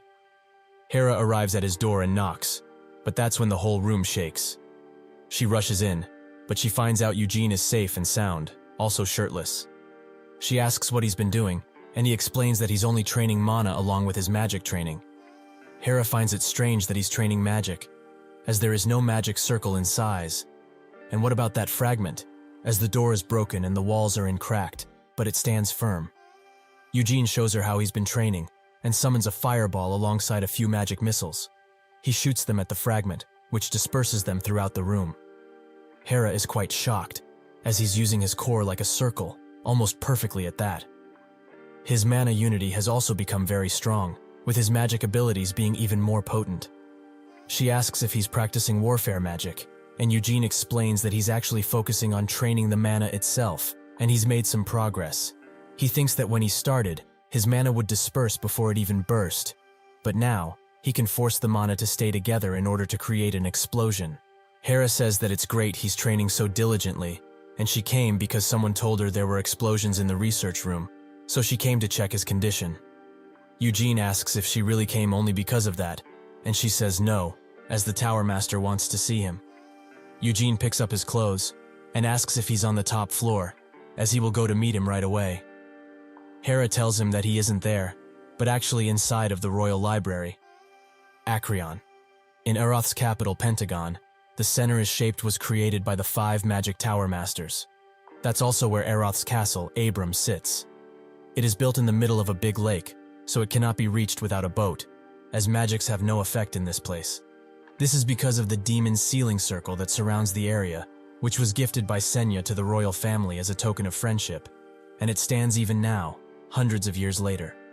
Eugene thinks that this is plain crazy, as he has come to understand a bit of magic since he came to Eroth, but it feels downright impossible to create such a gigantic circle. Hera asks if he would like to visit Abram, and he notes that he was just looking because it looks nice, as it's not a place one would visit only because they wanted to. She notes that his words are correct, as only the magic Tower Masters and high nobility are allowed inside. Even the Tower Masters can't use magic in there, and the only ones who can would be the royal family and the castle mages who have sworn absolute loyalty to them. Eugene asks if the Tower Masters also didn't swear loyalty to the royal family, and Hera says they have, but they don't obey unreasonable orders, so the Magic Towers and Eroth have a mutual cooperation agreement. It's not the castle that holds a deep relationship with the Magic Towers, but rather, the Parliament. The castle has its own group of mages, so the Tower mages are typically for the Parliament. But he shouldn't take this as the mages having something against each other or something, as they do not. They arrive at Acreon's doors, and Hera notes that 3 people disagreed with letting him inside. The Blue Tower Master, the Green, and the Mage Guild Tower Master. If he can somehow gain their recognition, he will be able to enter into Acreon easily. She also notes that this is as far as she can go, but she still wishes him luck, and urges him to not be nervous. Eugene thanks her for the kind words, and shortly after, he presents himself to everyone. The captain of the castle mages, Tremple Wizardor, Roberian, Generique Osman, the Green Magic Tower Master, Hiraduth Uzlan, the Blue Magic Tower Master, Melkith Elhaya, the White Tower Master, Balzac, and the Magic Guild Master, Edgard Gyron. Honain Abram, the first successor of Eroth, tells him to raise his head, and notes that he heard his name quite a lot these past few days, and always wanted to meet him. Eugene looks at him, and thinks that he's heard about him, that he is the first successor and a genius that reached 5 stars before reaching adulthood. The Blue Tower Master notes that he's heard plenty about him, but the Dark Magic and Red Magic Tower Master have also been advocating for him, quite aggressively at that. He is quite aware that he's talented, but magic and swordsmanship and magic are entirely different things, He thinks that this kid is only 17 and has only gotten into magic. So how does someone like that receive an Acreon recommendation? There is something behind this, surely. Robarian is an old friend of Lionheart's patriarch, and the Dark Magic Tower Master wants to get closer to the Lionhearts as to cover the recent incident. That must be it. Eugene says that he understands, but what needs to be done to make them let him inside? Robarian says that he only needs to show him magic, as the nobles and wise mages in this room will analyze him. The Blue Tower Master notes that originally, he would have to show them extensive research and things like this, but he presumes he doesn't hold anything of that nature, right? Eugene looks at them and notes that he's starting. He spins his stars and forms a circle, and they all assess him. The Magic Guild Master thinks that he's only been training his mana for 4 years, so he's definitely talented, if anything. The Green Tower Master thinks that this isn't enough, as there's a huge difference between mana management and magic understanding. Eugene summons a few spells and changes between them perfectly and seamlessly. Tremple watches closely and notes that for one to do what that child just did, they must have perfect understanding of magic. The Green Tower Master asks if he can use magic while also using the sword aura, and Eugene smiles. He pulls out Winid and maintains both perfectly. The Blue Tower Master notes that his circle is still intact, and even though he is using his core as a circle, it functions still, as a core should. Quite amazing for such a young lad. Robarian asks them what they think about him, and the Green Tower Master notes that they will have to discuss it thoroughly. Robarian agrees and asks Eugene to go outside for a little. With that, he leaves, and the Blue Tower Master immediately starts interrogating Robarian. Did he really not guide this child in any way? Robarian notes that he has told them multiple times already. He did not guide Eugene one bit, and that child has only read the Red Tower's introductory texts to study magic by himself. The Blue Tower Master wonders if it's really possible for one to read only introductory texts and achieve that level of understanding. Edgar notes that he's a Lionheart of the Keel Empire, and also a descendant of the Great Vermouth. It is know how great his blood still is throughout the continent, right? But what did they think, as he could sense that Eugene was a genius from the start? Melkith adds that Eugene showed them magic fit for a first circle, but its power far exceeds that. They probably all felt it, right? The purity of his mana, the preciseness of its arrangement, and most of all, the unity of his mana. They will have to check, of course, but she doesn't think even a fourth circle would be able to deactivate his magic. The Magic Guild Master says that still, he's too young. He might be a genius, but they shouldn't hurry, as he's still growing. Also, considering Acreon's prestige, having Robarian teach him for a few good years until he's fit for Acreon wouldn't be that bad of an idea. Tremple says it's best if they think of this as an investment. He's 17, talented, and a Lionheart to boot.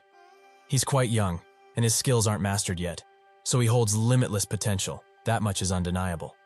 They are already on friendly terms with his family, but they can also do Eugene a favor as an individual, and invest in him and his future. The Green Tower Master notes that even if he is this talented, he's still an adopted son of the family, so he won't become patriarch no matter what. Balzac says that one of the twins, specifically Cayenne, will become patriarch. Technically, Ioti is the rightful successor, but considering his recent shameful activity and his inferiority, he won't be able to contest the patriarch position at all. So, even though he can't become the patriarch, Eugene's foothold in the family shouldn't be scoffed at. Trample agrees, and Eugene will have to leave the main family at some point. If he gets married and has children, it's the Lionheart custom to move out of the main residence. They should invite him to Aeroth when that happens, as he will surely be skilled enough. And if they do this favor for him, he will become a dependable ally.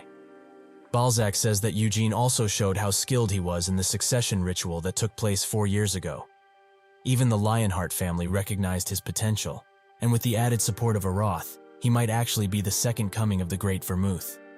The Green Tower Master laughs and notes that he's praising them quite a lot, but can he say that his statements are his and his alone? Balzac asks what he could mean, and the Green Tower Master notes that he has a contract with the Demon King of Incarceration, so he's a tad curious if he holds any influence over his words. Balzac notes that the Demon King is a busy person, and besides, if he were speaking for him, he would have behaved quite differently, and would he more determined to use his power? The Blue Tower Master asks if that's really his power, and the room becomes filled with deadly killing intent. but Balzac apologizes for sounding aggressive, as he simply meant that he's very devoted to the Demon King and his wishes. Melkith says that they shouldn't stray away from the topic, and it doesn't seem that they will be reaching an agreement soon, so why don't they put it to a vote, as that kid is probably bored by now. Edgar notes that is probably for the best, and he will go first. He agrees with letting Eugene inside of Acreon. This royal library doesn't only hold magic texts of varying worths, but also texts left behind by many legendary mages who are a considerable foothold into the history of magic on each of its floors. Eugene notices that the walls are crammed with Aeroth's history, and it's more like a museum than a library. This place has 15 stories, and out of those, Senya's texts should be on floors 12 to 15. Melkith comes next to him, and he thinks that she's the best spiritualist of this time period, and the person who signed 2 simultaneous contracts with the 2 spirit kings for the first time in history. Even without the spiritual magic, she's still considered very great at normal magic. Eugene asks if they are done debating, and she notes that it is indeed over, as if they had to reach a unanimous agreement. This would have taken days. So they voted. 5 people have agreed to allow him entry, and 2 did not, with 1 being neutral. Eugene notes that the majority agreed, so he can go to the upper floors now, right? Melkith says that he can, but doesn't he want to know who agreed and who didn't? Eugene notes that he's not really interested, as all that matter is that the majority agreed. Melkith says that he's quite boring, and tells him that she was the one that was neutral. That doesn't mean that she disagrees with his entry, but she didn't want to be swept up in the argument. He sees their faces now, right? They look very pissed off. And it's true that they decided on votes, but they are going to be having another argument very soon. The Blue Tower Master looks at them and shakes his head. She notes that even though he's acting like this, he was one of the ones who agreed, which is quite unexpected, as he was very aggressive at first, wasn't he? But now, does he want to know who disagreed? Eugene notes that he doesn't really care, as he told her before. She still tells him. The Green Tower Master and the Mage Guild Master were the ones who disagreed. Eugene still doesn't care, which causes Melkith to be quite annoyed with him, as his reactions are too boring. Doesn't he want to be mad that they dared to reject a Lionheart, or something like that? Eugene says no, and walks away. She stops him, and says that the sword on his hip is Wynid, which is blessed by the kind of wind spirits, right? Eugene confirms it, and Melkith notes that she always wanted to form a contract with him, but he won't come to her no matter how much she begs. She tried really hard, and even called upon the King of Thunder Spirits and the King of Earth Spirits as well, but the King of Wind Spirits won't even think of signing a contract with her. She even sent a letter to the Lionheart residents, but apparently, they are too pompous to lend family treasures. She was treated like a thief, but the only thing she wants to do is sign a contract. Eugene says that he can't lend her the sword, not matter what she tells him, as technically, it's not his, and he's just borrowing it with the Patriarch's permission. Melkith says that it's fine, as she won't tell anyone, and she only needs to lend it to him for just a bit. It won't take long, and he can watch if he wants. Eugene thinks that the King of Wind Spirits, Tempest, is quite the annoying bastard, as he has tried to summon him again this past 4 years, with no luck. It's probably because he doesn't have enough mana now, but if it's her, the only spiritualist who signed a contract with 2 spirit kings at once, it might be possible. However, there's no need for him to accept her offer, no matter how good it is, as if he lets her desperation build over time, she will be willing to give more. He asks where he can get his entry card, and she guides him. He eventually gets one, and thinks that it's quite simple, and ID with his seal. Melkith notes that the familiar spirits in here were left by the great mages who left their marks on Acreon throughout its history. The Mage King, who established Aeroth, the Battle Mage who is called the Father of Battle Magic, and Senya, all of their familiar spirits are in here. Eugene says nothing, and she notes that his reaction is quite boring, as she thought he was very interested in Senya. Didn't he look for her floors earlier? She also knows that on the first day he arrived here, he toured her mansion, and last time, he met a friend from an indirect branch at Murdain Square. Eugene asks how she knows so much, and Melkith says that he's probably not aware, but he's very famous around these parts. Eugene notes that he's sure he is, and Melkith say that being kind of a bastard. So, is he going to lend her Wynid now? He declines. She guides him to the elevator and teaches him how to use it. She notes that if he's going to the 12th floor, he must really like Senya. Eugene says that he in fact does not, but she's not going to wait here for him, right? Melkith says that she doesn't have that much time to spare, as she wanted to come with. But then he might be embarrassed. The shock he will receive when he discovers part of the truth will leave a lasting impression on him. Maybe he should take a diaper with him, as he might have an accident. Eugene has had enough of this strange woman and smashes the elevator button. The elevator slowly makes its way to the 12th floor, where what seems to be a small Senya welcomes him to Senya's hall. Eugene is quite puzzled, to say the least. Eugene asks if this really is Senya he's speaking with, but she denies this, as she's her familiar spirit, tasked with managing her hall.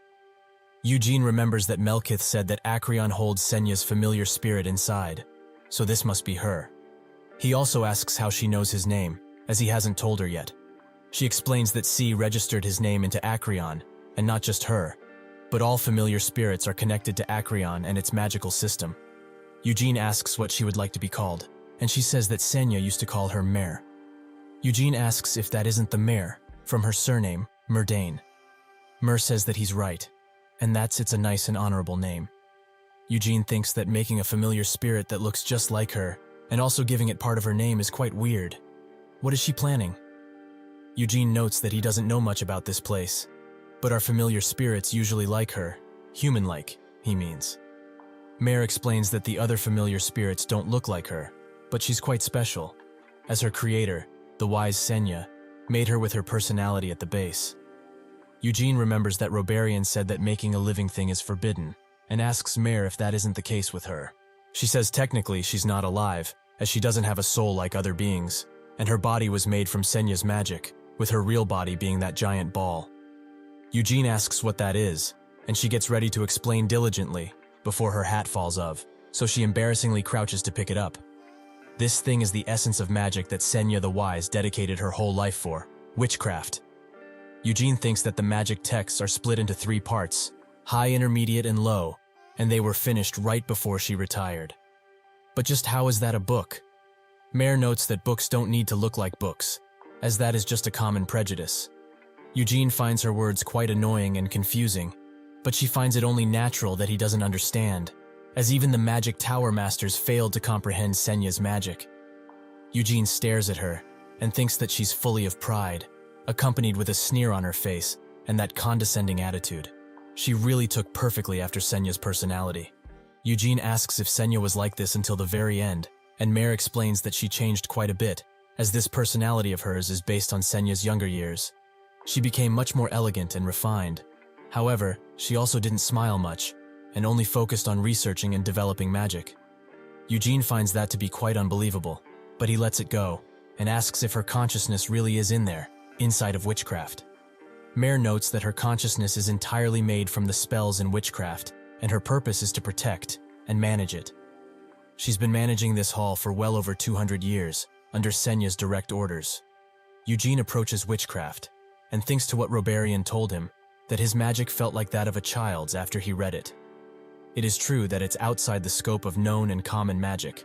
Eugene asks if she wouldn't happen to know where Senya retired to, but she confirms that she indeed doesn't, as her retirement was so discreet. Her students, mansion servants, and even she don't know a thing about her whereabouts.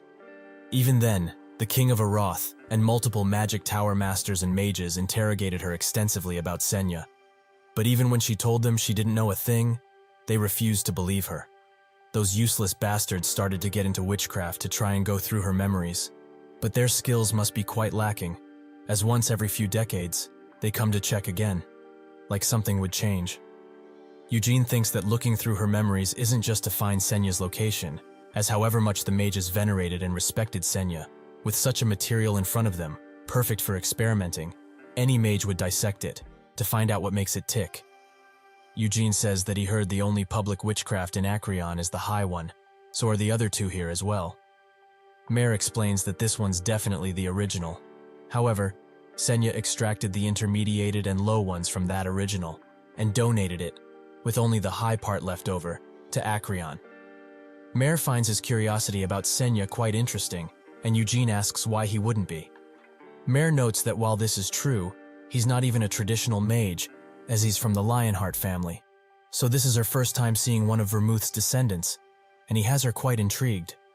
From what she knows, Senya, after returning to Aeroth, didn't meet with the Lionheart family a single time, not with Vermouth either. Eugene thinks that according to Lionheart's written records, Vermouth didn't meet with his old friends ever again, after returning from Helmud.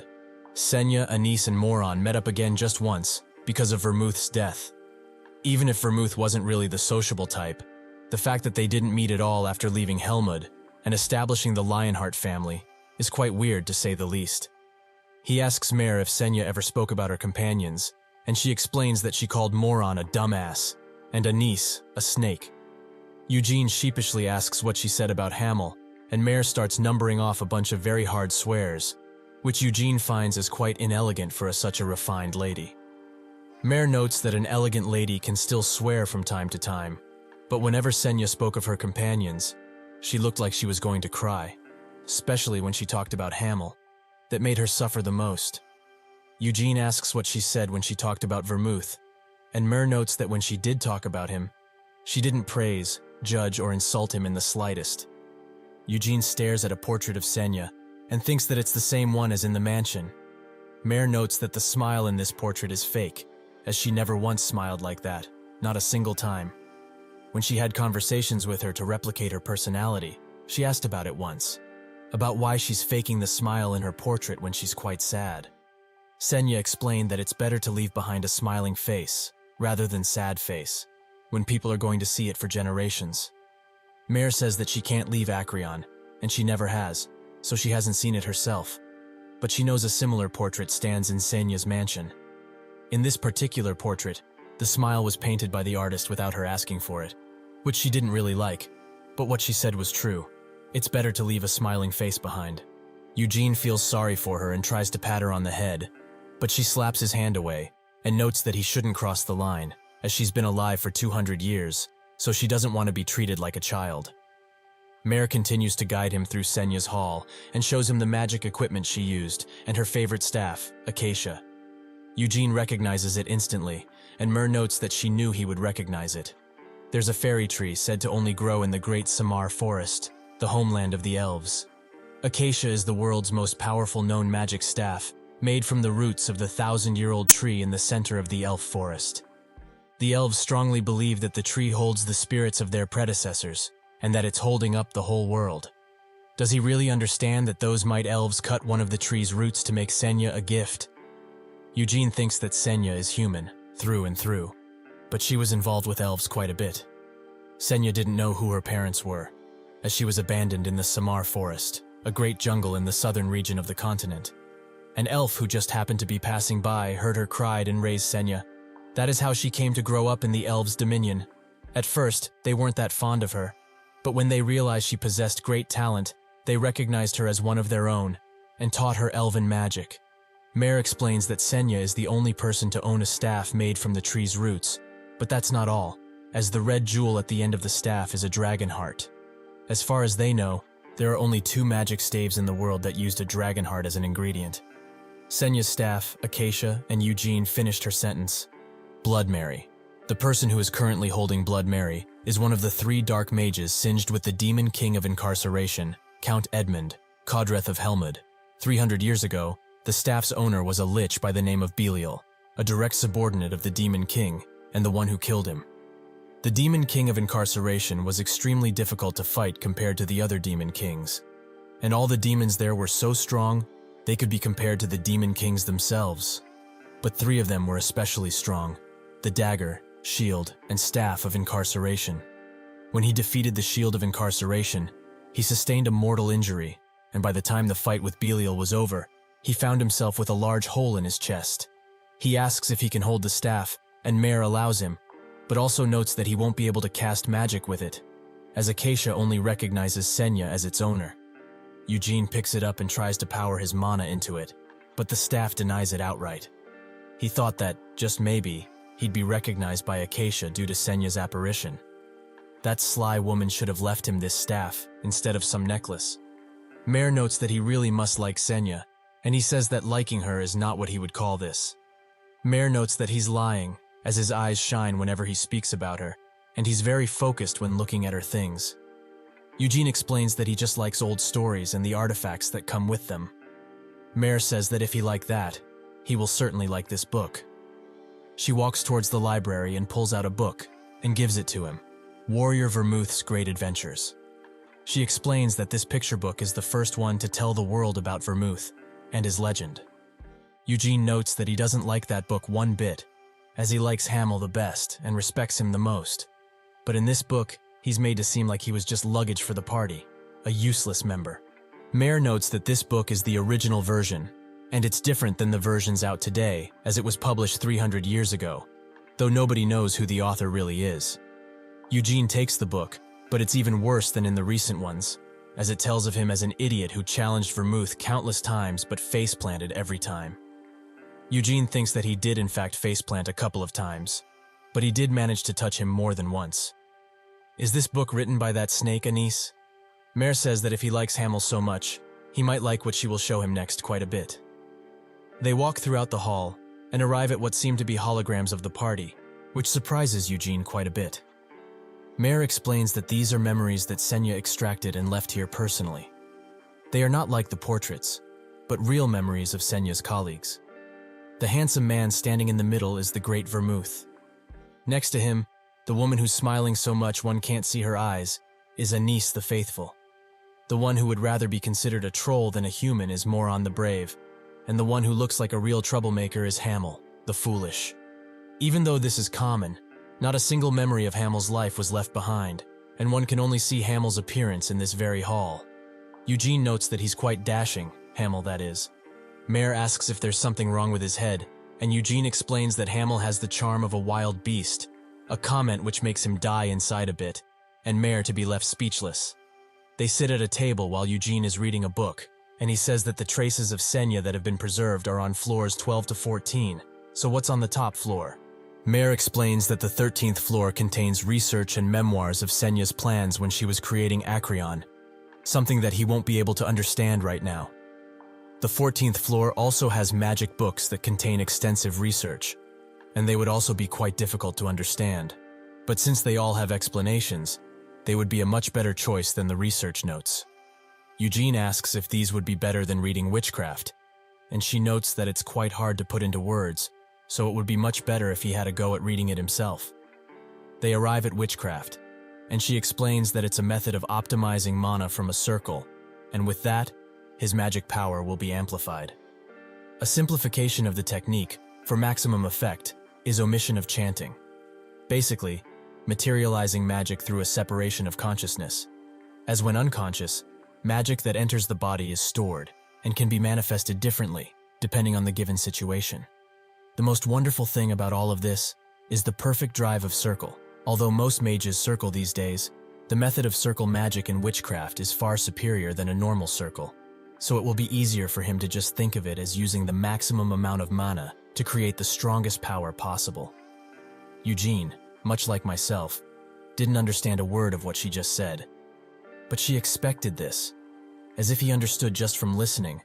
Witchcraft wouldn't be the greatest book ever, right?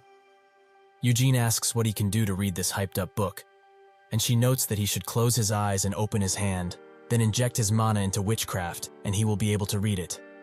Eugene does so, but is confused. Does he have to pour mana into it? Or apply mana to the circle, like when he uses magic? Suddenly, he feels that his mind has been transported elsewhere. He feels like he's in a dream, but also different than that.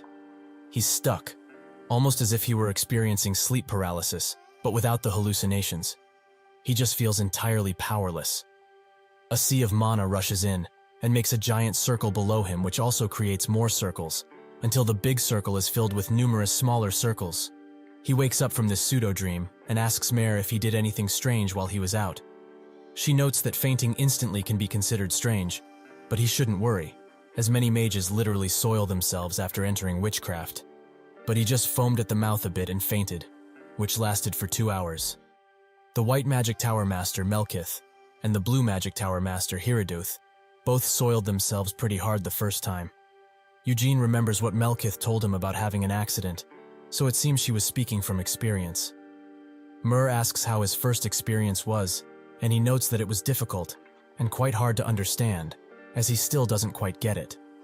Or rather, he gets it vaguely, but can't make up the rest with knowledge or theories. Seeing the drive of circle was also quite interesting, as inside of an enormous circle, countless circles were being created in a second, and he only got up to 9 circles.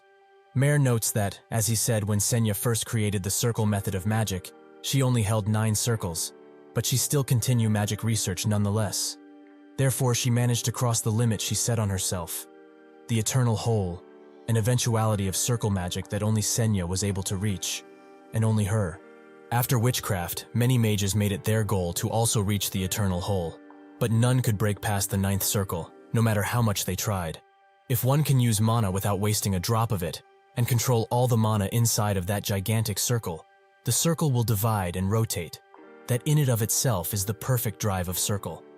Even though it's though to create the eternal whole, it's quite easy to use if for magic.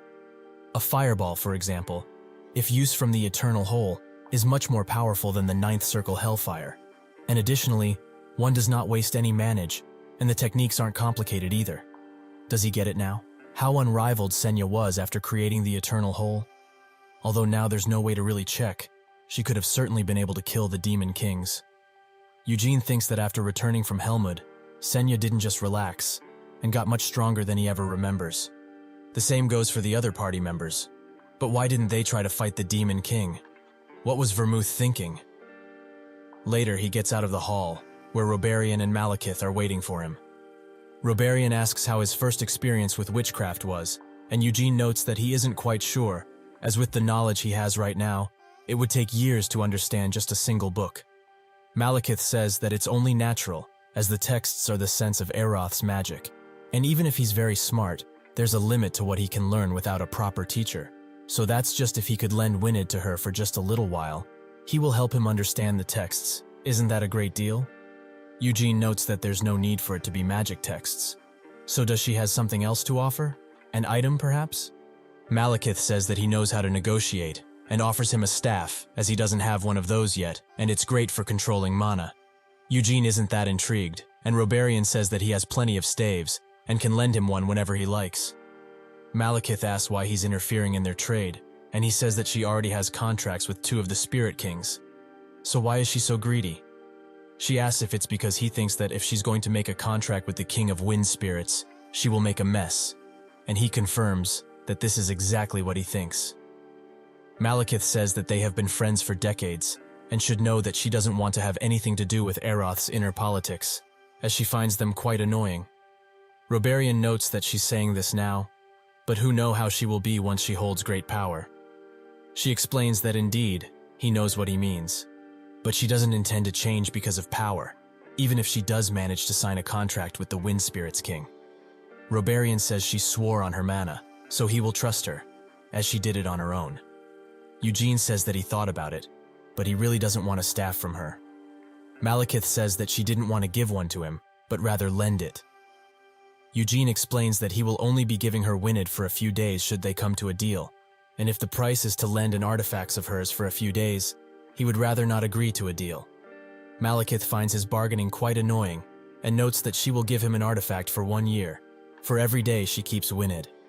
Eugene says that's 7 years for a week, so she must be quite desperate to make a contract with the King of Wind Spirits.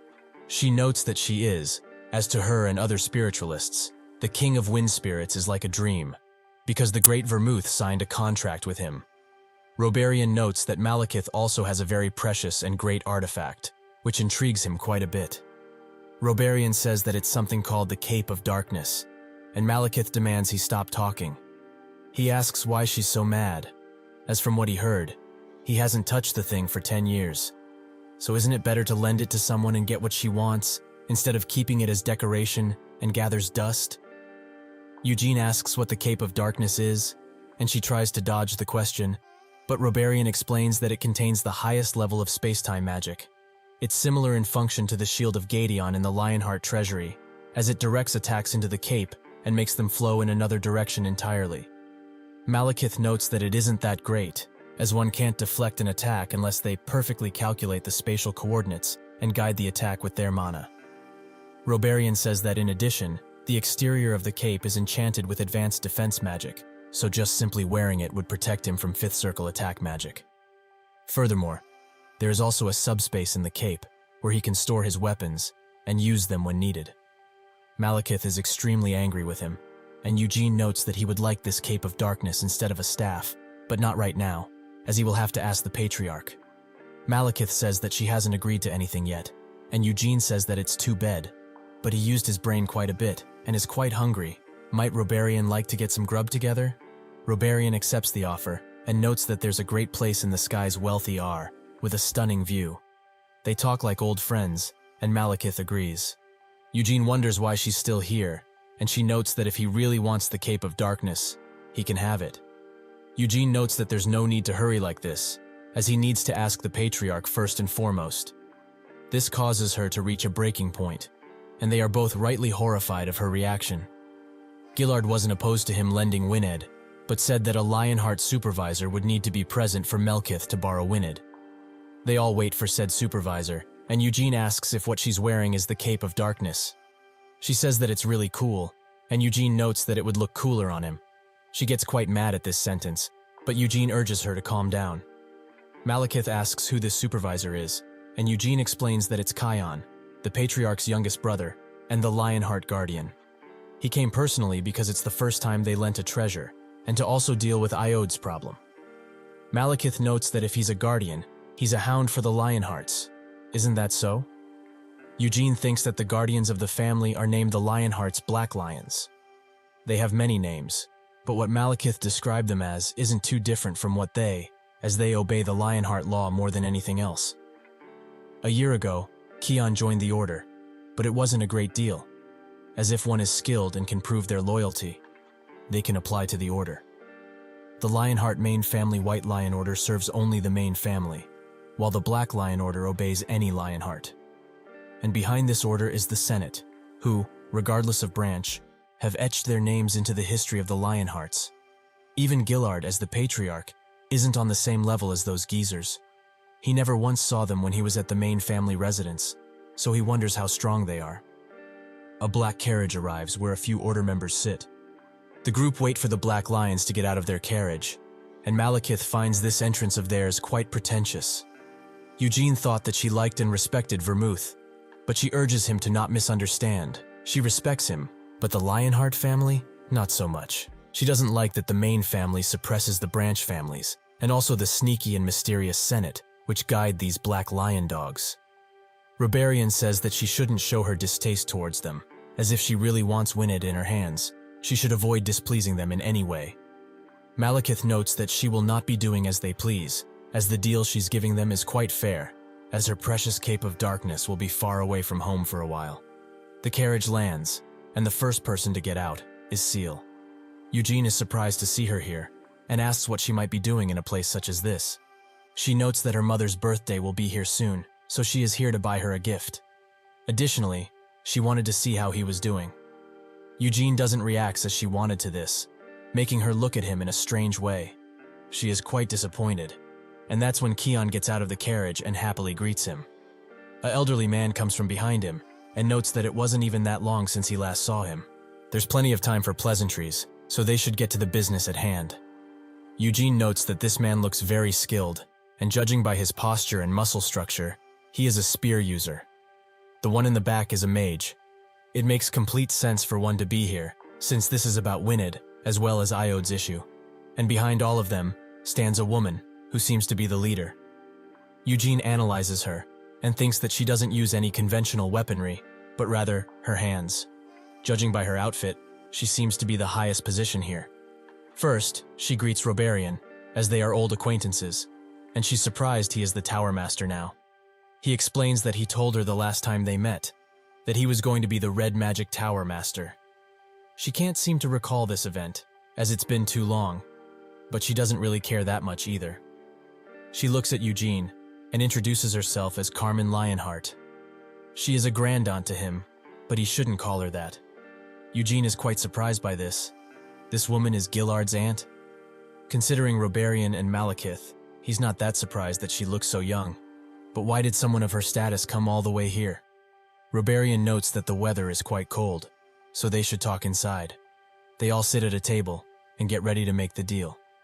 Carmen is the youngest sister of the previous patriarch. She didn't get married and stayed at the main family's residence. Then entered the Black Lion Order, where she's the third captain. Nathan is the 3rd Legion's vice captain and from a branch family. Pelago is just a mage, also from the 3rd Legion. He is from a rare magic branch family and in charge of the deal with Malekith. He says that the Lionheart main family heirloom, Wined, will be given in exchange for the Cape of Darkness artifact. The deal is that for every year she keeps on to Wined, Eugene gets to keep the cape for a year, is that it? Malekith confirms it, and Pelago presents them with the contract he has prepared. Malekith takes her time reading it, and reads that in case Wined is somehow destroyed, she will pay the corresponding fees. What is that supposed to mean? Carmen, who was sitting at the window, says that her life would be the correct price.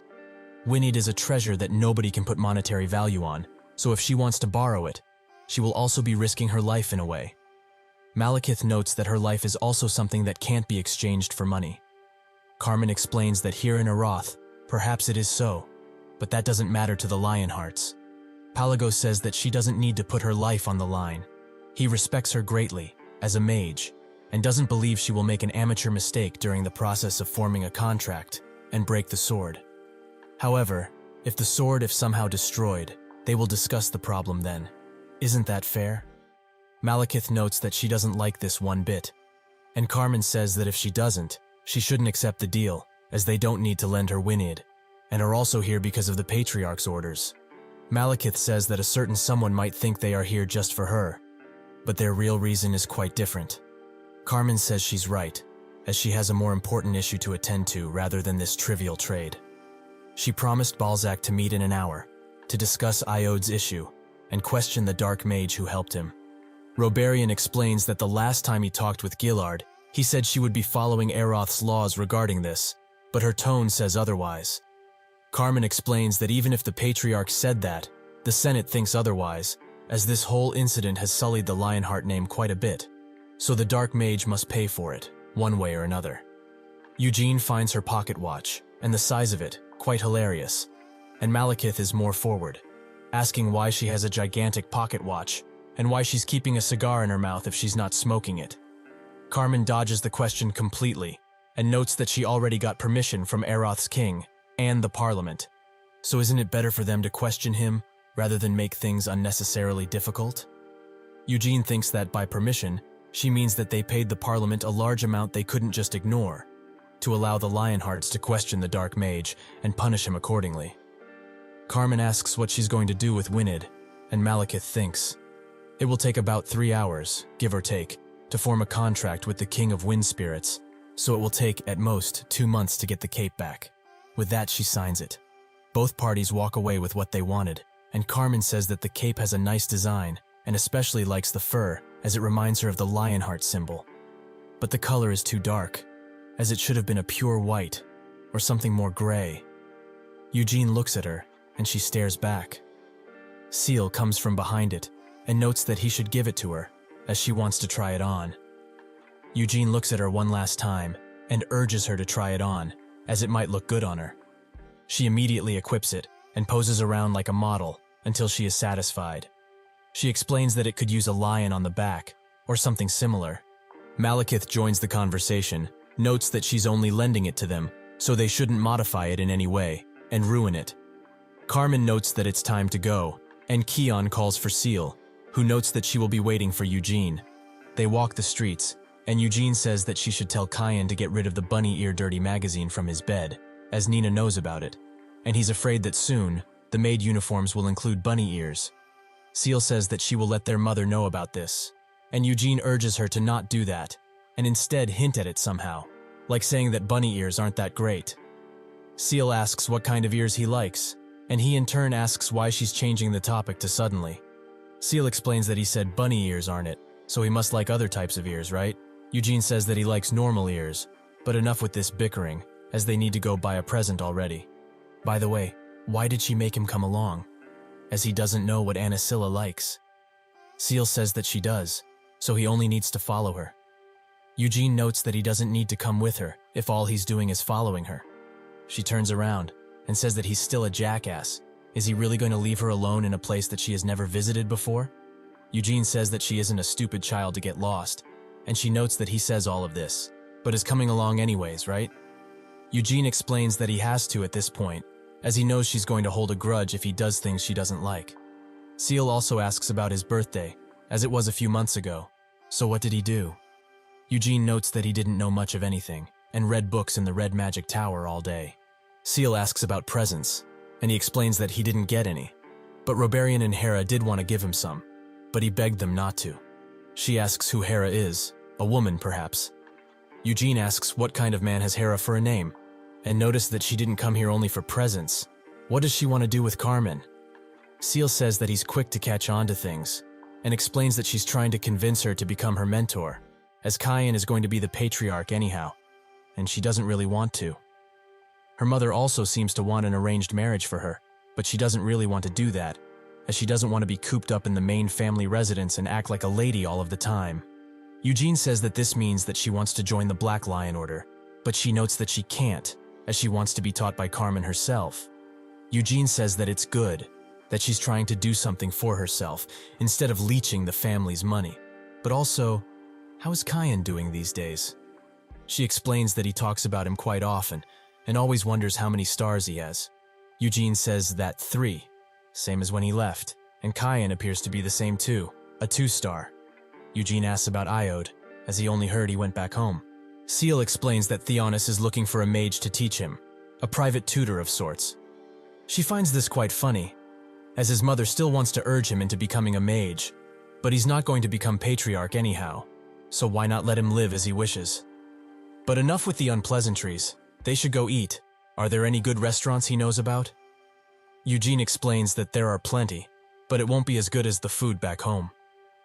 She looks at him, and notes that the taste doesn't matter that much, but the atmosphere. Nathan finishes torturing the mage, and announces him as dead. Carmen notes that he didn't say a word despite all of the torture they gave him, so he really didn't know a thing. This is quite funny, however, that a low-ranking dark mage such as this guy got into direct contact with someone from the Lionheart direct line of lineage, and also managed to arrange a contract. Either he didn't know what fear is, or he was plain crazy. Balzac says that he must have been desperate, as he got into dark magic decades ago, but didn't accomplish a single thing, and didn't have anything to his name. If he were to die without accomplishing a single thing, his soul would have become the demon's possession, and he wouldn't be able to go back into the cycle of life and reincarnate. He wanted to try everything he could, even if it put him in a tough situation. He would be able to get out of it by using the power he earned by selling out Iode. Carmen heard that the Night Witch Queen, Noir Zabella, wasn't involved in all of this, but what does he think? Balzac notes that it feels like they are blaming him now, but he has cooperated in every way possible, and also showed plenty of respect and how sorry he was. Carmen explains that it doesn't make sense for a mere dark mage to be behind all of this, and he fits the bill much more perfectly. Balzac notes that he understands where she's coming from, but what would he earn if that were to be the case? And if it really were him behind all of this, he would have covered his own tracks much more efficiently, and made sure nobody would even think that it would have been him. He has many enemies, that much everybody knows, but His Majesty, the great demon king of incarceration, blessed him with endless trust and love, which he is eternally grateful for. Also, in Helmut, there are many who despise him for being treated so nicely. In his honest opinion, someone who hates him probably did this to put him in a difficult situation, like he is now. Carmen notes that he doesn't have any proof for that to be the case, and Balzac says that there's also no proof that he had anything to do with this. He doesn't know how many times he has to say it wasn't him, but it's not just him that was put in a difficult situation because of this, isn't that right? Carmen says that he is free to talk about anything he wishes, but freedom comes with some responsibility. So, is he capable of taking that responsibility and facing the consequences of his words? Balzac explains that as a loyal servant of the great demon king of incarceration, he holds the Lionhearts very near and dear to him, as the great king himself does. That is why he apologized so sincerely and profusely, while also cooperating in any way he can. However, he is only human, and can't do anything about how upset he feels because of their baseless accusations. He, Balzac Ludbeth, Eroth's dark magic tower master and servant of the great demon king of incarceration, understands that they don't wish to show him an ounce of respect, but he will not tolerate endless insults. For his own sake and for His Majesty, the demon king of incarceration. Keon immediately puts his hand on his sword and gets ready to attack. Carmen notes that she doesn't want to create any sort of trouble in a foreign land such as this one.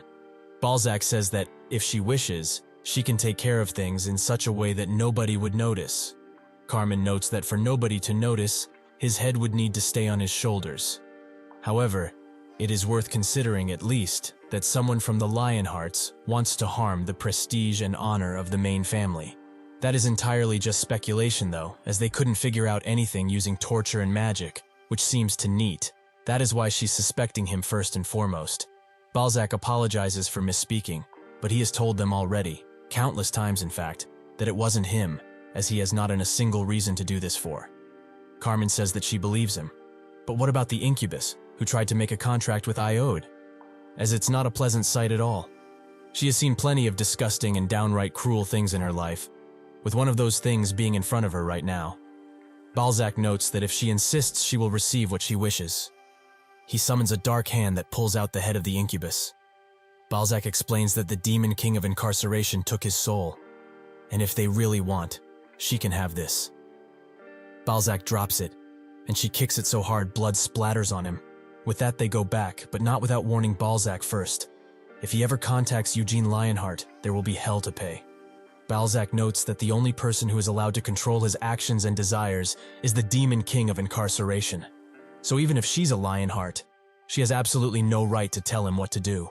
While they walk away, Carmen asks Keon what he thinks really happened, as she suspects Amelia Merwin, as she's somebody who despises the dark magic tower master position and all it entails. The demon king of incarceration lets the dark mages contracted to him to do whatever they wish to, so he doesn't need to intervene when his underlings quarrel like this either.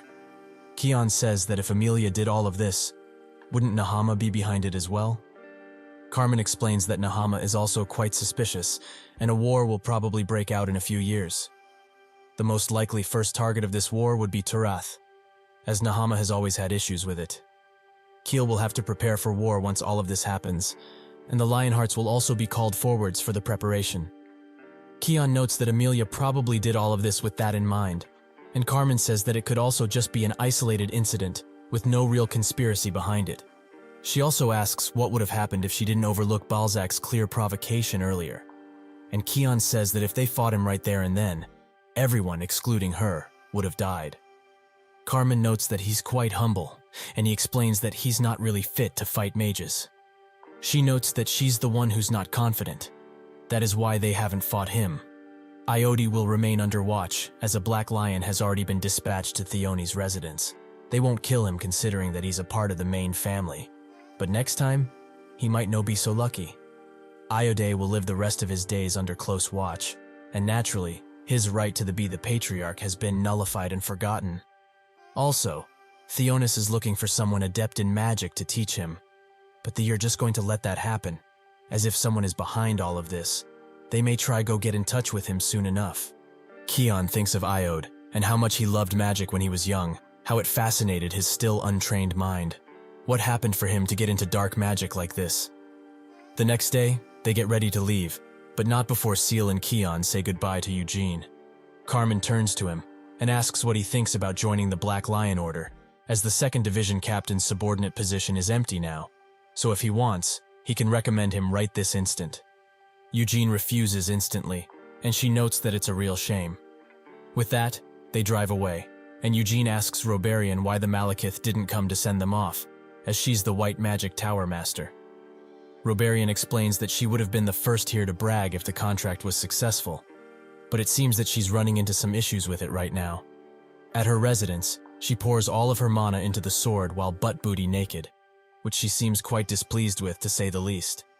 She damns Tempest for not responding, as she already sent a message to the spirit world, and is also not heating up her body for maximum sensitivity, while also being naked. She tries to summon him once again, and that's lighting comes out of the sky. King of the lighting spirits, Levin, arrives with a message from the Wind King. He told her to shut up already, as he doesn't want to form a contract with her. She starts spewing thins about being the greatest in the world, and starts swinging the sword around, which Levin finds quite shameful. He sighs, and electrocutes her enough to stop her from going mad. He explains that she cannot give what Tempest wants, as the hurricane wishes you to move northward. the northern region of the demon realm that nobody was able to conquer, a wish he has not been able to forget for centuries. The next day, she looks like an old granny as she comes next to Eugene, who is quite confused that she aged so fast. He asks how the contract went, and she urges him to not do that, as he knows clear as day what happened. She starts screaming about Tempest, damning him for everything. Myrrh, who was there, has had enough, and tells her that this is a place for silence. But Malekith is going straight crazy at this point. Eugene asks if Tempest really blew her off like that, and she asks why she would like about such an important thing to her. Eugene explains that if they wait until today, it will be 10 years of lending, so he will be nice and call it 9 years if he gives back Wynead now. She reluctantly does so, and urges him to take great care of her cape. Eugene goes back to his reading, where he finds out the chief of the giants, Kamish, was extremely huge. He was hundreds of years old, and the strongest chief in all giant history. Thousands of humans against hundreds of giants, which weren't that few, as none of the soldiers wanted to fight something that could kill them with their step. But the soldiers didn't matter, as Vermouth was there. The knight who thought they were powerful came and spouted some nonsense in introducing themselves, which nobody really cared about. They wanted to fight together with him, but all of them combined wouldn't make a dent in Kamash's toe. Vermouth had only one person who could fight alongside him, and whom he depended on: Hamel. They were ready to fight the deadly giants, and Vermouth was successful in defeating Kamash, who was as powerful as a demon king. Even with their leader dead, the giants did not turn back, and still wanted to end humanity. However, Senya showed them true power. Eugene asks if Senya wrote this book, as it has too much praise regarding her, is all. Mare notes that this is an insult to her, as who would write a story about themselves and praise their own name like this? He gets up, as he wants to try reading witchcraft again. Mare is glad, but he is too arrogant for the level he is currently at. Eugene notes that he likes succeeding in difficult tasks, even if it takes him a while. He gets to witchcraft, and thinks that it's impossible for him to recreate the eternal whole now, as he would need at least 9th circle. It's a great circle that holds circles that are infinitely increasing in power, and one can rotate it, destroy it, recreate or even increase their mana. But he doesn't use a circle, as he uses the white flame method to create a substitute. But if he can add one more ring inside of that ring made by the stars. What he learned in his past life was some cheap mana training used by common soldiers. He added to that with his experience, and Senya helped as well. That is how Hamel created his own mana training method. Grow the core, and repeatedly explode the mana that makes the core. Spread the mana that's been sped up around the body. With that, Hamel was successful in even damaging Kamash. He remembers his comrades, especially Senya, who thought that this method is garbage, but his level did increase quite a bit. He looks over the eternal whole, as he doesn't pass out anymore by looking at it. He can actually feel it too, meaning that he can do it. Eugene Lionheart will recreate this whole by using the white flame method. 2 years pass, and Eugene turned 19. Eugene's 19th summer was spent writing his thesis. Myrrh, who is on the other side of the table from him, asks if he's not hungry, as it's almost time to eat. Eugene says that he will be having some food shortly, as if he leaves now, he will lose all concentration on what he is writing. Mare asks why he is such in a hurry while writing in the first place, and Eugene explains that it's much better to write slowly, so there are no mistakes made. It just feels more right. He is also not rushing himself, and making sure he doesn't make any mistakes, while also revising constantly. But he hasn't made many mistakes. He is just paying close attention to what he is writing, that is all. Mare notes that mages complete a thesis about magic over entire decades of their lives.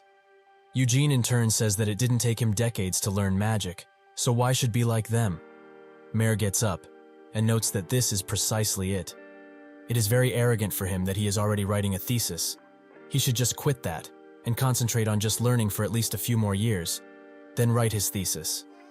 Eugene notes that she is being quite shy, and she urges him to not cross that line, as she has already told him countless times to not refer to her that way. She has lived for at least 200 more years than him, so she demands at least some respect. Eugene calls her a shy little grandma mare, which makes her wonder if she should just kill him and be done with it. Later, Eugene asks if she doesn't want him to leave, and she is a little shy to say. Eugene explains that he has come and gone here for 2 years, Yet he is the only one who still comes here on the regular. Mare notes that is pretty obvious, even to the untrained eye, as other mages already saw witchcraft a long time ago. The mages who witnessed it were amazed and shocked to their fiber, and desperately tried to analyze and understand it fully. However, in the end, they all failed to do so, and gave up, instead trying to complete their very own magic. But he has come to Acreon every day for 2 years straight, and tried to understand witchcraft to the best of his abilities. Is he really going to leave Aeroth once his thesis is completed? Eugene asks what else he could do here if he didn't, and Mare explains that he can do a myriad of things. She doesn't know exactly when the Red Magic Tower Master will retire, but she's quite certain he would gladly take him on as his successor. Eugene says that he doesn't want to be a Magic Tower Master, as the job seems to be quite dull. Mare notes that another option is joining the Palace Mage troops, as the captain, Tremple, seems to want to recruit him. Eugene says that he acts way too friendly, which he doesn't like at all. Mare notes that the prince has also taken a liking to him, and if he would be able to work with him in any way, he would be able to boast and brag about it for decades to come. Eugene says that he does appreciate that he likes him quite a bit, but he doesn't feel like doing any of that. Mare is quite puzzled at this point, as he can't become a patriarch in the first place. So why does he want to go back to the Lionheart so much? Eugene asks if he really needs a big or grand reason to go home, and Mare explains that what he has accomplished these past few years is extremely impressive, even in her eyes. In just the half year that he has started to write his thesis, he has managed to simplify complicated and elaborate magic theories, while also improving his own magic during the whole process. Eugene explains that this thesis is just for his own satisfaction, as he is the only one who can use it in the first place. He's just writing it down because he likes his things organized, and he's not going to reveal it to the academic association anyways. No mage would be able to use the circle flame method in the first place. He thinks of the time when Roberian told him that not taking magic and understanding into account is physically, at least, impossible. He doesn't use a normal circle magic method for his magic, and his substitute is the white flame metho stars with the circle. But that won't mean that the main family's white flame method users can replicate it. He also tried it according to his thesis, but he was stuck from the very beginning, as he has never made a core or learned the white flame method. He tried to substitute it with his circle, but his mana ended up flowing in reverse instead. Eugene had become a white flame method 4-star, and successfully added eternal hole to the circle. He made a ring using 4 stars, and constantly exploded the mana within, just like Hamel did in his past life. The rotating ring of fire ensures that the mana doesn't flow outside of the circle. That is the circle flame method he made. Eugene planned to attempt all of this once he became a 5-star. But having looked upon witchcraft, he changed his mind instantly. He spent a very considerable amount of time on the 6th floor, the Hall of Space, and on the 8th floor, the Hall of Intense Heat. The Hall of Intense Heat had magic from the world's most powerful and renowned flame mages, and he needed to learn space magic in order to properly utilize the Cape of Darkness to the best of its abilities. Roberian took Eugene as his direct pupil and helped revise his thesis. He also helped Eugene fix some basic circle magic spells to work with his circle flame method. All of this time, he has spent half of his time in Acreon, and the other half learning magic from Roberian. If there is an adjective that would fit these 2 years he spent in Aeroth, it would be rigorous. Eugene asks Mare if she's mad at him for saying that he will leave, even though she clearly doesn't want him to. Mare explains that she is not mad at all, as she has no right to stop him from leaving in the first place, so he can go if he wants to go.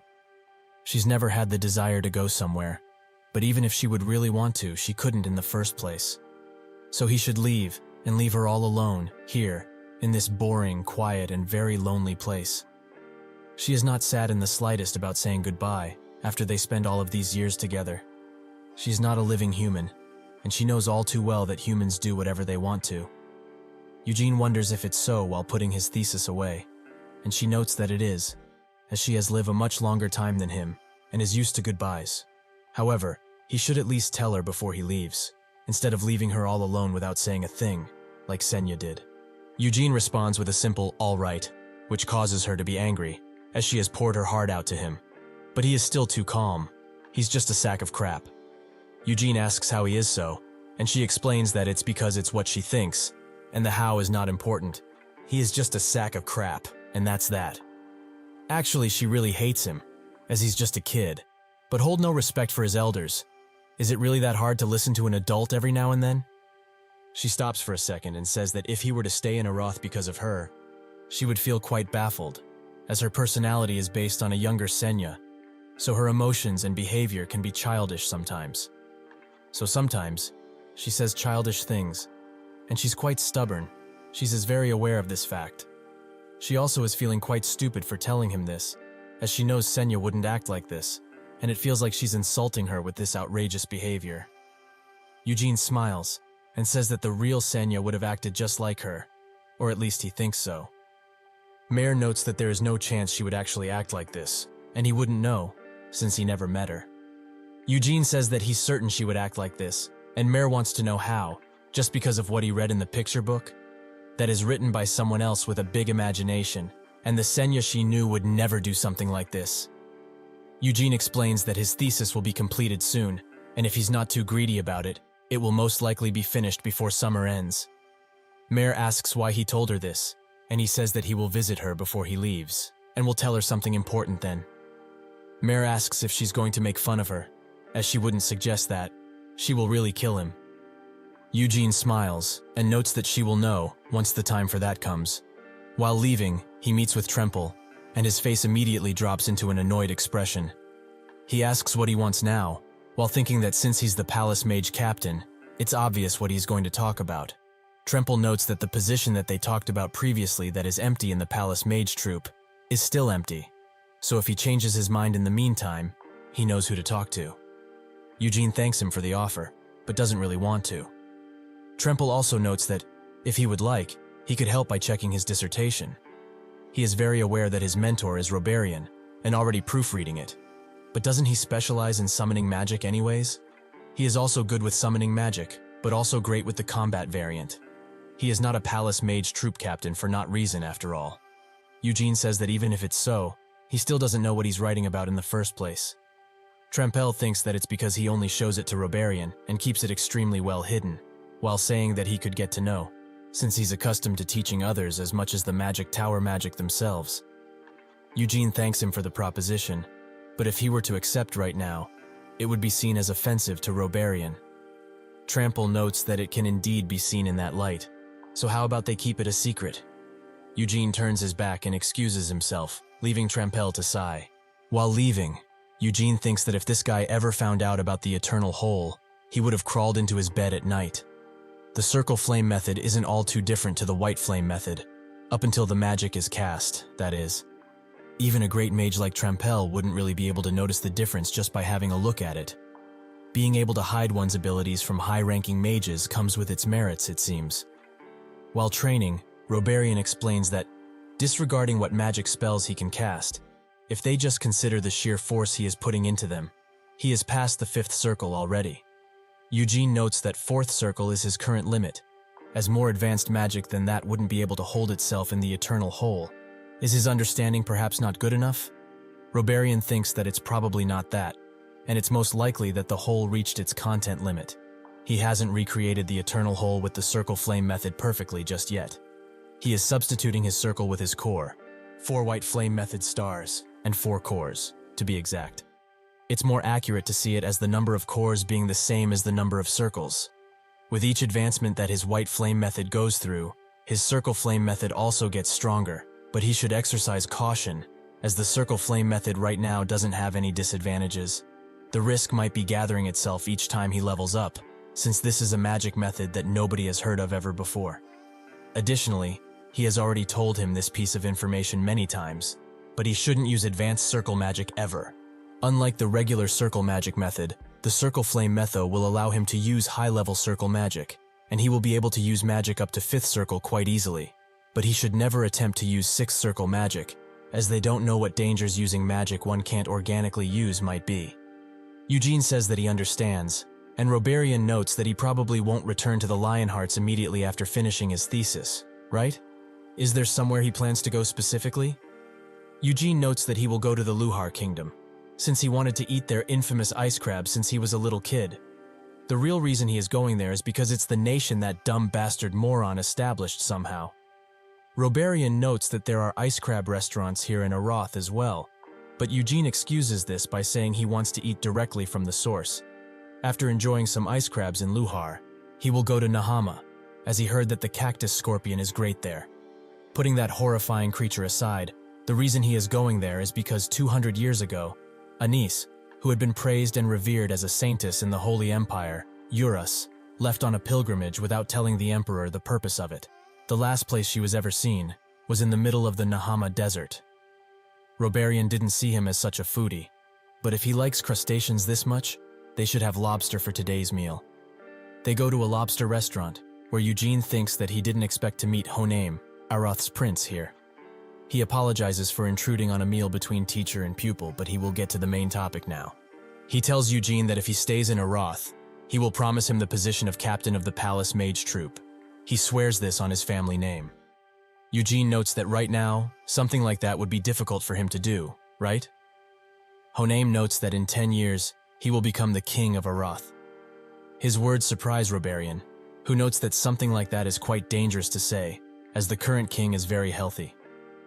Honaim asks that he doesn't misunderstand, as he has already received a promise that he will have the throne, so his succession is basically guaranteed. Additionally, the people of Aroth also believe that he will become king.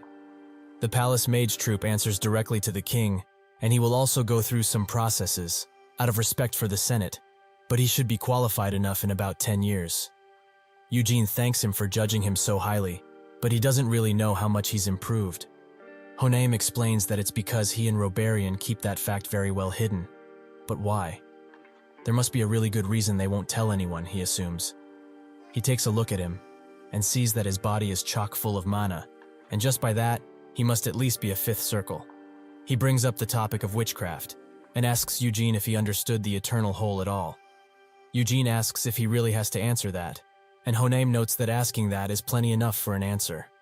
Eugene explains that he shouldn't lie to the prince, though he also didn't plan on being that honest either. It's not that he hates Aroth, or the position of Palace Mage Troop Captain, but he just doesn't want it. Honaim notes that with his abilities and potential, earning a position of power is very easy for him, so power alone couldn't tie him to this place. What about education, however? As he knows, Senya created 3 series of witchcraft. One is in Acreon, the very same he studied, and the other 2 are being kept in the royal palace's treasury.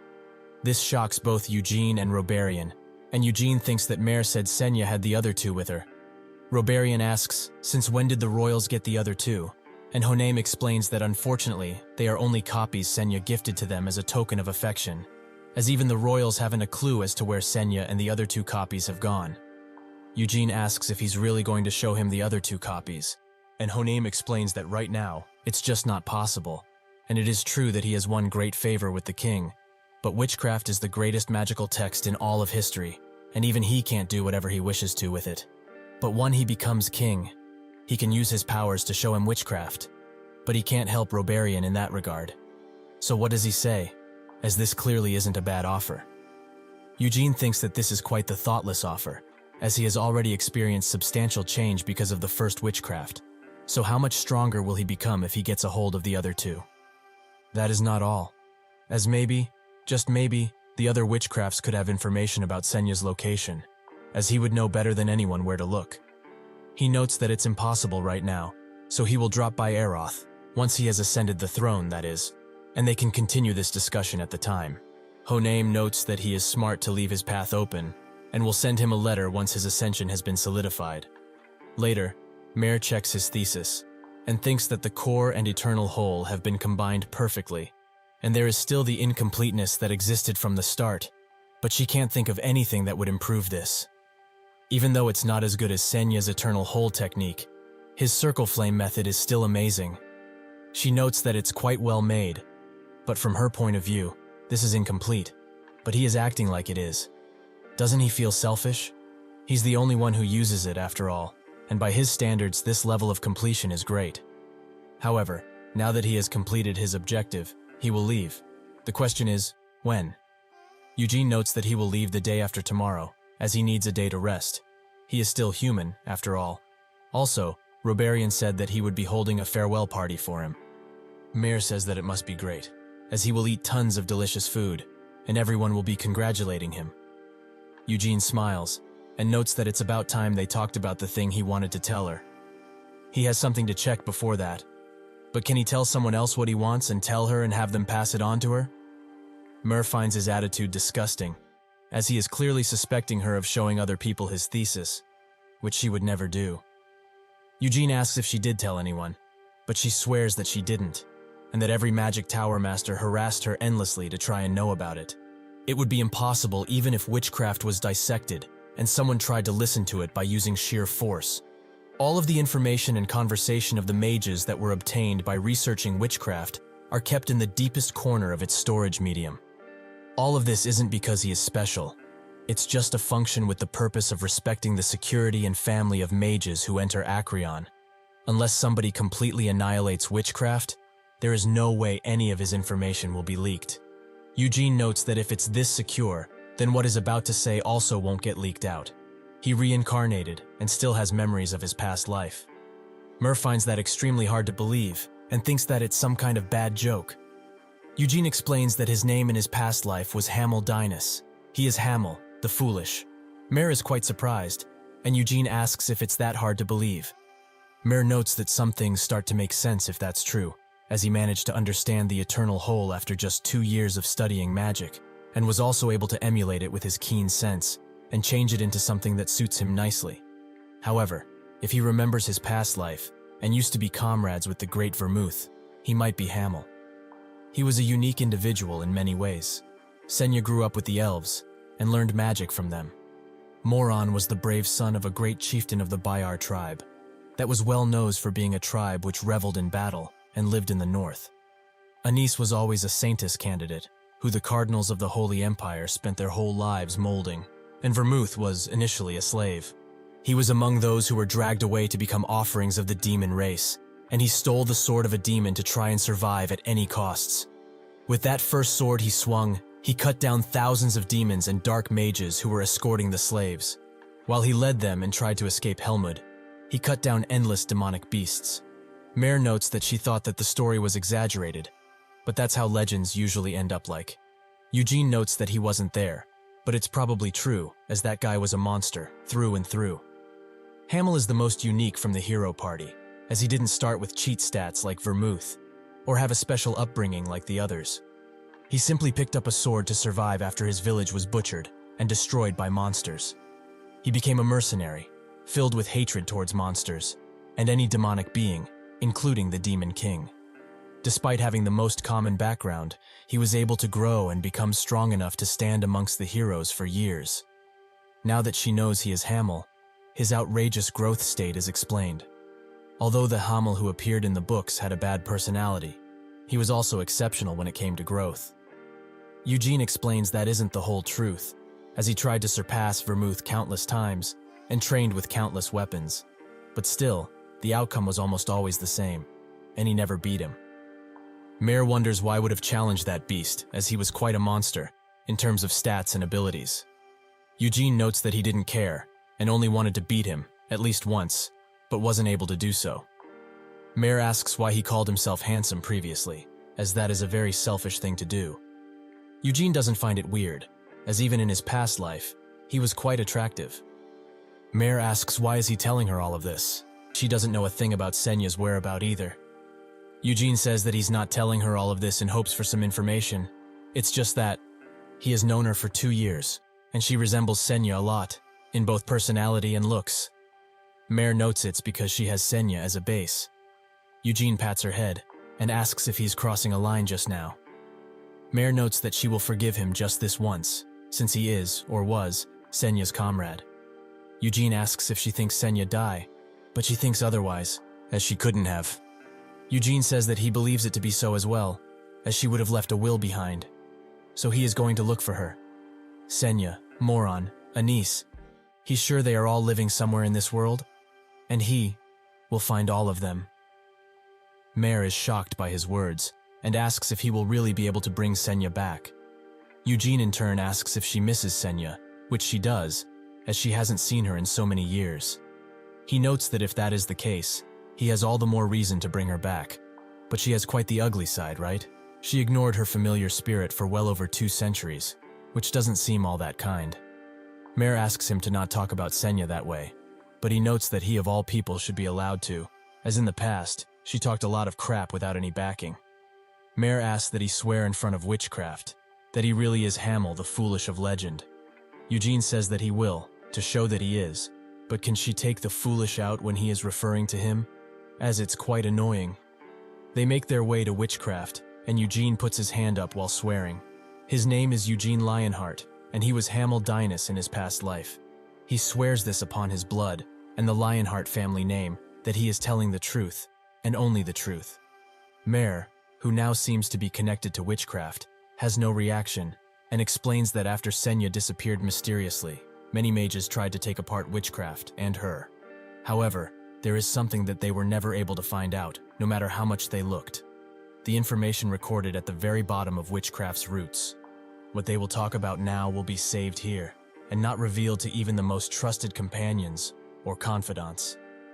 What she is about to speak right this moment is also something that is unknown to all of Aroth. There were signs before Senya went into retirement. Eugene is quite shocked by this, and asks her to explain further. Myrrh notes that after a week before Senya departed, she was on this very floor of Acreon with her. That's when, completely out of the blue, she fell to the floor and started to groan. When she asked what was wrong, Senya explains that she had this reaction because her familiar spirit had died. The same familiar spirit positioned at Hamel's grave. She said that somebody must have broken into his grave and was extremely angry, like she has never been before. Eugene is surprised that he had a grave in the first place, as he thought that his body was left to rot. Myrrh says that was the first time she heard about it, and not long after this revelation, Senya disappeared, and she hid the conversation within witchcraft, since it was something she didn't tell a single soul before vanishing. She just didn't want to put her in an even more difficult situation, in case that was something she shouldn't talk about at all. But since he is Hamel, her oldest comrade and friend, he deserves to know about it. Eugene notes that he never heard a single thing about his grave, as he thought that his body would have simply vanished because of Belial's curse, since a lich's curse destroys both body and soul. Mare says that yes, normally that is the case, but his soul was fine, and he reincarnated. That means that his body is also intact somewhere too. Eugene notes that if that really is the case, Senya really might have been involved in his reincarnation after all. Later that night, while walking on a lonely road, Eugene thinks that if Senya was really the one to dig him a grave, it would be hidden somewhere, and quite well.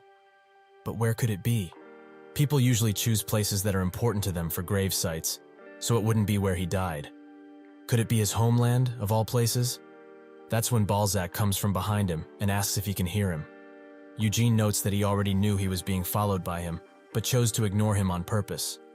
Balzac says that no matter what, he never seems to be in a good mood when he sees him. Does it have to do with him? Eugene instantly says yes, without any sense of holding back. Balzac explains that he came because he heard something about him, that he is leaving Aroth in order to go to Luhar and Nahama. He is quite worried about his safety, as the northern Luhar region is very close to Helmut. Eugene asks why that would be of any importance, and Balzac notes that he only means the Lionheart influence will not work there, as Luhar used to ban the entrance of demons and dark mages. But the royal family suddenly changed their minds 5 years ago. There are tons of demon species in Helmut, and some of them disobey their rightful master, the Demon King of Incarceration. However, the Demon King of Incarceration isn't the only Demon King inside of Helmut. Eugene asks if what he is saying is that the Demon King of Ruin is preparing for another grand war, but Balzac denies it. He explains that the Demon King of Ruin does not enjoy violence, and respects the great Demon King of Incarceration deeply. If he won't incite something, neither will the Demon King of Ruin. They have agreed to that. Eugene thinks about the situation, and notes that the Demon King of Ruin is most likely the strongest of the Demon Kings. He saw him a single time in his past life, but he is still not sure what he saw, to this day. In a wide, dark plain, a single color of sorts was moving. Nobody dared to suggest that they fight or try to kill the thing, and if Anise hadn't prayed for everyone to calm down, they would have all surely gone insane from the pressure. Balzac notes that, even if the Demon King of Incarceration is malevolent, and the Demon King of Ruin is silent, It doesn't mean that every demon follows the same rules. Demons, by nature, are violent creatures, and there are many amongst their ranks that are rather irritated by the centuries of peace. He finds it funny now that he is the one to say this, but demons aren't really the species made for peace. Eugene asks if he is saying that they could do something to him, despite the demon kings maintaining this peace. Balzac explains that a hefty number of them would certainly want to. This doesn't go just for the demons under his great king, but also for those who serve the demon king of ruin. They will do just about anything to break the silence of their silent king. There are also higher power demons that wish to be one of the new demon kings. Since there are only 2 of the 5 remaining, there are 3 empty positions. Duchess Isabella is one of the demons that yearns this position, and very much so. Eugene jokingly notes that they should just vote on it or something, but Balzac says that demons would just destroy the voting box if they didn't get the results they want. Eugene thinks about Isabella, which is the Night Witch Queen. Not an easy-to-get title. Can he really hope to beat a higher power demon with the skills he is currently holding? However, there is no guarantee to it, and winning might be impossible right now. He does intend to go to Luhar someday, but not yet, if that is the case. Eugene thanks him for the kind warning, and notes that he will be visiting Nahama first, and Luhar later. Balzac thinks about Nahama, and urges him to be careful when going to the deserts. Not because of the sandstorms or creatures, but because of Amelia Merwin. She was once a great dark mage, even before she signed a contract with the mighty demon king of incarceration. He allows him a ton of freedom, but that freedom is doubled for Amelia. If he were to ever come across her, he should hand her this.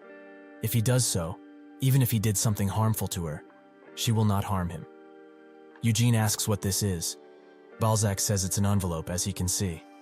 Eugene asks if he can open it, and Balzac allows him. He rips off the wax, and is surprised by what he finds inside. Nothing. He found nothing. Balzac explains that the contents of it are unimportant. What is important is that he possessed the letter he wrote personally. He snaps his fingers, and another envelope falls into Eugene's hands. Balzac notes that he can't do anything about the many unexpected dangers he meet while in Nahama, but he will be able to deal with Amelia's famous nasty temper. If he truly insists of going to Nahama, he should take this with him. Eugene asks what he wants in return for this, and Balzac says that he can't do anything about his disdain for dark mages, but he should take this as a small gesture of goodwill. Eugene takes no time in asking him if he swings the other way, which leaves Balzac speechless. Eugene explains that he is a little suspicious and always treats him well, so it's not like he is biased towards him, but it's a little burdensome for the Dark Tower Master to be this friendly. Balzac tells him to wait a bit, as he became quite flustered. He shouldn't misunderstand, as he simply wanted to build a close relationship, one human to another, not because of what he proposed. He excuses himself further, and Eugene notes that he will accept this graciously, since he already gave it to him and all.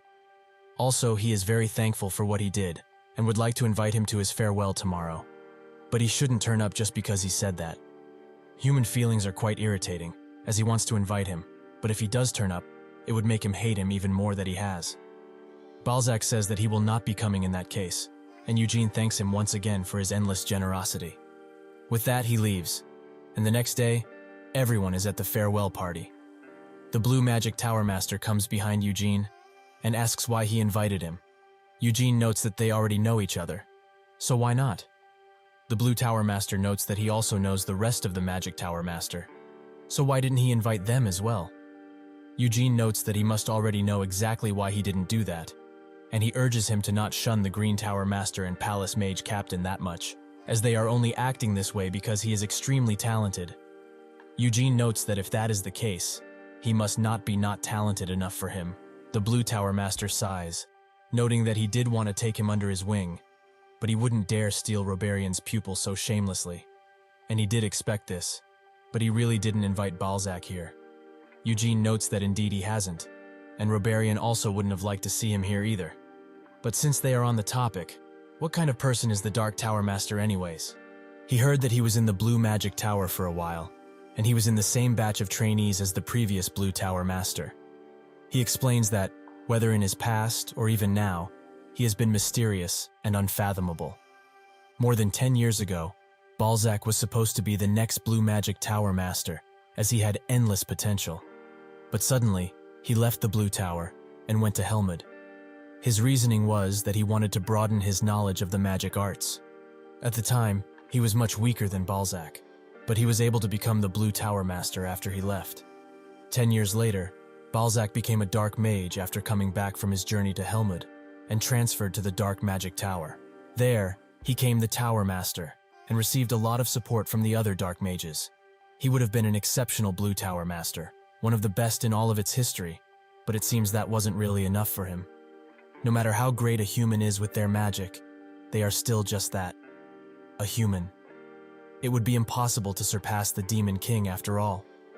He also heard that he is going to Nahama, so he will tell him a bit about it. The desert is quite unpleasant, so this isn't some great advice, so he should take it however he wishes. If he really insists on going there, he should hide the fact that he is a Lionheart. Eugene notes that Roberian also told him the same thing. The Blue Tower Master explains that these times are quite unsettling, as the assassins of Nahama, who operate in the darkest places, are said to be operating in the light these days. He highly doubts that they would actually mess with a Lionheart, but it would be best to avoid attention, as that would be the safest. Eugene notes that he will keep that in mind. With that, the party ends, and Eugene arrives at Nahama, geared up and ready to adventure. He thinks that this dark cape would draw a lot of attention in a scorching desert like this, but fortunately, it comes with transformation magic. It also resonates with the senses of its owner, so it's taking care of both external and internal body temperature. He checks the magic map Roberian gifted him, and notes that the coordinates on it are locked to where he is standing, and it tells him where he is, no matter where he is on this continent. Right now, he is at the west end of Nahama, and if he keeps going north, he will arrive at Turath shortly. He was going to look for his grave and visit his hometown first, which is on the border of Turath, but there is no need to do that now. For the last 300 years, while he was gone, the unnatural sandstorm slowly started to devour the nearby lands. So that's why his hometown, which was on the border of Turath, became part of the ever-changing desert. Turath is a small country, so they had no choice but to give up the territories that became desert. Following all of that, the areas that became part of the desert were subsequently called New Territories of Nahama. People can naturally invade like that too, but only idiots would think that the process of becoming part of the vast desert via the sandstorm wasn't artificially produced by the sand mages. When the Demon Kings rose 300 years ago, the demons and monsters went berserk. Nahama took advantage of this war and tried to invade Kiel, but they eventually failed because of Vermouth. He hated this country in his previous life, and it has been 300 years, but his feelings are the same. In that case, he will go find his tomb first, and he asks the others to wait just a bit longer. Senya, Anise, and Moron. He will find them. He is determined to do so. With that, he walks into the unknown, ready to face anything. A few desert people spot him walking the great desert, and one calls him an amazing individual. As usually, foreigners like him hire caravans or guards when they cross this vast desert, but he is on his own and doesn't even have a camel with him. Another perks up and says that perhaps it is a kind of ritual. They know that he is 19 and will become an adult next year. In their tribe's coming-of-age ritual, they send boys out of the tribe once they are of age. The man notes that even if he is right about this, why would someone from the famous Lionheart family come all of the way to the desert to do it? That he doesn't know, but besides that, all they need to do is obey orders, as he told them to make sure that the boy doesn't enter the Kajani desert. The man thinks that was the only order they were given, and although he doesn't know why, he is in no position to judge their master's decisions. The other man notes that the Lionhearts and the rumors they have are true, as that kid is extremely fast, even with him being unfamiliar with the desert terrain. Suddenly he spots something that upsets him and tells the man that he is coming this way, and quite rapidly at that. The man pulls up his binoculars to look, and indeed Eugene is running towards them, but how did he see them from so far away? He also spots the white lion mane, signaling that right now, Eugene is using the white flame method. He rushes through the desert like the wind, and the man thinks that he is coming way too fast for them to do anything, so they need to act now. However, this might be better for them. He commands everyone to pull out their weapons, as they are going to make him think they are bandits. They will steal a few valuables he has, and he might be on his way afterwards. They all do so, and Eugene thinks that their sneaking skills aren't great, so they can't be assassins. They look like travelers from just their clothing, but it's most likely a disguise. The leader of the group uses Sword Soul, which surprised Eugene. As if he can do that. He must be quite the skilled swordsman. This makes him smile. As for the past 2 years, he has only been working with the pan, more than the sword. It was fun to learn magic, true, but he liked to be physical much more. He pulls out his sword and clashes with the leader, which makes his hand tremble. He backs off, and the others rush in. They surround him, but Eugene just summons a few magic circles and eliminates the weaklings in only one strike. The leader is the only one left, and Eugene asks him 2 simple questions: who he is and why they are following him. The leader notes that they are just bandits, nothing more. Eugene says that if that is a case, Nahama is a really strong nation. Even the leader of some measly bandits can use Sword Soul. Then, a bandit group of 100 must be much stronger, and the nation must have soldiers that can take care of these bandits, so they also must be quite powerful. How amazing, as with such power, Nahama could unite the entire continent under one banner. The leader notes that they are just a little bit special, and Eugene tells him to stop screwing around, and be honest this time. But he doesn't really care if he doesn't want to say, as he will find the truth on his own eventually. The leader wonders if this guy is really of the Lionheart lineage, as he looks extremely young, but talks like a drunk mercenary. Plus, that bloodlust in his eyes is not something that a kid should have at his age. Suddenly, Eugene disappears and appears behind the leader. He notices and blocks the attack, and thinks that if his mana didn't break from the collision with Sword Soul, he must be using it too. Eugene creates a large dust shield around, which makes the man think that he will use the magic missiles again. So he creates a mana shield around him, but Eugene destroys it with just a few hits of the magic missile. The leader is extremely shocked by this, and Eugene comes out of the smoke, ready to deal the finishing blow. Just before Eugene can end the life of the group leader, with his blade being a few inches from his sleek neck, he backs away and smiles, seeming to be an insult. The leader wonders why he wanted to do that, as it is an extremely offensive thing for a swordsman. With newfound courage, or perhaps rage, he charges towards him. Eugene dodges all of his attacks, no matter how long or wide they might be, and also guards against some. He thinks that this is much better in terms of a fight, as this is the first time he is really fighting someone who has Sword Soul after his reincarnation.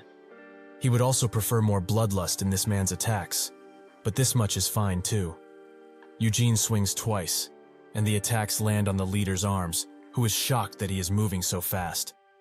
Even if he's been hit, the wounds aren't deep at all, so he can still move his arms.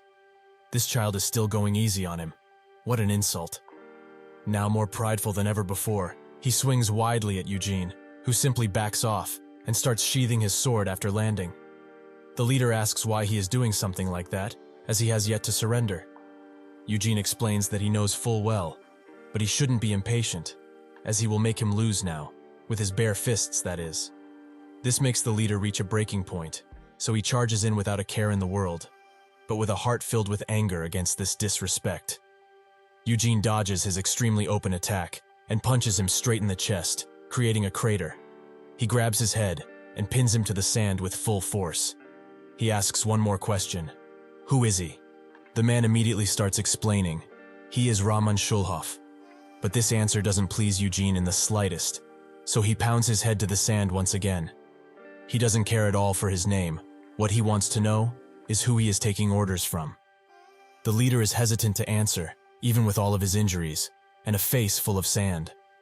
In retaliation, Eugene pounds his head into the sand again and again. Suddenly, one of the group members pleads with him to stop, as he will explain everything. Their master, the one who gave the order, is named Tyree al-Madani. The leader tries to stop him from saying anything else, but Eugene does the good old head in the sand trick and makes him stop talking. Eugene asks who that might be, and the member explains that Sir al-Madani is Kajitan's emir. Eugene thinks that Kajitan is a city that is places right beside the western gateway he came through, so that means that this bastard he is holding is a subordinate of this town's lord.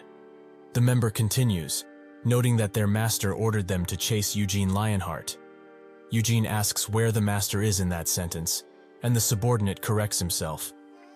Eugene also asks why he would order them to chase him like this, but the member notes that they didn't get all of the details either. All he told them is to make sure that he doesn't make it to Kayani. So, he should let their leader go now, as he has answered all that he can. Eugene does so, and thinks that Kajani is the name of the desert straight ahead from this place. 300 years ago, it was Hamel's homeland. But now, it's just the middle of the Kajani Desert. That particular desert was only recently formed, and is also the cause of all these sandstorms that have been eating away the land of Turath. Does that perhaps mean that the Sand Mage's base is in Kajani?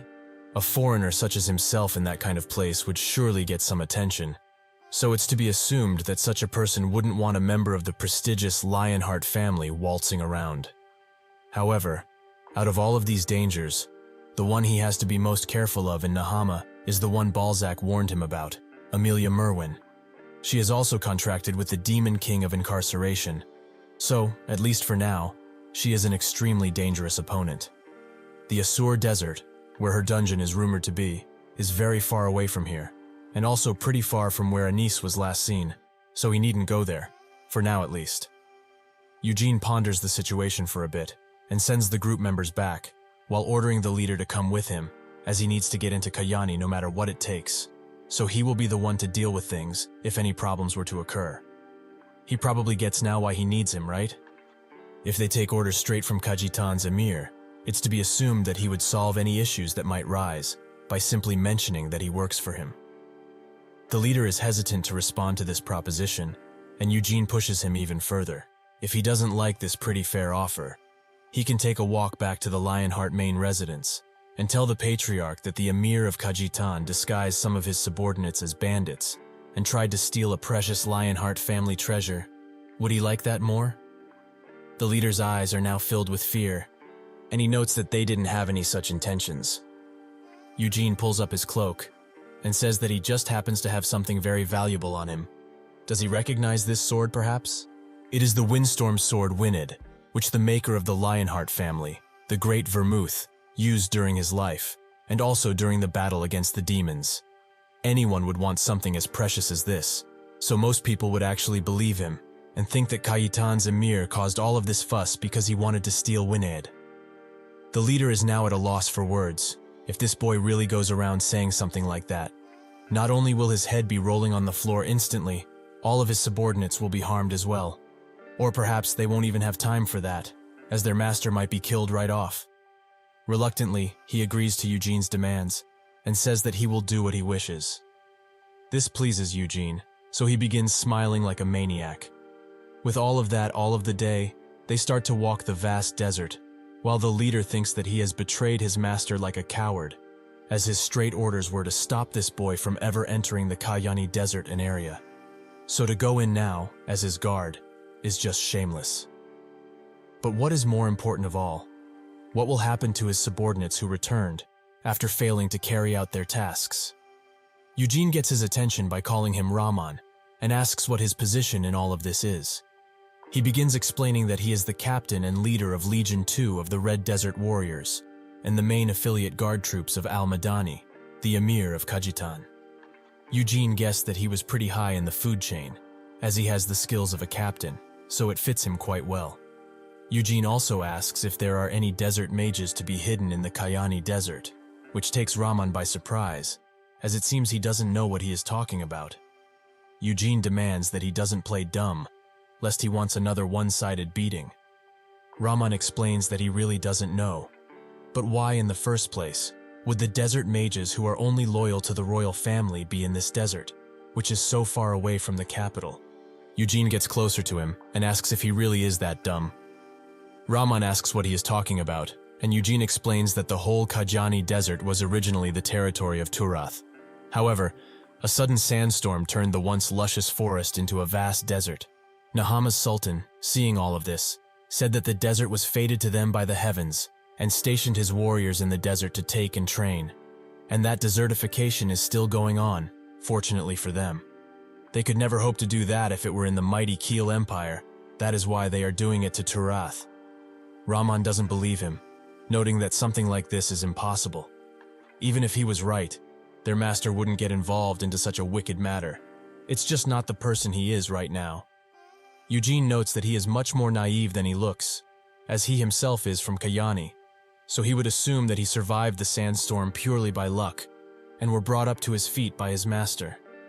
That must be why he doesn't want to ever believe that his nice and kind master could ever have anything to do with the sandstorm. Rahman doesn't know what to say about it, so Eugene urges him to at least keep this in mind, as he doesn't want to get in trouble with a foreign nation anyways, so he won't press further.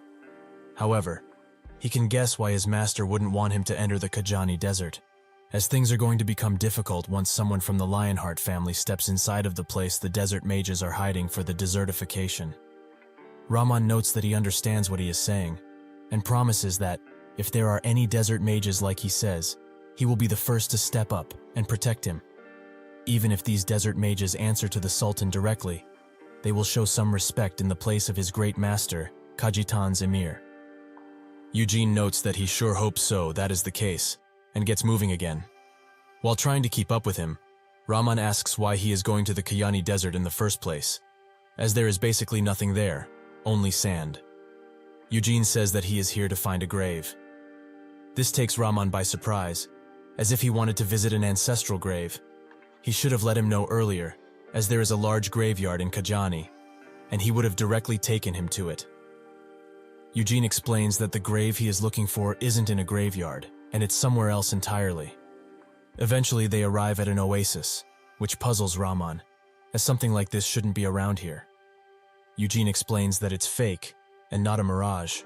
This one is purely illusion magic. Rahman notes that something like this is impossible. Why would anyone create a fake oasis around here using magic?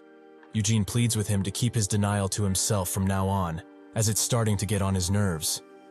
Oases like this one are very precious to travelers of these deserts, so when somebody sees one, they are bound to want to rest around here. Rahman wonders if this means that there are some people waiting to ambush them around here. Eugene takes a step forwards and notes that they will see about that. That's when a knife silently rises from the sand, and Rahman tries to warn Eugene, but he already noticed and jumps high in the air.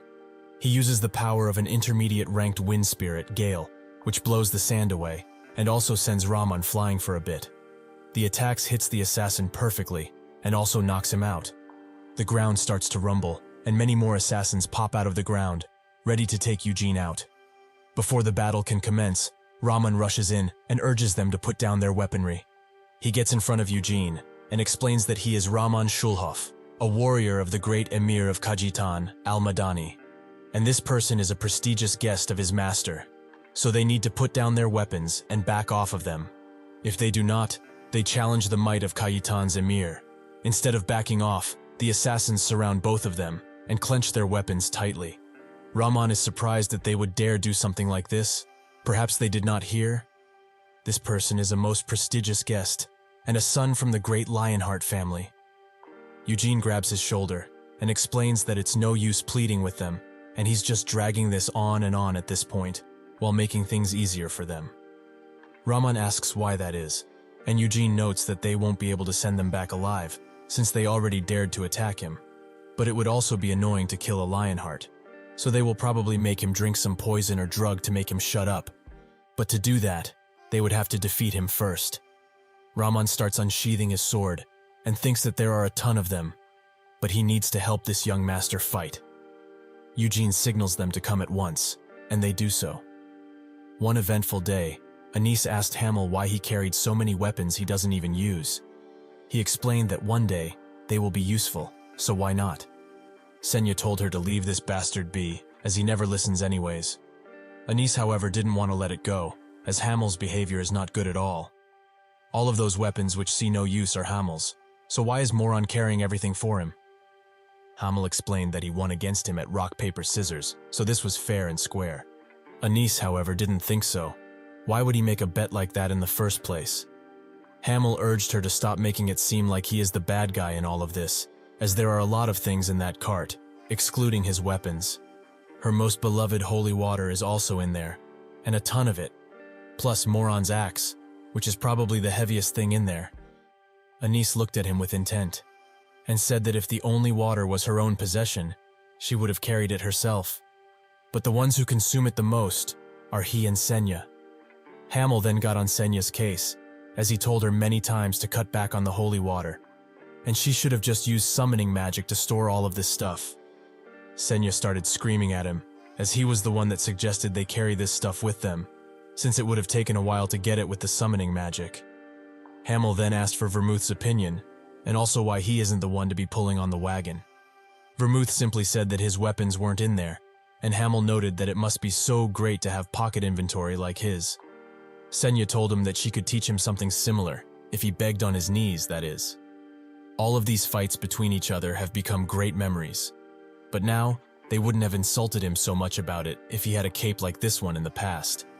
He pulls it open and summons 2 spears from it. He will do it like he did in his past life, like Hamel did. The assassins try to strike him, but Eugene jumps high into the air and throws a spear directly into the head of one, killing him instantly. Another tries to take advantage of this and strike, but Eugene notices him and dodges. This miss left him open to attack, and Eugene impales him with the spear, landing down while doing so. Another assassin tries to take him out from behind, but Eugene notices and swiftly moves behind him, cutting his head off with a clean strike. 2 other assassins pull up, and they try to take him from the side, but he throws a few knives with expert precision as he takes out 3 assassins. 2 others try to ambush him, but he uses 2 swords to defend himself and strike at the same time. In a dance of blade and weapons, he pulls out an axe to strike another and uses the sword to kill one that was coming for his head from above. He throws the axe into the head of an assassin while another hides behind. He jumps high into the air, but before he can even notice, Eugene hits him from behind with some magic, giving him the opportunity to cut his head off. More and more assassins come, and while Rahman watches as he overwhelms all of them, this causes him to start shaking, as he can't ever hope to help somehow. This child is just too powerful. Eugene summons all of his weapons, and shortly after, finishes the fight single-handedly. Rahman thinks that he didn't even try to use the most powerful tool in his arsenal, Wined. He only used magic for support. He is also extremely trained with various weapons. How amazing. He notes that he shouldn't have killed them all, but Eugene explains that assassins are trained to prioritize their mission above all else, so even if they cut up their arms and legs, they wouldn't hear a peep from them. He also tells Rahman that he can go back now, since these assassins didn't care at all for his authority or who his master was. So if he wants to, he can leave, as he has no reason to bring him along anymore. Rahman says that he can't go back like this, and Eugene asks why. Does he want to check if what they talked about earlier is true or not, perhaps? Rahman doesn't respond, and Eugene notes that him not talking isn't helping the situation. Rahman pleads with him to let him come, as he will not be a hindrance at all. He can promise at least that. Eugene tells him to do as he wishes, but he shouldn't expect him to help much. That's when the ground below them starts to rumble, so Eugene jumps high into the air. The corpses of the defeated assassins start disintegrating, and Eugene thinks that they were used as sacrifices for some summoning magic. Sure enough, a large hole starts forming in the ground, and Eugene feels that a ton of mana can be felt from it. Something seriously dangerous is about to appear. Eugene stands above the hole which is about to be created, and Rahman pleads with him to run, while the sand slowly but surely transforms into a tornado, one that could easily sweep him away. Rahman is quite puzzled by this occurrence, as even though sandstorms are expected in this area, it is very strange that one of such scale would appear basically out of thin air. Perhaps Eugene was right? That the sandstorms which are swallowing the homes of people are creating by sand mages? Like what happened to him, where he had to watch his dearest village be utterly destroyed, which at the time, broke him completely. This cannot be allowed to happen any further, and so, he valiantly charges into the sandstorm. He tries to slash the sandstorm with all of his might, trying to break its form, and perhaps destroy it. Unfortunately for him, even after this attack, the sandstorm stands untouched, and the slash which he has put in it slowly gets covered. Rahman is on his last legs now, thinking that now, there is nothing he can do. He's basically doomed. He also starts to sink even further in, and Eugene is still flying still. He is doing this because he can't escape the sandstorm using Gale's wind, as it would just try to suck him back in. So holding on like this is the best he can really do. Perhaps then, he should just use Blink and teleport out of this area. But now, he doesn't really want to, as something very big and perhaps even more dangerous is coming out of the sand.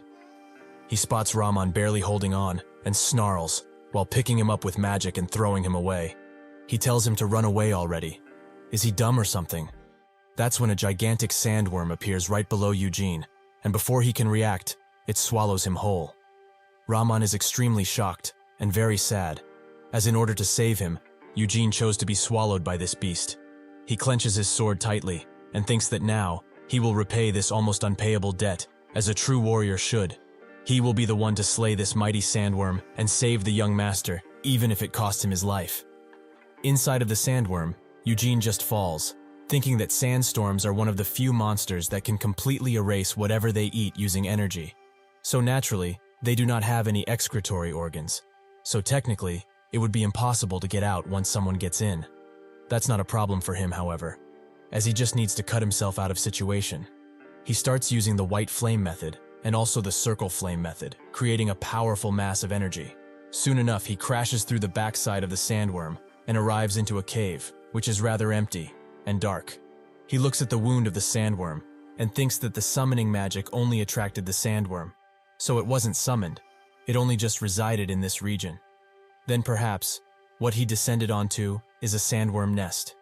When mages want to focus on some rather dangerous research and not expose themselves to others, they make things called dungeons. In this vast desert, the mages nicknamed sandworms dungeon makers. He remembers when Senya told him that sandworms naturally dig into the desert and create rather stable labyrinths. One can be created in around 10 days, and apparently, if left alone long enough, a sandworm will create a complex and deep underground dungeon. All a mage needs to do is slay the sandworm after getting the desired size, and use some reinforcement magic on the structure to ensure that the whole desert doesn't just drop on you. At the time, Hamel asked her if she is going to do the same thing too, which she found as an insult, as she has no need to hide herself into a creepy dungeon like that. Eugene pulls out his map and notices that there is a path among the countless entrances, and this dungeon might actually lead to where Hamel lived, his homeland. With newfound confidence, he moves forward. Rahman wakes up from his daze tied up by sand mages and demands to know where he is situated. One of them notes that it was rather amusing to see him charge in so foolishly against the sandworm. Did he really think that he could kill such a beast at his measly level? Well, that doesn't really matter now, as they have brought him in here to ask him a couple of easy questions.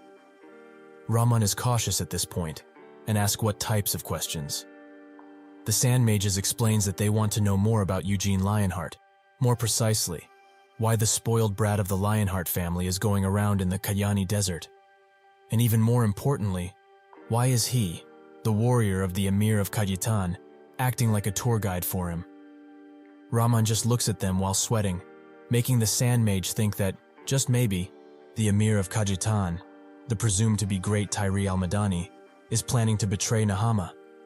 It is only natural that this is his first thought, as it is his sole duty to prevent people from entering this area, with his life if he has to. But now, his very own warrior is doing the exact opposite thing. How strange. Rahman asks them what they are doing in here, as the oasis above them was an illusion, and the sandstorm that came afterwards was most likely created by magic. Are all of this not their doing? The Sand Mage notes that he really doesn't understand the situation that he is in, it seems. He uses magic to twist his arms even further, and another mage explains that, in here, they are the ones that will be asking the questions, so all he needs to do is keep his mouth shut tight, for the sake of his master's honor at least. The other mage notes that, try as he might, he will die here no matter what. So, instead of an awfully painful death, shouldn't he wish for the peaceful one? He will ask him again, why is Eugene of the Lionheart family doing in Kayani? He clearly had a purpose since he entered Nahama, so the only conclusion they can really come to is that the Kayitan Emir is trying to betray the whole Nahama. Rahman thinks of his words, betray to be exact, making him come to the conclusion that his great leader, Al-Madani, was always a part of this scheme. He starts screaming at them, they are such petty creatures, using petty means to destroy the territory of another nation. They are the ones who should be protecting the royal family with their lives if they have to. So why are they all here? Were those sandstorms from above trying to also progress the desertification too? The mage explains that he is wrong about that, as in order to create a sandstorm large enough to cause such an event as desertification, they would need many more people, at least hundreds of professionally trained sand mages if not more. Rahman asks what their purpose for being here is, and the mage once again twists his arms, noting that they are in no way obligated to answer his silly questions. Why is Eugene Lionheart in Kayani? Rahman tells them that it doesn't matter anyways, as Eugene has already passed away, since he was swallowed by the sandworm they attracted. One of the mages says that perhaps it was better for him to die like this, since his life is basically worthless anyways. That's when start discussing something, about how one of them found the sandworm that swallowed Eugene, and also that it had a large hole in its backside. If potentially he broke out of there, they can't let him poke around this place, no matter what happens. They also have assassins roaming about, so he will be caught soon enough. This fills Rahman with hope, as maybe, just maybe, Eugene will rescue him. The mages discuss what to do with him once they have captured him, and one suggests that creating needless conflict with the Lionhearts is unwise, so they will just erase his memories and throw him out of Kajani. Or even better, they should act as his protectors, as they might receive some handsome rewards for their selfless actions, right? It's quite nice that he is not here, as he would have heard all of this. Unfortunately for them, Eugene appears right next to them and stares with his golden eyes. The mages are now on full alert, as they wonder what happened to the assassins that were roaming the halls. One of them uses detection magic to see further in, and finds out that all of them are lying in pools of their own blood and lifeless. The one who saw all of this thinks that the assassins were well acquainted with the maze, to the point that they would be able to go around with their eyes shut.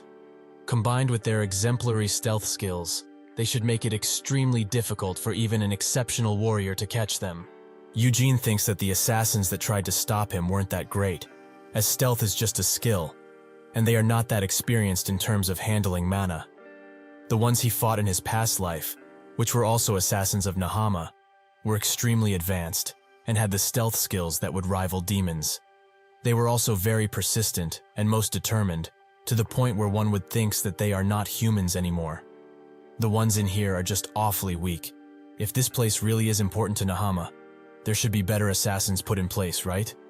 Is Nahama, or more importantly, its Sultan, not doing anything and lazing around? Rahman screams for him, making Eugene finally notice that he is also there and wonder why he is in this place, as he made it easy for him to run away previously.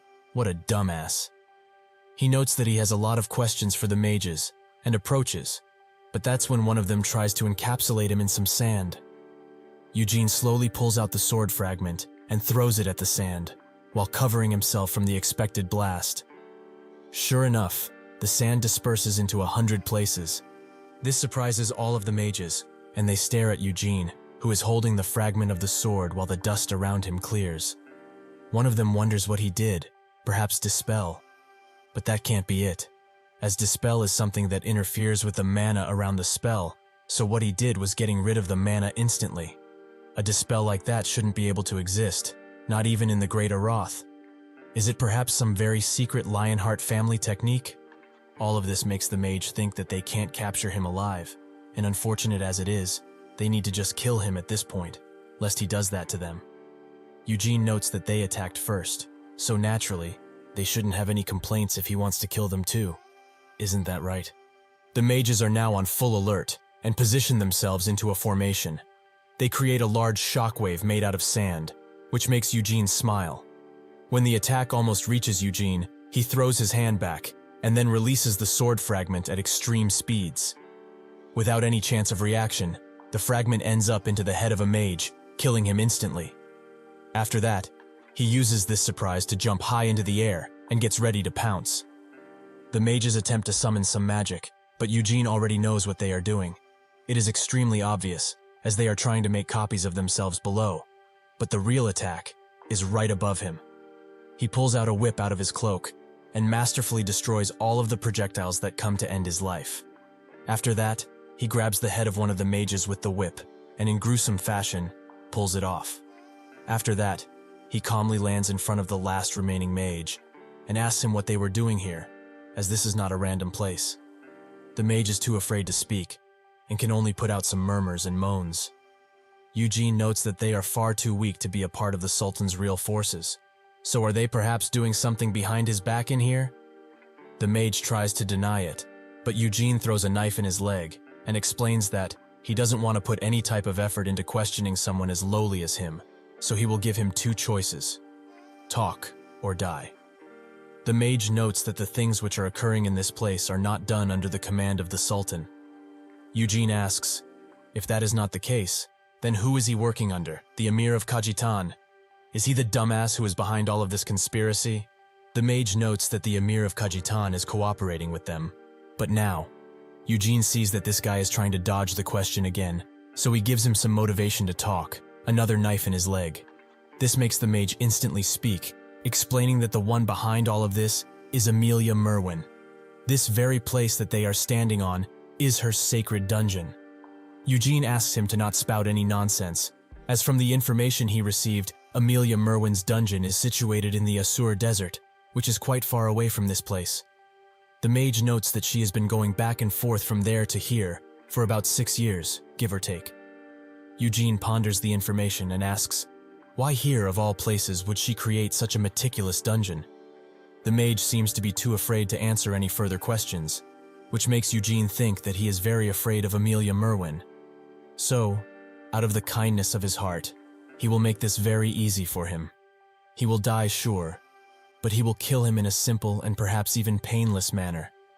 Amelia Merwin wouldn't let him die a peaceful death at all, but perhaps he already knows that. This scares the mage even further, to the point where his eyes become bloodshot, and so he starts explaining. This dungeon was created with the purpose of quickening the progress of the desertification, and there are many more dungeons like this one in the entire Kaijani dungeon. But this one was made around 10 years ago. Almost 6 years ago, the choice to expand this labyrinth-like dungeon was made, and they assumed it was because the underground was unstable and had cracked over time. But what they found was a gigantic gate deep underground. They tried to open the door to that place, but it didn't budge at all. And so, they asked Amelia Merwin for help. Eugene is satisfied enough with all of this information, and so kills him swiftly, as he has previously promised. With this, the restraints put on Rahman also come loose, and Eugene thinks that now the warriors around here being so weak doesn't surprise him. They are all positioned in places like this, under the direct command of Amelia Merwin, to remove any travelers who would dare approach. Rahman gets his attention and advises to get out of this place as quickly as possible, as if this is truly one of Amelia Merwin's Blackthorn dungeons. They are in extreme danger at all times. Eugene notes that they are already inside as it is, and the chances of Amelia Merwin suddenly popping up are low, as her true dungeon is in the Asur Desert. Rahman explains that, even with this, she could come back at any moment, as they do not know how she moves between them. Eugene in turn asks him, does he know what will happen if they leave this place? She will most likely be after him even then anyways, as she is adamant on killing anyone who dares invade her territories and make a mess. One way or another, they will bump into her at one point. He thinks that conflict with Amelia Merwin should be very avoided, but at this point, he doesn't have much of a choice. He looks at Rahman and asks him, why is he not running away? Because it is as he said, this place is quite dangerous. Rahman explains that he has saved his life twice already, and as a man, if Amelia Merwin comes back and tries to harm him in any way, he will fight with his life if it means to help him. Eugene notes that he doesn't have any real skills to speak of, so he should just go back where he came from and leave him alone already. Rahman refuses and is adamant on coming with him, as his warrior honor is at stake. Eugene uses Blink to teleport behind him and knocks him out cold, while lamenting having to do this, as he finds it quite annoying. With that, he leaves, while thinking about how the dungeon was expanded 6 years ago. He was 13 at the time, when he had to take the blood succession ritual. That is when he found Hamel's artifact in the treasury, and got it, as a reward for his performance. The labyrinth had existed for 10 years already, but some of it collapsed 6 years ago. If perhaps the magic that was sealing the grave disappeared, because he got the necklace, it means that witch, Amelia Merwin, had messed with his grave. Eventually, he finds the large hole that the mage talked about, and thinks that, almost certainly, this is where his grave is situated. Eugene jumps down using his Gale abilities, and eventually arrives at a sturdy metal door, which seems to be open. Eugene thinks that this is the door that the Sand Mage talked about, and Amelia Merwin surely must have been the one to open it. With no other feasible choice, he jumps down and spots that there are countless holes in the ground, and also in the walls, clearly signaling that there was a battle around here, a fierce one at that. Was it Senya, perhaps? He continues to walk through the halls, and eventually finds something that surprised him to his core. His grave, which notes as so. Hamel Dinus lived from 421 to 459. A piece of garbage, idiot, dumbass, and straight up annoying. But also brave, faithful, wise, and most importantly, great. This tombstone is in praise of him, who has sacrificed himself for their all of humanity and left much earlier than he should have. Eugene tries to hide his face and deny his emotions, but they get the better of him, and he starts crying uncontrollably. While he does that, he wonders why Senya didn't say all of these things about him while he was still alive, as he couldn't have seen this gravestone if he was dead. He continues to cry, perhaps from sadness, perhaps from gladness, or perhaps both. But eventually, he stops, and his eyes become puffy. He thinks that the fight that was fought in here must have been quite fierce, as this grave is basically in utter ruins. However, the statue and memorial stone were untouched and pristine. From his deduction, it seems that 200 years ago, Senya senses that the familiar spirit which was protecting this grave has died, and left Eroth to come protect Hamel's grave. That is when she fought the person who wanted to do something to the grave, most likely. Sure, Senya is strong. Always has been, really. But even more so after his demise. The wise Senya that he saw through witchcraft was someone that he could confidently say was the most powerful mage in the whole world, no questions asked. However, Senya seems to have been unable to win, as if she had won this battle. She wouldn't have just left this grave standing in ruins. She also didn't die in this dark place, as the illusion he saw in Eroth indicates that she is alive. She must have been gravely injured, and thus retreated someone to hide. But just who could injure her to that point? A demon, or perhaps even the Demon Kings. Maybe it was the Demon King of incarceration, or maybe the Demon King of ruin. Sitting around here and pondering this situation won't help further, so he needs to go and find Senya first, by looking around for a while, as there may still be some clues around here. While walking around, Eugene can't help but think about how his friends made this grave, and how they most likely bawled their eyes out while setting up the statue. Would have Vermouth cried then? Because he can't really imagine him crying. Even after they defeated a most thorough opponent, and everyone was celebrating the victory, Vermouth usually looked around at his injured friends and criticized himself. He said that he shouldn't have let them get injured, and done better. This bothered both Hamel and Anise, and mostly Hamel told him that he is also a human being, just like them, and can't do everything on his own. If he thinks he does, he should just go alone, right? At the time, Anise told Hamel to stop filling Vermouth's ear with nonsense, but Hamel noted that he also saw her expression when Vermouth said what he said, so he must have felt the same way. Anise told him that wasn't aimed towards Vermouth, but him, as she predicted that he was going to act like a baby.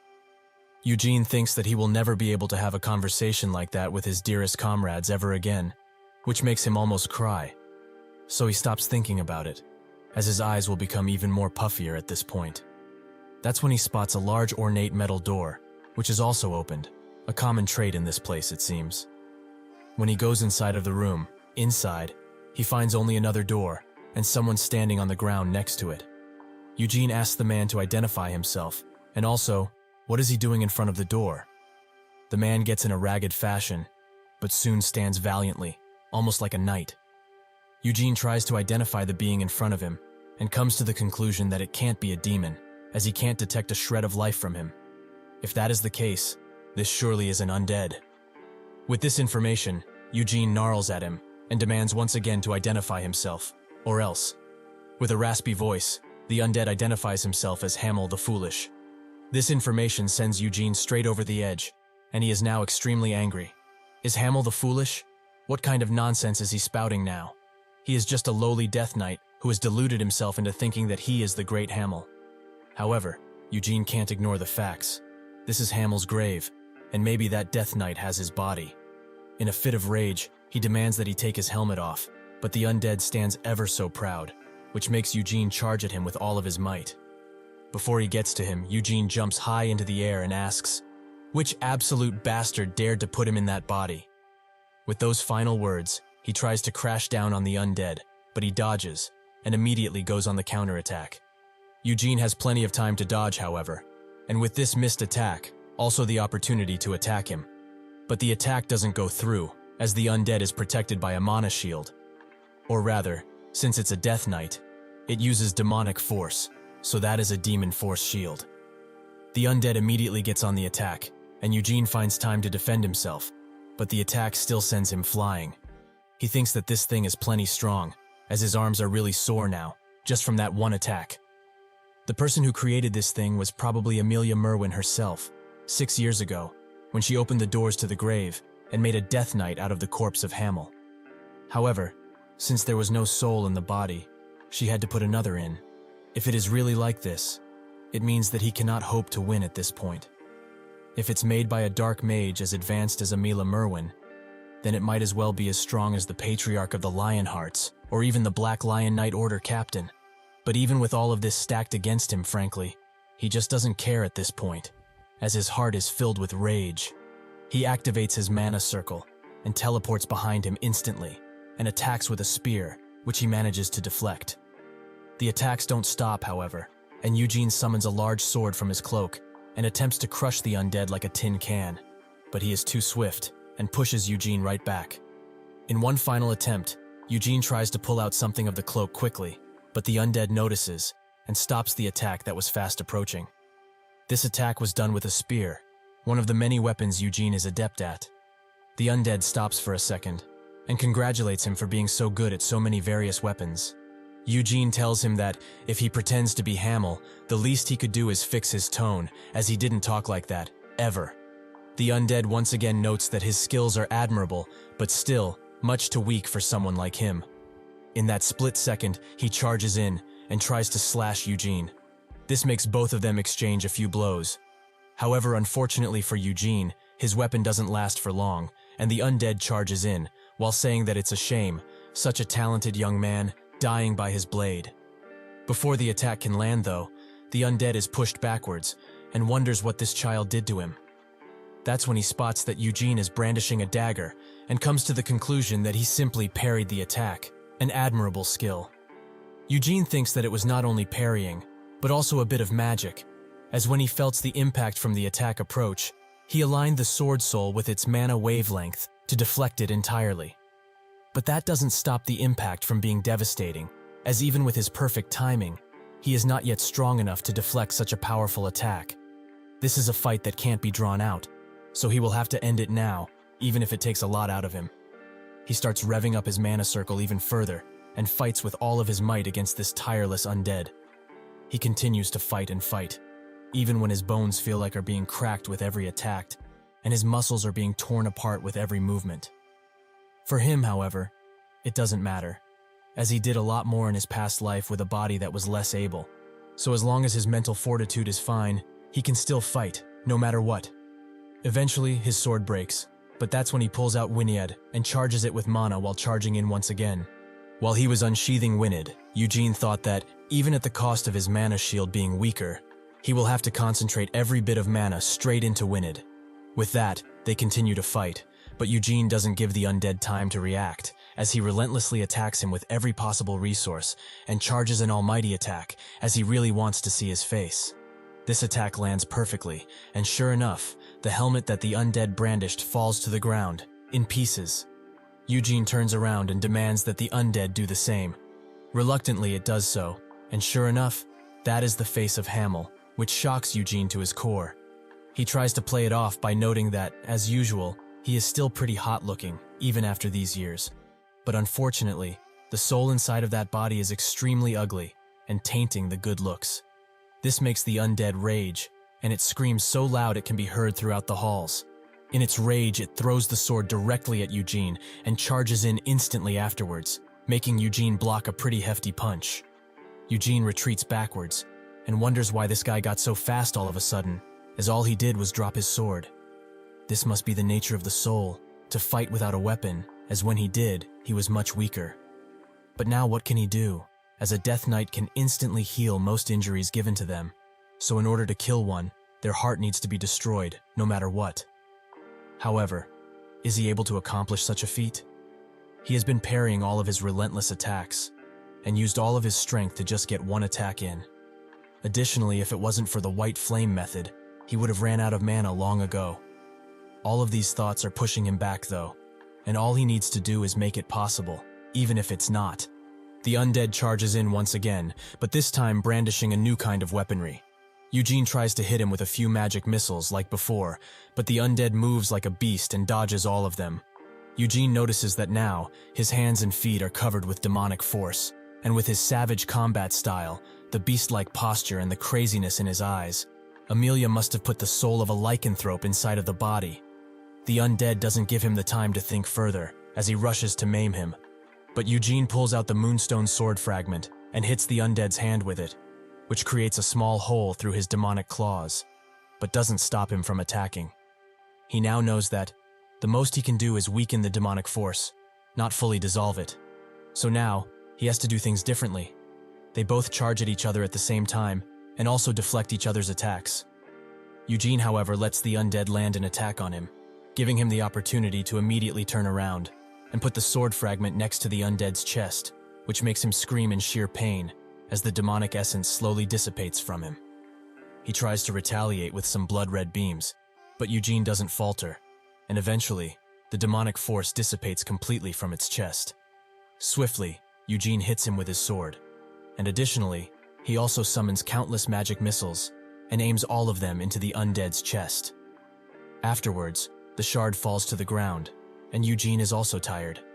He looks at the undead, which now has a gaping hole in its chest, and notes that if he always had that disgusting thing in his chest, he shouldn't have dared to call himself Hamel. Instead of a heart, the undead that possesses the body of Hamel has a large red marble that protrudes out of his chest a little. He immediately covers it up in shame, and Eugene points it out, clearly trying to mock him. This makes the undead rush in while screaming, and he bashes Eugene with his shoulder, a move that sends both of them flying into a wall. This makes Eugene spit out a lot of blood, but even still, the insults continue. He is just a fool that thinks of himself as Hamel, but in reality, he is only a mere death knight, and not even human, but a lycanthrope, a beast, with no rhyme or reason. The undead affirms to himself that he is indeed Hamel, as it is probably lost in terms of identity, and is clinging to anything at this point. Eugene flips him off, which enrages the undead even further, so it grabs both of Eugene's shoulders with its beast-like demonic arms, and slowly pushes him to the ground. This makes Eugene truly wonder, is he going to die in this place? But it's not over quite yet, as he can't just die a dog's death after getting another chance at life. His arm shakes as he thinks of a certain move, one that would leave him unable to move for a long while, so he can't miss, no matter what. However, if he will use it, winning is a certainty, as he can rip this lowly death knight into mere pieces, and even utterly destroy him, so that he can't regenerate further. The recoil of this move, though, will incapacitate him instantly, and hurt a lot. There is no other choice but to do it, as he doesn't have the stats to go one-on-one with a death knight, but if he uses that, it will be his victory. He has no choice, but to use the ultimate skills of Hamel. Ignition. That's when, in an unexpected turn of events, Raman approaches the scene and watches in horror as Eugene is being pushed towards the ground. Eugene looks at him and wonders what this blubbering fool is doing here, as he knocked him out specifically so that he could escape this place. Raman unsheathes his sword and demands the beast to get away from the young master. With no other choice, the undead throws Eugene into a nearby wall. This allows Raman to charge in using Sword Soul, but the moment the sword makes contact with the demonic barrier, it shatters into hundreds of pieces, leaving Raman defenseless and at the undead's mercy. He tells Eugene to run, while he tries his best to keep him in place for as long as possible. Eugene smiles and asks what he's going to do, as that undead has him firmly in his grasp. Raman is surprised that he can so casually laugh in a situation so dire, but it shows that he is truly an amazing man and an even better person. The undead, seeing him smile, is enraged, so he throws the lowly Raman at him, which makes Eugene crash into a wall once again, something he now probably has to get used to at this point. Raman helps him get up, and notes once again that he will make an opportunity for him to get away, so he should do so when he does. Eugene tells him that there is no need for that, as there is a door right behind them, one that might hold something important. The undead explains that the door cannot be opened, as he tried, but nobody can. Eugene says that what he just said makes him want to open it even more, and thinks that if he has to use ignition, he will. But first, he needs to check what is behind these doors. This is Hamel's grave, and he is Hamel, in soul at least. If Senya, or perhaps someone else, intended for this reincarnation of his, then this door that cannot be opened is meant for the owner of the grave, naturally. Sure enough, the door slowly opens, and before the undead can react, it sucks both Raman and Eugene in, and immediately closes. Raman tries to analyze the room, but Eugene immediately knocks him out, which to him is a mercy, as he could have just killed him because of how annoying he is. That's when he notices something that makes his eyes widen, and wonders why that Vermouth bastard left the sword here. 300 years ago, while on their quest, in Helmut, near the Demon King of Slaughter's castle, after the party decisively won against him, they were looking for any remaining subordinates, and ended up finding a stairway that led underground. Deep within, they find ancient relics, which could not be analyzed, as they were extremely ancient. Even Senya couldn't fully analyze them, and could only assume that he was from the age of myth. However, in the innermost location, they found the ever-so-powerful Moonlight Sword. At first, Hamel was the one to try and pick it up, as he broke a lot of weapons while fighting the Demon King of Slaughter, so he needed new weaponry. Unfortunately for him, however, he couldn't take the sword, because as soon as he approached it, he fell to his knees and immediately started to spew blood. In the end, the sword came into the possession of Vermouth, but he wonders now, leaving this sword here, is it some type of condolences for him? This is nothing to scoff at, that's for sure. The Moonlight Sword sure has a simple name, but it does the job, and it fits quite nicely. When Vermouth got a hold of this sword, he no longer used the sacred sword, but that was a given. The Moonlight Sword, even with its rather simplistic appearance, was much, much stronger than the sacred sword. Eugene stares at the moon symbol above it. When they first saw the Moonlight Sword, that symbol was a full moon, beautifully bright. But now, it's a crescent moon. Perhaps it is in a weakened state. Eugene tries to find the fragment he has, thinking that it might react to the sword. But that's when he remembers that he bashed the chest of the undead earlier and never managed to get it back. This makes him wonder why Vermouth left the sword here. Perhaps because he wanted it? That idiotic bastard. What would be the point of giving it to him after he died? Well, this is no time to get all sentimental, as in this room, there is only the Moonlight Sword, so if he leaves this place, he has to fight that creature once again, which is quite an insane venture. However, the undead isn't his only problem, as Amelia Merwin could return at any moment, so he needs to quickly get rid of the undead and bolt out of this place as fast as he can. He approaches the Moonlight Sword slowly and notes that he doesn't know what kind of idea Vermouth had to put the sword in his resting place. But realistically, there is only one reason it is here. To let him finally have it, right? In his past life as Hamel, he couldn't hope to touch this sword, but he reincarnated as a descendant of Vermouth, so it might be enough to hold it. Even if he can't, he has to, as Vermouth gave it to him. He reaches for the sword slowly, but he just barely touches the light that emanates from it, and his lungs start to feel heavy, and his mana is screaming at him to get out of this place. With no other option, he uses the white flame method to reach even further to it. Eugene thinks that it is incomparable to what he first tried to grab in his past life, so the story about the sword shattering into pieces was true. Eventually, he manages to grab the sword, but he gets pushed backwards almost instantly, with the sword still in his hand. Eugene is glad that he actually managed to get it this time, and gets up, as he has to remove its sheath. When he does, he is disappointed, but not surprised, as he finds no blade attached to the hilt, because the sword broke into pieces.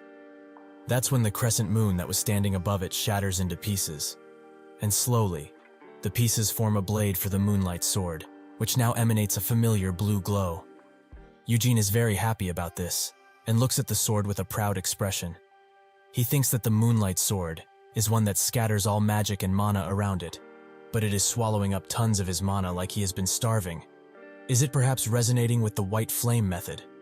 Additionally, due to the amount of mana this sword consumes, he can't use it at the moment, but he certainly has enough mana for it after he rests. He puts it in his cloak and notes that this sword is lowly, but also extremely nice, as even after it broke into 1,000 pieces, it is still powerful. With this new weapon, he won't need to use ignition. He will be able to slay the Death Knight with ease now. One last thing he has to do before leaving the room is check the casket. He does so, and sure enough, there is no body in sight, but he finds something else, some writing on the casket. Perhaps one day, they will meet once again, the world that they have both hoped for.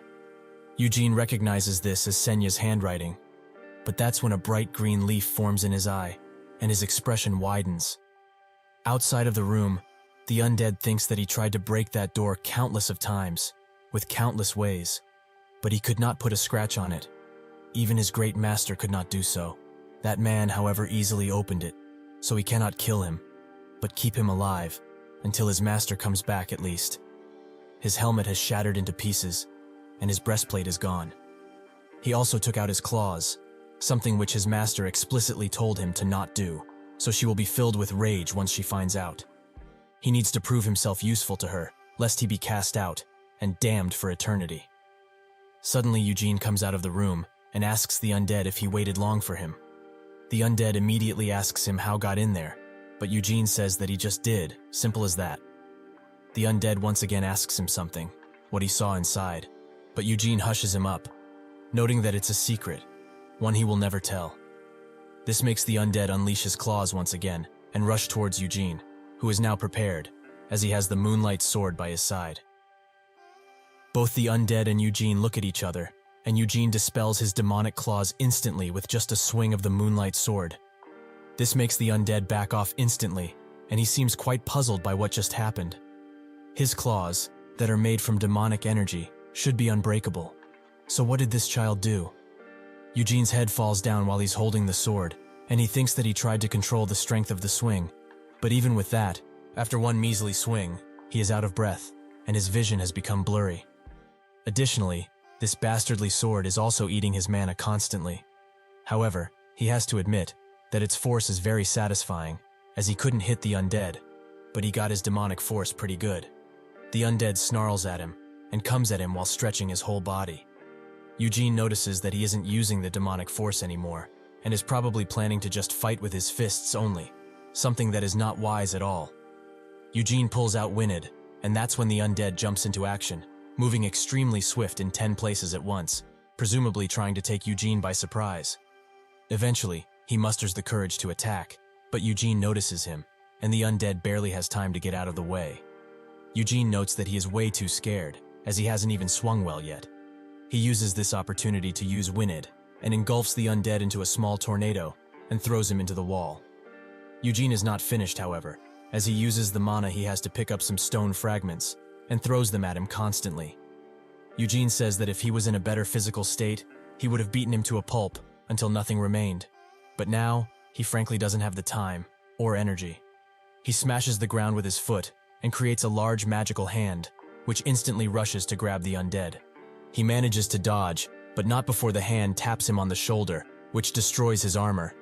He notices, and he seems to have had enough, as he unleashes a mighty scream and summons a different kind of demonic energy, one much more red and vicious.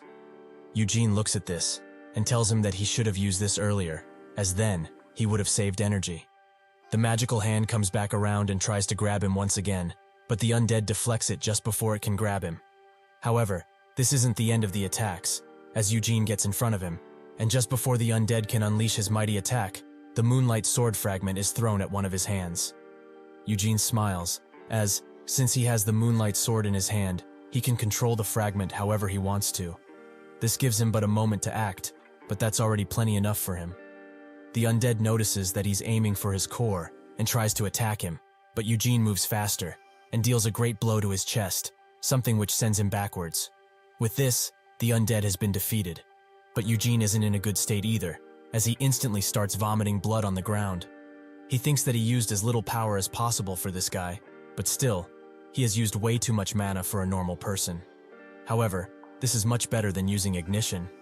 Additionally, now that he has no mana left, the moonlight sword is gone, for now at least. He puts it in his cloak and approaches the undead, seeing that still, the core did not fully break, which means that the undead isn't quite dead yet. Eugene gnarls and feels very shitty about the whole situation, as this This is just an insult to the dead. That scamp really dared to break into his own grave and make a death knight out of his body? No matter, he needs to destroy the core, take Raman, and just get out while he can. Before the sword can fully reach the core, however, Eugene is frozen in place, as he can't move, almost as if an invisible power is tying him down. He smiles, as he knows who has just arrived, Amelia Merwin herself. She stands behind Eugene, who can't move a single muscle on his body, and can only use his mouth to speak. He is sure that he is able to speak, only because she allowed it. He asks to talk face to face at least, but she notes that now, she's just wondering what to do with him. She does have a few good ideas, but her favorite must be this one. She will be dragging him to the surface and throwing him into the hot, arid sand. Naturally, that couldn't possibly kill him, so she will make sure that his head is above the surface, so that he is able to take air into those lungs of his. After that, she will force his eyes and mouth to stay open, and due to the dry and hot area, his eyes will crack into pieces, and his tongue will become like dried up wood. After he has experienced that, he will become a scarecrow of the desert, as she will destroy his legs and twist them into one long string. Additionally, she will stick a few thin metal pieces into each of his fingers, something which might be too painful for someone like him. Suddenly, Eugene's body moves on his own, and he gets up. Amelia continues. Front the tips of his fingers, into his arms, across his broad shoulders, and his other fingers, so that he can keep his arms spread open, like a good scarecrow should. His eyes will already be broken by then, so he will not be able to see what is happening around him, but he will be able to feel it, that aching pain, the metal slowly becoming a part of him. Unfortunately for him, she won't be able to dull his pain, but at this point, she wouldn't want to. Eugene says that he will die from the shock by that point, but Amelia tells him that he won't, as she won't let him. That is how he is going to become a scarecrow for this part of the desert, for a very, very long while, until she is tired of seeing him like that at least. Finally, she asks if he knows who she is, and Eugene answers, she is Amelia Merwin. Amelia notes that he is correct. She is the desert's dungeon master, the Black Thorn, the Death Answer, that is her, in her entirety. She notices that he managed to break her pet. Granted, it was a rather useless being, but it was still hers, and only she can do whatever she wants to it, since she is the owner, be it torture, breaking, or killing it. Eugene notes that she has a rather gross and ugly pet. Why didn't she bathe it at least? Amelia smacks him across the head with her staff instantly, something which sends him back. She tells him that the only person who can say those things about her pet is only herself, as she is the owner. Eugene spits out some blood, but gets up on his own, as the spell seemed to be broken, so he might have a chance at an attack. He can't delude himself like this, however, as Amelia is on a whole another level, and he couldn't hope to kill her, even if he has time to use ignition. He did not want to use Balzac's letter, but now, he doesn't have much of a choice. He asks if she knows about Balzac Ludbeth, which makes her stare at him with an inquisitive stare. She does, but she doesn't seem to know why he is bringing up his name so suddenly. Eugene explains that he knows him personally, and he wrote him a letter to give to her if he were to ever come across her. He throws the letter into one of her hands, and she notices that indeed, he is speaking the truth, as this seal is Balzac's. But why would he write a letter for someone as puny as him? Does he even know what this letter means? Eugene says that Balzac told him, if he hands this to her, she would let him go, no matter what he did. Amelia explains that it's a little bit different from that, as long time ago, Balzac helped her with something. As payment, she promised to him a single favor, no matter what it be.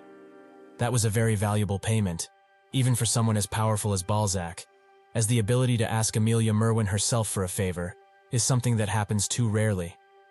However, for entire decades, he did not ask her for a single thing, so he gets what she's insinuating, right?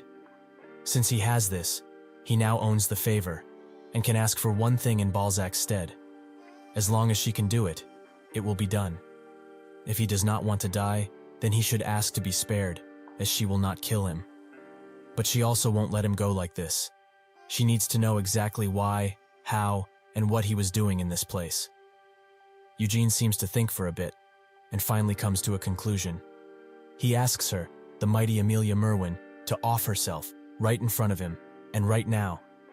This makes Amelia smile, as she previously told him that it would be anything as long as she can do it, and that she cannot do. Since it has come to this, she will be giving him two choices. If he doesn't want to talk at all, she will respect his decision and will kill him. However, if he wants to live, then she will let him. But he needs to tell her about everything that she wants to know. These two choices surprise Eugene, and she explains that he shouldn't worry, as she is not going to cripple him like she originally planned. And even if he chooses death, she won't torture him, as she plenty of ways to get him to talk. He has become an interesting subject for her. How did he get here? A place that not even the Sultan of this desert knows about. Only the desert mages here know of this place, so perhaps there was a rat amongst them who worked with him. That shouldn't have happened, but it doesn't matter now. Eugene wonders what to do, as if he asks for his life. She will get a confession out of him, no matter how he puts it. If she doesn't need to torture him for answers, she will use dark magic to get her answers, and at her level, he can't hope to resist against it. Amelia notes that he is thinking for a long time, so should she interpret this hesitation as his answer? Eugene thinks that another option is to use ignition and try to run, but she will most likely use the binding spell once again, so that's not a good plan. She says that she has become bored of waiting, so she will give him to the count of 3. That will be the allotted time to answer. 1. Eugene wonders if he should tell her about him being a Lionheart, but this fucking dark mage wouldn't even respect that name. 2. Should he just be honest about all of it? Tell her that he opened the door she couldn't, and found the moonlight sword within. But that's not great either, as even if she will spare his life, she will certainly take his sword. Before Amelia can count to 3, she stops and looks behind her, as the undead has risen. Eugene notices that he has an entirely different aura, that disgusting feeling. He knows it all too well. Amelia instantly bows down, and she asks, "What brings the mighty and benevolent demon king of incarceration in this most disgusting place?" He looks directly into Eugene's direction, and explains that he saw him through the eyes of Balzac before. Did he perhaps come to offer flowers to one of his ancestors' dearest friends? He is sure that he can see for himself, that the owner of this grave is Hamel, who was called the Foolish, but he was definitely not that. He was a strong and talented warrior, and also Vermouth's best friend. Eugene wonders what the hell he is talking about, but he's also annoyed that this thing is talking about Vermouth so casually. The Demon King of Incarceration notes that he knows all too well why he would consider him an enemy, but he and Vermouth have genuinely understood each other and built a real relationship. However, to enforce something that happened 300 years ago on a Descendant is rather silly of him. He respects the Lionhearts out of the friendship he had with the great Vermouth, but he will not demand respect from him. Now, he speaks directly to him. After Vermouth, for 300 years, he has seen a ton of Lionhearts come and go, but he believes that he is the only one, out of all of those, that is most like Vermouth. Amelia analyzes Eugene, and sure enough he seems to be a Lionheart, as he has all of the traits. She also notes that she didn't expect to see the great king in such a pitiful place, in the vessel of a puny death knight. So, he should tell her already. How is she supposed to take all of this into account? The Demon King of Incarceration notes that it's up to her, but she then asks, did he only come here to defend the cub of that bad lion? The Demon King of Incarceration notes that it is his friend's descendant, so he had to. Amelia says that this is no reason to oppress her freedoms, which he is supposed to respect fully. The Demon King of Incarceration explains that Vermouth is dead, has been for a long time, but his bloodline continues to live on, and especially this Eugene fellow, as he can see Vermouth in him. She should not take this the wrong way, as he still endears and respects her, but not as much as the great Vermouth. Amelia asks how he can respect someone who has been dead for so long, more than someone who is alive right now. She tries to get up, but the Demon King pushes her down instantly, which takes her by surprise. She looks at him with a rage-fueled expression, and the Demon King of Incarceration says that her freedom cannot possibly transcend her respect for him. Previously, he has respected her freedom to do whatever she wishes to in Hamel's grave, and he still does. But if she truly wishes to harm Vermouth's descendant, he cannot accept that, for now at least. Eugene notices what he just said, and asks, what does he mean by "for now"? Amelia tells him to be more polite to the great king, as his arrogance is showing. The Demon King of Incarceration explains that 300 years ago, he made a promise with Vermouth, as he knows, and 300 years is a long time for humans. For all of those years, he has shown courtesy and generosity to Vermouth's descendants. He accepted it as fact that they did not show him the same kind of generosity and respect. However, he cannot have people think that it is an obligation to be nice to them. He is the Demon King of Incarceration, ruler of countless demons, and Helmut's king. Eugene starts shaking uncontrollably, as even this talking is making him tremble, and his heart tightens in his chest. The Demon King continues. Naturally, with freedom comes a sense of responsibility, as without it, freedom is just self-indulgence, something which he is not keen of. So, by his command, he will relay what he is saying not to all the Lionhearts. If they will not muster enough courage to respect him, he will no longer be giving them the respect he has up until now. Eugene sees clear as day that this is a warning, and asks, why is he telling him this now, after 300 years of silence? The Demon King of Incarceration explains that his ancestor made a promise, but the payment was freedom, however. That promise is coming to a close. The wheel that Vermouth has stopped for so long is about to begin turning once again. There will be a need for another promise, one day. So who will be able to make that promise in Vermouth's stead, and stops that wheel from turning once again? Eugene asks what the promise was, and the Demon King looks at him for a second, before grinning widely. He does not have the right to know that, since he is not Vermouth, but only a foolish lion. His existence, or rather his very soul, all of this, was because of Vermouth's promise, that he could be born 300 years later. Eugene is extremely shocked by this revelation, and his pendant glows.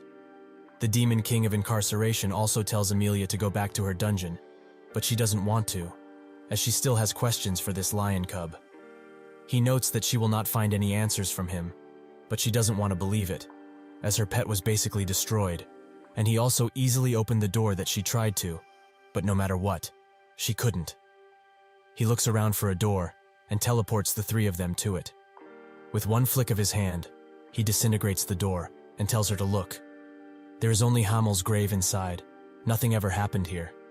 Amelia knows all too well that now, he just basically told her to stand down, or else. Amelia asks if he likes the vessel he is wearing now, as she will give it to him if he does.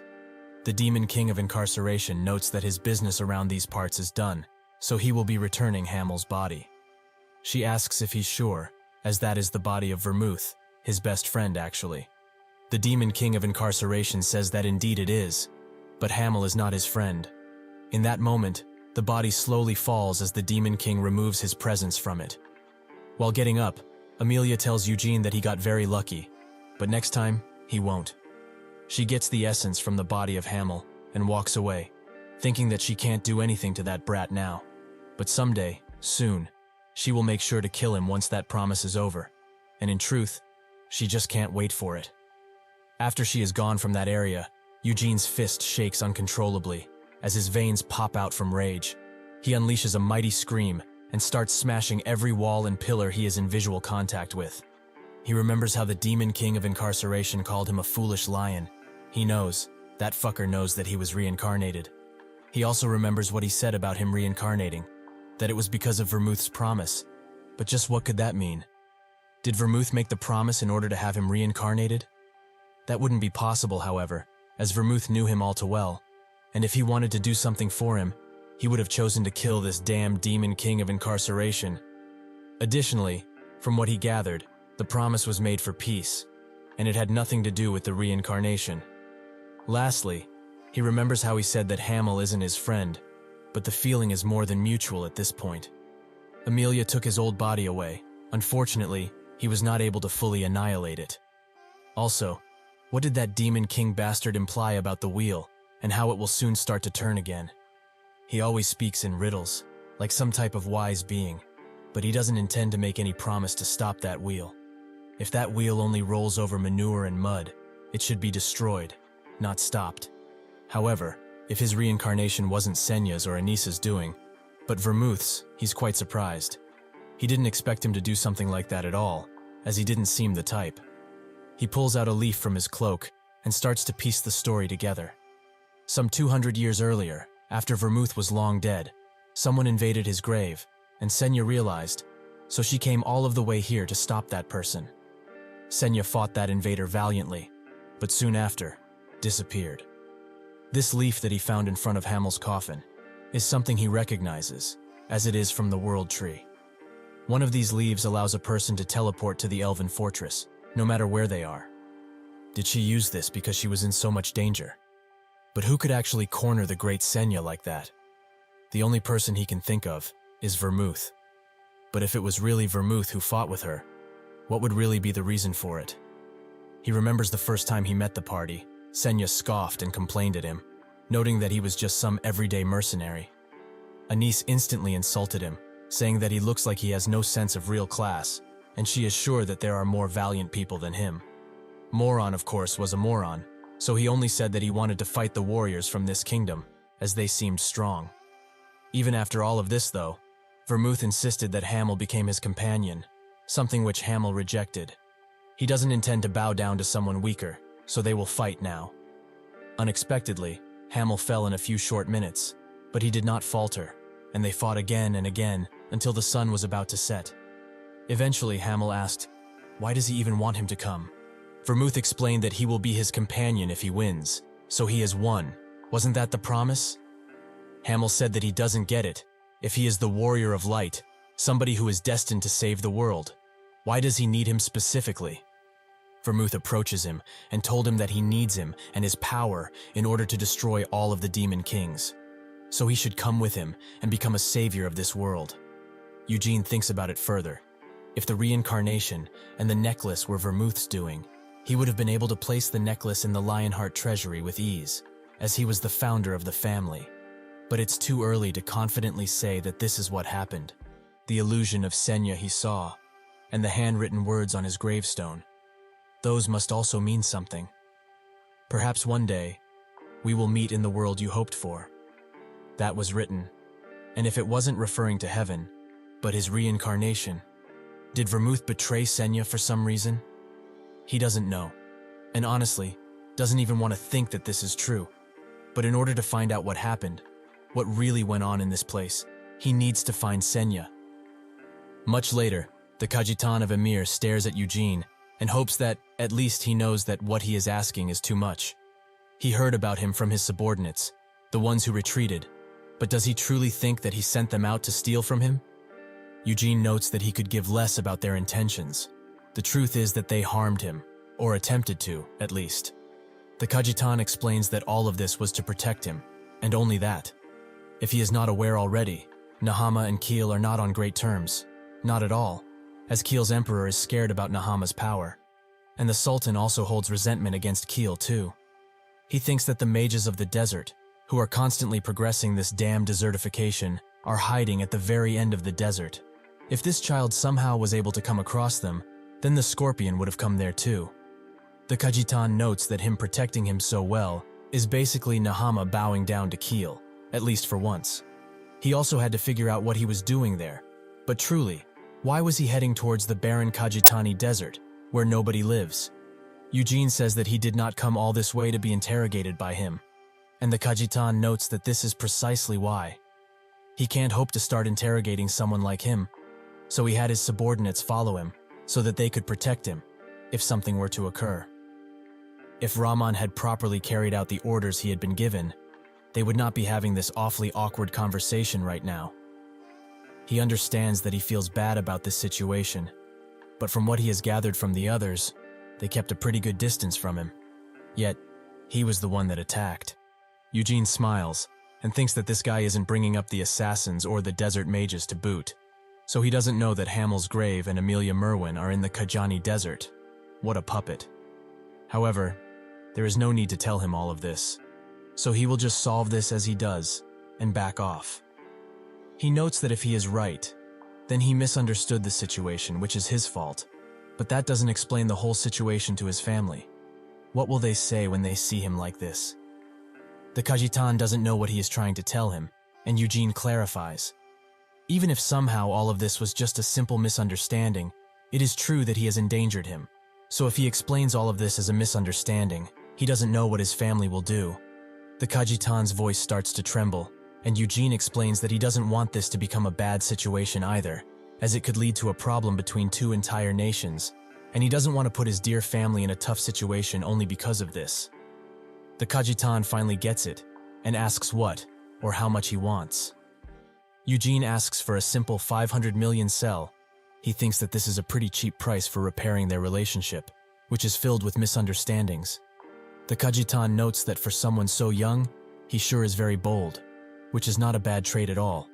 He will have the money, if that is the only way to appease his anger. Since they have settled this amicably, he has to ask just one more thing before he goes. Truly, what did he see in the Kajani desert? Eugene says that there was only desert, and more desert, as he said previously. There is nothing there. He thinks that the coffin, statue, and memorial stone, all of them he put in his cape, so really there is nothing left remaining. Even the Sultan of this place doesn't know about Hamel's grave, so as long as that damn Amelia keeps her mouth shut tight, what happened there remains there, and will never get out. He also tells the Kajitan that he will be taking Rahman with him, as he has to make him pay for threatening his life. The Kajitan says that if he wants to do that, he can make him easy for him, and have him executed right here and right now. Rahman feels betrayed, as this is the master that he has followed through thick and thin. Eugene explains that he is not that merciless, and doesn't want to see his head roll over something so trivial. He is just going to bring him back home, and make him scrub their toilets or something. The Kajitan says that it's as he wants it to be, and so, their conversation ends. While walking to his next location, Eugene remembers a conversation he had with Anis in a field, filled with dead soldiers. She said that sometimes, in times like these, she has doubts. If their mighty God truly is omnipotent and all-knowing as it is told, then why does he let these young soldiers of him bleed like this? Hamel told her to stop, as it is clear as day that she is drunk. Anis continues, however, if God truly is a light that chases away all of the darkness, then why doesn't he do just that? That's when Hamel noted that they have Vermouth. He does not know anything about her God of light or complicated stuff like that, but he does know that Vermouth is one strong guy. So if she wants to look at it like this, God could not take care of this world by himself, and so he sent Vermouth, the living miracle, to help. That is why he is a valiant warrior, and why the sacred sword acknowledged him instantly. Anis did not expect such kind words from someone like him, but Hamel didn't do it out of kindness. He is just really annoyed with her, as he has to listen to her drunk tales over nothing. So she should hand some of that drink over, instead of drinking alone, like a sad drunk. Anis clenched her flask tight, and noted that this is not alcohol, but holy water, that could not be given to somebody who lacks faith, like him. That's how they started bickering about it, and in hindsight, that was pretty fun. Eventually, Eugene arrives at his location, the sacred ground of light, Hogani, where Anis's statue is located. If he were to take a shot from the Holy Empire Eurus, across the ocean, he would arrive here. 200 years ago, Anis sent a prayer right here, before starting her pilgrimage, to the very end of the desert. He thinks that Anis came to his grave to pay respects.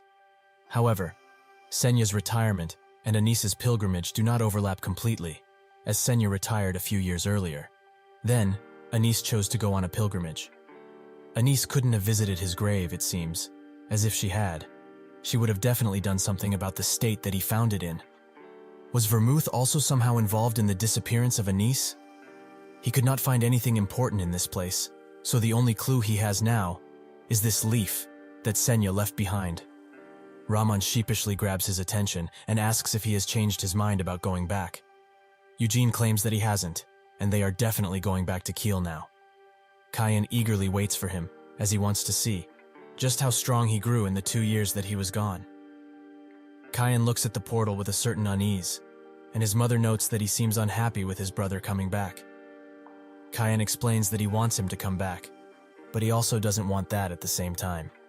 If Eugene really wants to become the patriarch, he will most likely have to give up and surrender the position to him. His mother says that, as long as he does not back down, Eugene won't become the patriarch. He has no need to. Kayan asks truly, is this what is best for the Lionhearts? The patriarch position should be given to the strongest amongst the family. His mother notes that he is no longer a child, but a grown man. He can make these decisions on his own. Becoming the patriarch or surrendering the position, it's all his choice. Kyan looks at the ground and notes that this is not what she truly wishes for. His mother sighs, as it seems she has raised him too strictly. She regrets it now, as she doesn't want to end up like Theonis. She does not want her children to suffer over her greed, like Iode has. Kyan says that he is much different than that guy, and his mother notes that indeed he is, so now he can make the right choice. What he chooses, that will be the right choice, and she will respect it fully. Additionally, Eugene is now his brother, so even if they are not related by blood, they are still brothers. He should talk with him once he arrives, as the whole succession thing can wait. Eventually, Eugene arrives, and notes that he was going to see them all back at the house anyways, so why did they come out all the way here? His father immediately jumps on him, and Eugene says that it's been a while, and he seems to have worked out a ton, as his body is very sturdy. He has also grown a large beard. The father rubs his eyes and notes that it's thanks to Sterod. Eugene remembers that guy, he is Gargus's father. Are they really close enough now, for him to refer to him by his first name? He also notices Anasilla behind his father, and bows down, while apologizing, as he did not see her. She tells him to not be so awkward around her, as they are family. Eugene looks around, and notices that the patriarch is nowhere to be seen. Anasilla explains that he is at the Black Lion Castle, because of the coming-of-age ritual. He knows about that, right? Eugene remembers that the blood secession ritual, which he was a part of, is attended by both direct and indirect lineages. However, the coming-of-age ritual is only for the direct lineage children. Anasilla notes that it was Iode, who is 2 years older than him, that should have gone through the ritual last time, but now he is basically estranged, so the last ceremony was skipped due to this. But now, there are 3 children, himself, Kyan, and Seal, who will become fully fleshed adults next year, so that ceremony will be much more fun, it seems. That's when Raman comes out from the portal too, and Anasilla asks who he is. Eugene explains that he is his subordinate, Raman, and he is 32 years old. He has personally picked him, and he's trustworthy. He is not teaching him or anything, but he will be working some random jobs for his sake. He calls over Nina, who has also grown, and tells her to start teaching him about cleaning. The barn and tourney hall needs some, and she should put him to the more strength-based tasks, as he has enough. Nina is taken back by this, and asks if that is okay, as he is his subordinate after all. Eugene tells her that this is exactly why he will do as he is told, and also tells Raman that from now on, Nina is his senior. Raman laments having to treat someone much younger than him as his senior, but still, all of this is for the young master Eugene. This way, he will also pay him back for saving his life. Surely, a day will come when he is needed, and on that day, he will risk his life for him, as a true warrior should. Kyan grabs Eugene's attention, and notes that if he's done, they should go and talk about some things. While they walked throughout the forest, Kyan strangely asks, "Just what is he?" Eugene naturally doesn't know how to respond to this, and asks just what the hell he is talking about. Kyan asks if he truly is 19, like he says, and Eugene notes that, if he wants the truth, he is actually a reincarnation of someone very important. Kyan tells him to stop lying, and Eugene can't help but laugh, as even though this is the truth, he doesn't believe him. He also asks why. Is he really that shocked at how powerful his brother has become? Kyan looks at him with a saddened expression and explains that it was 2 years. They haven't seen each other for 2 entire years, yet it feels like he has lived 20 instead of 2. He tried with all of his might. While he was learning magic, he trained the sword day in and day out and also reached 3 stars this way. But all the while, Eugene reached the 4th star already. His expression sours, and he tells Eugene to become the patriarch instead of him. Eugene asks why the sudden change. Did he not want to become patriarch? Kyan notes that, after seeing his face, he cannot handle it anymore. How can he become the patriarch, the leader of the family, when he is obviously so much better than him, in every aspect? Eugene asks why not, as he can just be the patriarch if he says that he will. He has no competition. Kyan just can't accept something like that, and Eugene suggests that they can have a duel if he wants him to have the position. If he wins, then he will accept any decision he makes. Kyan is confused by this, as wouldn't it make more sense for him to become patriarch if he wins? Eugene says that he is smarter than he expected, which anger Kyan. But still, he should become the patriarch, as that position is for somebody with ambition, And he also doesn't want such an annoying position to drag him down. If he really wants him to change his mind, the only way he will be able to do it is by force. Kyan sighs and notes that instead of a duel, they should just have a proper spar, like they used to. They both go to the sparring area, and the servants watch in awe, as Kyan is desperately trying to hit Eugene even once, who is not even breaking a sweat. Eugene notices that Kyan is able to control his sword soul quite easily, and can also maintain it for a long while. His mana proficiency has become much better, probably because he reached 3 stars. Somebody with as much mana as him is probably extremely rare in this continent. Kyan thinks that this is strange, as he got tired too fast. It is like he is swinging his sword at a rock. Eugene's sword seems to deflect his every attack, but at the same time, it sends his sword where he doesn't want it to be. One of the servants says that it's no use, and wonders, if he were to fight with everything he got, while also using sword soul, could he be able to win? Hazar comes from behind them, and notes that it is unlikely. Master Eugene was strong 2 years ago too, but now, he is overwhelmingly so. Although Kyan has also gotten much stronger than he was previously, Eugene is taking all of those swift attacks without moving at all. Eugene sends Kyan back with a powerful parry, which makes Kyan asks about the technique, as it deflected all of his attacks. Eugene says that it's just some regular parrying, but Kyan doesn't believe it, as he parried his sword soul perfectly. He did not bounce it off, but rather let it slide off. Eugene notes that he has some pretty good eyes, and Kyan asks for him to tell him more about it. Eugene looks at him for a second, and then his expression changes into an evil one. Really? Does he truly want to learn from him? Kyan remains patient, while he almost breaks the sword in half, but Eugene says that he will teach him, as if he becomes strong enough. Him becoming the patriarch won't be an issue any longer, right? However, there are too many people around here, so they should go somewhere more private. They go somewhere more isolated, and Eugene explains that no matter what he does, he won't become stronger than him, but he will accept being the patriarch if he's strong enough. Is that the case? Kyan says that it is, but still. Eugene exclaims that there is no but. Even if he pushes that title on him, he will not become the patriarch, because he simply doesn't want to be one. Kyan thinks that he offered him the position a total of 3 times already, but he keeps rejecting. He notes that if this is his choice, then he can't argue with it. He is skilled, but doesn't have the qualities of a patriarch, and also didn't go through the proper lessons, so he is not prepared. He keeps yapping and yapping until Eugene kicks him in the shin, as he was just spouting bullshit. Kyan calms down, and asks when he's going to be taught the skill, right now? Eugene says that he is busy, so he can't teach him currently, but he will write it down and give it to him. If he trains hard enough and reads that thoroughly, he will be able to learn it in no time. In Mount Euclid, an old and rather rough mountain located south of Kiel, Vermouth, the greater of the Kiel Empire, gave up on his title and moved to a house in the capital. But even after 300 years afterwards, Euclid remains Lionheart territory. The Black Lion Castle is also located at the peak of said mountain, and this is the place Vermouth lived in the most, and also where his corpse lies. The different members are attending a meeting, and the patriarch announces to everyone that Eugene has just returned to the main residence. One of the members notes that this is very nice timing, as there are only 2 months remaining in this year. The patriarch says that if this is the case, there is no need to summon him to this place. But the other member tells him that he was the one who did something so unexpected. A child of indirect blood was taken into the main residence. That is something that has never happened throughout their history. The patriarch thinks that he has seen this man ever since he was a boy, but he still feels uncomfortable about him. This is the oldest man in the family, and also the head of the Senate, called the White Lion of Immortality, Doiner's Lionheart. He says that naturally the child has proved his worth, but things have been rather messy around him. Carmen says that she also met that child when she went to Eroth.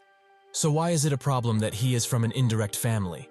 What is important here is his potential, and only that. Doiners looks at her with a powering expression, and notes that even she has good enough insight that cannot represent the Black Lion, no matter what. So, he will check for himself during the coming-of-age ceremony, which he looks forward to. Doiners explains that the entire Senate agrees that the child, Eugene, has tons of potential. That is precisely why they permitted the current patriarch to adopt him and nurture him at the main residence. However, he will also become a fully fledged adult in 2 months, and that is when they will begin the process of choosing the next patriarch. He also heard that he visited Nahama, coming back only now, and the patriarch notes that he's correct. Doiners notes that even before that, he learned magic in Aroth at the Red Magic Tower, so he must be quite talented in that subject too. Well, he was talented enough to make the Red Magic Tower Master take him as his impromptu disciple, and he even had a few talks with Aroth's prince from what he's heard. He then tells the patriarch directly that they are those who possess the Lionheart name and are a pack of lions. So it's okay for the patriarch to raise his children based on what he wishes. However, letting a lion be raised and then leave the pack on his own just because he wants to is disrespectful to their culture and unacceptable. Gillard then looks at him sternly and says directly that decision is on him to make. He should not be controlled and tossed around. Doiners notes that naturally, it is so, and he will respect the child's choices, but he will have to restrict his choices for the safety of the family. Judging by his tone, though, was he planning to recommend that child for the patriarch position? Gillard says that if this is what he wants, then he will leave him the possibility to. Carmen notes that he doesn't want to. She just talked with Seal, and she said that Eugene is refusing the position outright. This makes Doiner smile, and hope that he doesn't change his mind about this. Later, Eugene gets informed by Anasilla that they will both be going to the Black Lion Castle, something which is strange, as usually the Senate elders would come here to take part of the ceremony. But this time, they were invited to go there instead. Seal herself is already there, so it's just them two that need to go there now. Eugene asks when, and she notes that they should leave as soon as they are ready to. With that, Eugene tells Kyan that they should go now, as he's sure that they will have everything they need there. Kyan accepts, and while they walk down a corridor, Kyan notes that he finished reading the book that he wrote for him, and well, it doesn't seem that useful, as doing all of this is simply torturing the core a lot. If he follows these methods, he will just pass out from the lack of mana in his body. Eugene says that this is how he trained it, thinking that it's how Hamel used to train his mana, even though he changed it a bit for Kyan, in order to make him even try. He tells him to keep something in mind. He must do it, even if he thinks he can't. He has to keep going, even if he wants to cry and throw up blood. That is what he must sacrifice in order to become like him. And more importantly, this is what he needs to do in order to become patriarch. Kyan is quite spooked by his words and calls him a bastard, which Eugene enjoys, as it means his teasing is working. Kyan also notes that this is the first time in a long while the coming-of-age ceremony is being held somewhere else, especially at the Black Lion Castle. However, he kind of gets why, as because of that sad sack of nothing Iode, the Senate has been keeping an eye on them too. Maybe, just maybe, they want to teach them a lesson, and most likely warn him specifically of something. Eugene asks what they would do with him then, and Kyan explains that, since he's the future patriarch, maybe they want to congratulate him a little earlier, and he might even be allowed to go to Vermouth's grave. This makes Eugene stare at him deeply, as Vermouth's resting place is located in Mount Ulcus, but its precise location is extremely well hidden, and even the current patriarch does not know about it. He does not believe that Vermouth died peacefully, like the books said, so he needs to make sure that it's his body that is in that grave, at least to confirm his suspicions, if nothing else. Kyan starts fangirling about the things that he will be allowed to, maybe a weapon that Vermouth himself used, the special ones. Among them, the Demon Kings of Cruelty's weapon, the demonic spear Ruintos, and the Demon King of Slaughter's weapon, the pulverizing flail Ziggalard. These two are not kept in the treasury of the main residence, but rather, in the Black Lion Castle.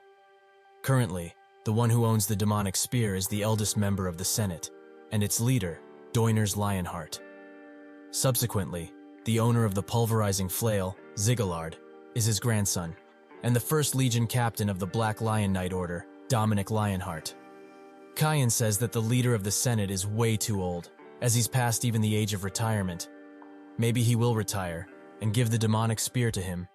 Eugene doesn't care about this, however, as he has no way of knowing. While he is in his room, Eugene unsheathes the Moonlight Sword, and notices that his mana gets drained the moment he pulls this thing out. What an idiotic sword. The fragment he got from the auction is also here, and stays in the middle of the sword, resonating with it, and adding more power. He thinks that once he collects all of the fragments, the sword will return to its original power, but he shouldn't hurry, as he needs to find Vermouth's grave first and foremost. Also, he didn't foresee leaving the main residence so soon, as he still has the gigantic Hamel statue and gravestone shoved up his cape. He was going to put them up here if he could convince Gillard, but since he cannot, that idea is out of the question. However, a new idea just popped up in his mind. Once the two brothers meet at the gate, they both ridicule each other's dressing code, but Kyan keeps staring at the Cape of Darkness, as he heard many things about it. Specifically, that it can deflect spells, and even has a pocket storage in it. Eugene tells him that no matter how long he stares at it, he will not give it to him. Once the portal gate to the Black Lion Castle is open, Eugene takes the first step in, and Kyan follows him. When they arrive, however, Eugene just looks down, and Kyan starts to scream for his life, as they were sent directly to the air. While he elegantly descends, Eugene notices the Black Lion Castle at the peak of the mountain. But how are they supposed to get all of the way there anyways? However, this might be beneficial for him, as if Vermouth's grave is hidden somewhere around these parts, he will be able to inspect as a bit before they go to the castle. He notices the screaming Kyan, and thinks that if this is how the coming-of-age ceremony begins, and it wasn't a teleporting error, they will probably have some safety devices set up, so Kyan won't die, probably. With that, he focuses on himself and uses magic to land. The Senate looks at this, and Doiners asks their mage if that is Winad's power, to which he replies with no, that is just simple floating magic. Doiners also notices that Eugene didn't panic at all, and he must be good with magic to pull out the right spell for the right moment. He asks the mage just how proficient he is, and the mage explains that floating magic is at the lowest 4th circle magic, and even though he fell from a high place, his speed was quite consistent, and his balance was top-notch. He might as well be 5th circle, or maybe more. Afterwards, Doiners asks if he knows that level Eugene has reached in the White Flame method. Gillard notes that before he went to Aroth, he was at 3 stars, and he received a letter last year that he had reached 4. This makes Doiners laugh. 4 stars at only 19? He might actually be even higher now, since it's been a year since then. One of the Senate members notes that this is impossible. 5 stars before becoming a damn adult? Carmen says that just because he's untalented doesn't mean that everyone else isn't. He shouldn't project himself like that. This makes the man mad, as he feels like Madame Carmen is looking down on him right now. But he's been a part of this Senate for 10 whole years. Carmen tells him to not call her Madam, as he looks older than her. Others might think he was her dad or something, if they didn't know better. The man explains that it's because she uses magic to look young, despite being a fossil at this point. Just how long will she be keeping this up? Carmen says that it's much better to look younger than being old, making him say that she has no class to speak of. If she is a part of the ancient Senate, she should look the part too. She is over 60, but she has deluded herself into looking younger. Carmen snaps her cigar in two, and it seems that he touched a subject he really shouldn't have. Doiners notes that they have almost made it to the ground, and sends Dominic for them, to test them out a bit. He accepts, but Gillard tries to oppose this, as they should test them at the castle, not in the forest. Doiners says that it wouldn't really be a test if they do it that way. Does he not believe in his children at all? Gillard says that he does, so Doiners notes that this is very different from the blood succession ritual, as there is no reason to cater to their age and experience. Gillard tells him that if they were going to do it like that, they should have invited Iode here too. Doiners finds it disappointing that he still hasn't gotten over that incident. He understands that it's his son, but he needs to let him go. He's living a happy and peaceful life at his mother's place, so it's all good. Gillard notes that still, he is the oldest of the main family, and even he will not succeed the patriarch title. He might as well be a part of this ceremony. Doiners taps him on the shoulder and tells him that it's a shame it happened, but unfortunately, that child has already become an adult. Where Eugene is, a two-headed ogre attacks him, which he easily takes care of, as its head is very exposed. Apparently this is the second one he fought, but it's strange as these ogres are the type to take entire forests as their territory, so two being in the same region is unheard of. He thinks that maybe they were raised in captivity, but maybe it's not just these ogres, as the wild forest feels like a farm for monsters. Also, there's no restriction put on their mana, like in the blood succession ritual, so there's no way that they just dropped them out of the sky just to fight some measly monsters. He continues walking around, but that's when he feels the wind coming faster in one direction, and is glad that there will finally be some action going on. Suddenly a wyvern appears, but it's leashed and is being rode on by none other than Seal, who wonders how Eugene managed to dodge in time. Eugene says that defeating just monsters would have been too easy, but it's been a long time since they last met. Doesn't she think that she's a bit too harsh to just attack him instead of greeting him nicely? She asks if his head hurts, and Eugene asks why it would. Seal explains that there is a barrier over this forest, and it should be clouding his mind quite a lot. Eugene notes that indeed, he felt a little dizzy when he first came here, but that's it. Seal is surprised that that's all that he felt, but Eugene tells her that he's pretty sturdy. Seal thinks that barrier is supposed to project the mind's fear into reality, as illusions, in order to break down their mind. When she met Cayenne, he was screaming like a maniac because of some ghost illusion. Eugene thinks that he's endured countless psychological attacks in his past life. Additionally, the forest barrier isn't meant to break down the mind of someone, only scare them. While getting off of the dragon, Seal notes that originally they were going to see how he responds to his fears, but instead of ambushing him early on, she has no other choice but to fight him. Eugene pulls out his sword too, and promises to not go easy on her. With that, Seal charges in, and Eugene deflects her with a single strike. She doesn't give up, however, and keeps jumping and attacking until Eugene catches her mid-air and unleashes a few magic missiles, knowing full well that she can't dodge mid-air. However, the wyvern roars, and with both of his wings, unleashes a gust of wind, strong enough to send Seal flying, which surprised Eugene, as he didn't expect such coordination and understanding. Seal then gets into position, as she prepares to strike him once again. Even when she does, Eugene just dodges, and while he is in the air, pulls out a whip, which he ties Seal with, making her fall to the ground as a result. He thinks that this is over, but Seal tells him to look behind.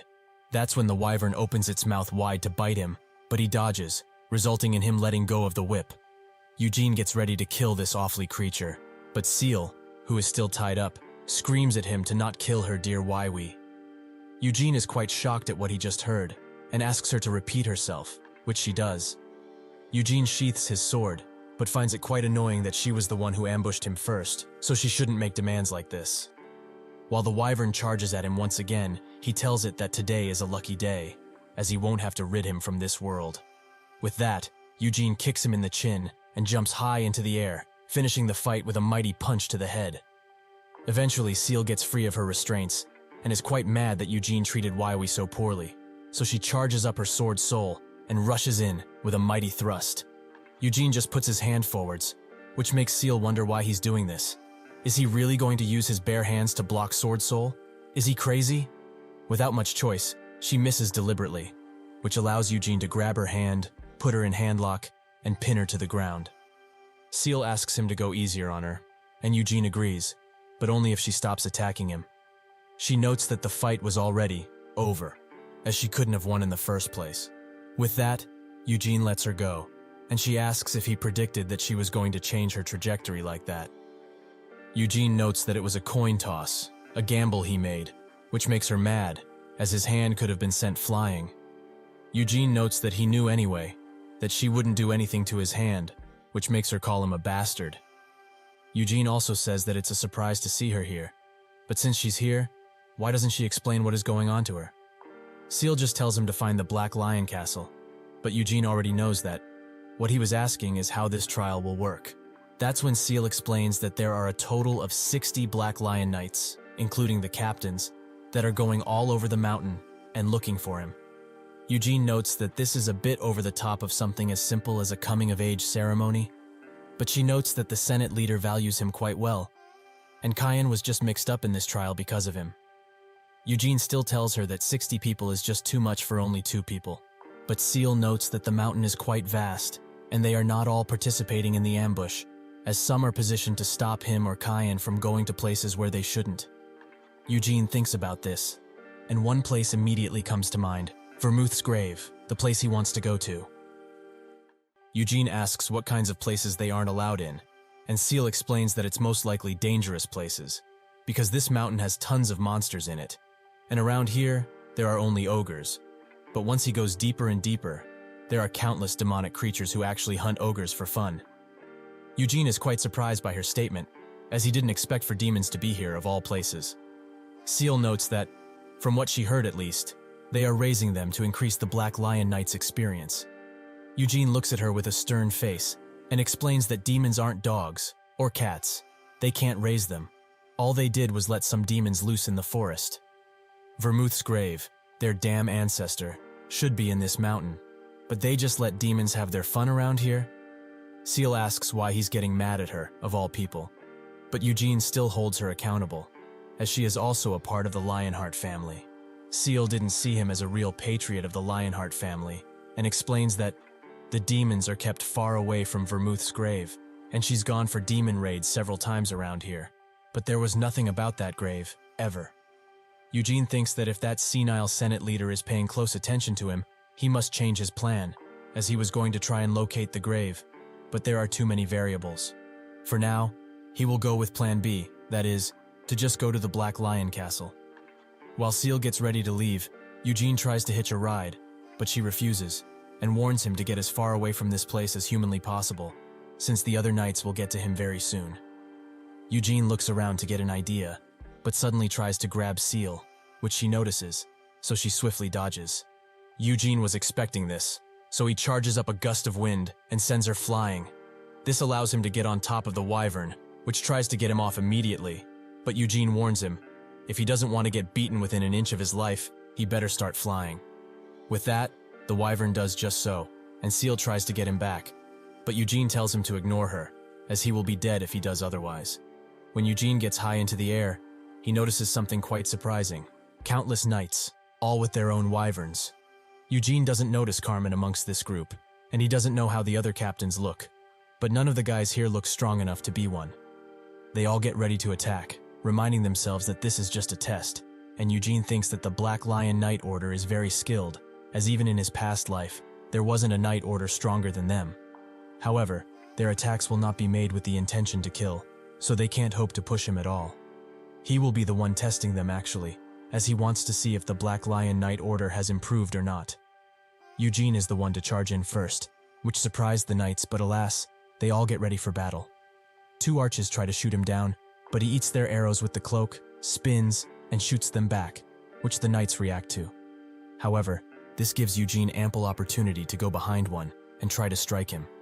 The knight tries to defend himself, but Eugene manages to push him off. That's when an elderly knight charges in with a mighty spear strike, and Eugene seems to know who he is. Nathan Lionheart, the 3rd Legion vice captain he saw a while back, in a Roth. Nathan lands on a wyvern, and asks what happened with Seal, as she surely must have come for him before everyone. Eugene notes that she's just down there and pulls out a spear, challenging Nathan's skill. It seems to have proven fruitful, however, as Nathan was pushed back, with his own weapon no less, something which he didn't believe possible. Suddenly, Eugene rushes past him, as there is no need for him to go through all of this fighting, since the only thing he needs to do is reach the castle. That's when a large boulder is thrown at him, which came from below.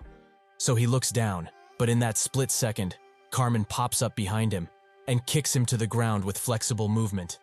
Before Eugene falls completely to the ground, he cushions his fall with a wind spell and thinks that Seal told him that there would be captains included in the knights who would hunt for them. So he's not surprised that the 3rd Legion captain, Carmen Lionheart herself, is here. The other knights also fall down to the ground, and Eugene asks if he isn't receiving too much attention, given that there are 2 contestants here. Carmen explains that it's because he's doing much better than Cayenne, who is still running from his fears, even after all this time passed. However, he shouldn't be mad about it, as it means he will get more attention, which is good. She promises the test will end quickly. Since she's here, they will do it like this. If he can survive 3 minutes of her attacks, she will take him to the castle herself. Eugene asks if that really is all, and Carmen says that if he can achieve this, there will be no need for the test to continue. However, if he thinks that it's too unfair, she can make it a minute. Eugene sighs, as he knows full well that Carmen is confident because he's still a child. But to hear those words from her, it's kind of annoying. So, Eugene does what he's best at, mock. He's fine with anything, since he's young and fresh. But wouldn't she be pushing herself too much? At her old age, moving around for 3 minutes must be hell, right? Carmen's hand trembles, and the other knights watch in horror as they know what's about to go down. She notes that it will be 1 minute. If he can resist for that long, she will keep her promise. They both charge their auras, and Carmen rushes in with a mighty kick, but he blocks it and tries to hit her with his sword. Eventually, she manages to push him away, but she's quite surprised to see that he blocked all of her attacks up until now. All of her attacks were supposed to break at least a few bones, but this child's reaction speed is much faster than expected. If that's the case, she must take him more seriously. Once again, she charges in, but with even greater speed. Eugene remains calm and just parries the attack. Thus begins their exchange of blows, with neither of them being able to lend a full attack on the other. They continue with this for quite a while, making Eugene quite impressed by her current skills. At the level she is now, she would have been just as renowned 300 years ago too. If he considers just her aura alone, she's on the same level as Amelia Merwin. But he can't know for sure, as Amelia had something which Carmen hasn't, the intent to kill. It's quite a shame really, as he wanted to fight her properly, without holding back anything. But if that was the case, he wouldn't have been able to win, even if he uses ignition. She strikes his sword a few more times, which is chipped to high hell, and Eugene announces that 3 minutes have passed already. Actually, it might be past that. This leaves Carmen surprised, as 3 minutes passed, yet she didn't land a single critical blow on this child. It's true that she was controlling her strength, but she wasn't able to overpower him. She asks if there's any time left, and Eugene tells her that there isn't. He was counting in his head. Carmen asks if he really was counting while they were fighting, and Eugene notes that, thanks to her going easy on him this time, he had plenty of energy left to spare, so yes. Suddenly someone comes around and congratulates him on a job well done. Eugene notices his weapon, the pulverizing hammer Zigguillard, the weapon of the Demon King of Slaughter, and the current owner of such a weapon is the 1st Legion Captain, Dominic Lionheart. He notes that he can't believe such a talented fellow is only 19. He always heard from others that he was quite skilled, but he thought they were only exaggerated rumors. However, it seems that the rumors were not wrong. Eugene thanks him for the compliments and asks Carmen if they need to test him further, as in his eyes, he has already proved himself. Carmen agrees, and so they make their way to the castle. When they get ready to depart, Seal also arrives on her wyvern, who is scared within an inch of his life, and she swears at Eugene for leaving her alone like that. He looks at her, and she seems fine enough, noting that the wyvern is pretty smart if it found her so quickly. This is some nice timing too, as they are all going to the Black Lion Castle, and he needs to hitch a ride, like right now. Seal is quite surprised and also anxious that Eugene wants to ride the wyvern with her, and so she accepts, as she doesn't mind. They get in the air, and they all make their way towards the castle, with Seal warning Eugene to stick closer, as he might fall. Eugene tells her that it's fine, since he won't die anyway. Seal then tells him to not hold on the YY's scales in such a way, as that might hurt him. Eugene says that if something like this will hurt a damn wyvern, then he should just be called an oversized lizard from now on. She explains that this wyvern is quite sensitive, and so, to please her, Eugene puts his hands on her hips and asks if this is enough. She happily agrees, and that's when she takes a detour, as they might as well take a flight around before going to that dark place. Eugene says that he would much rather hurry to the castle and get some food for him, but she notes that the only thing he will be eating are the lectures of the elders, so he should relax for a while with her. Eventually, Eugene arrives at the Black Castle and walks with Carmen, who explains that they do not have enough people in the Black Lion Knight Order. The Great Lionheart family has over 300 years of history, and for a Knight Order, with the only purpose of it being to protect that family and its history, they are far too few. Eugene asks what they could do about that in the first place, as unlike the main residence's White Lion Knight Order, the Black Lion Knight Order is made out of people who are from the Lionheart family, and only that. Carmen notes that all of this is because the Black Lion Order has to take care of the messy jobs, and they can't get outsiders to get mixed up in such important dealings. That's when she invites him to the Black Lion Knight Order, which he is quite surprised of, but says that he already refused that offer 2 years ago to be exact. Carmen notes that all of this was before she saw his skills, but today she did, and the 2nd Legion Captain's disciple position is still empty if he wishes to join them. Eugene asks what he has been doing for the past few years, as he imagined there would be more candidates, but Carmen explains that he did find one, but his personality was too rough, and nobody could stand him.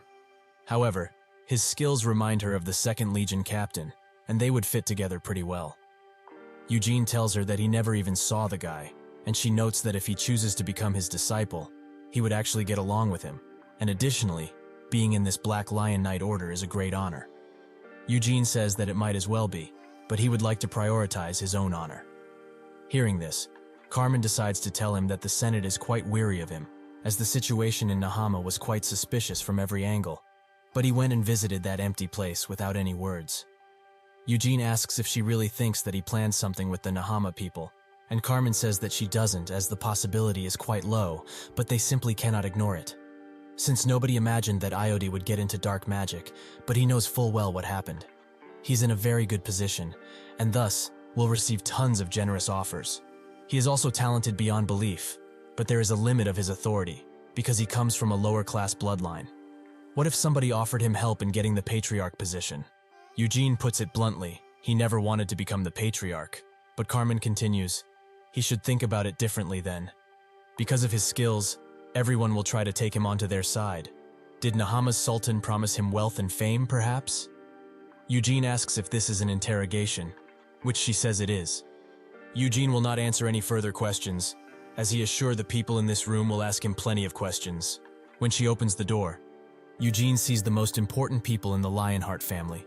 Doiners, the patriarch, Klein, the unspecified from an indirect bloodline, Dominic and Hinos. Eugene bows down and greets them, while also presenting himself. He also apologizes if this is rather sudden, but he must show them something very important, the statue and gravestone he got from Hamel's grave. Klein asks what that might be, and Doiners gets up, analyzing it quite thoroughly. He notices that on the gravestone there's a name, Hamel Dinus. Gillard gets up, and wonders if this really is the statue of Hamel the Foolish. Doiners asks where and how he was able to get such an item, and Eugene explains that he found it in Hamel's grave. When he hears this, Hino's eyes widen, and he looks sternly at Eugene. He explains that, as they all know, he has studied in Arath for 2 entire years.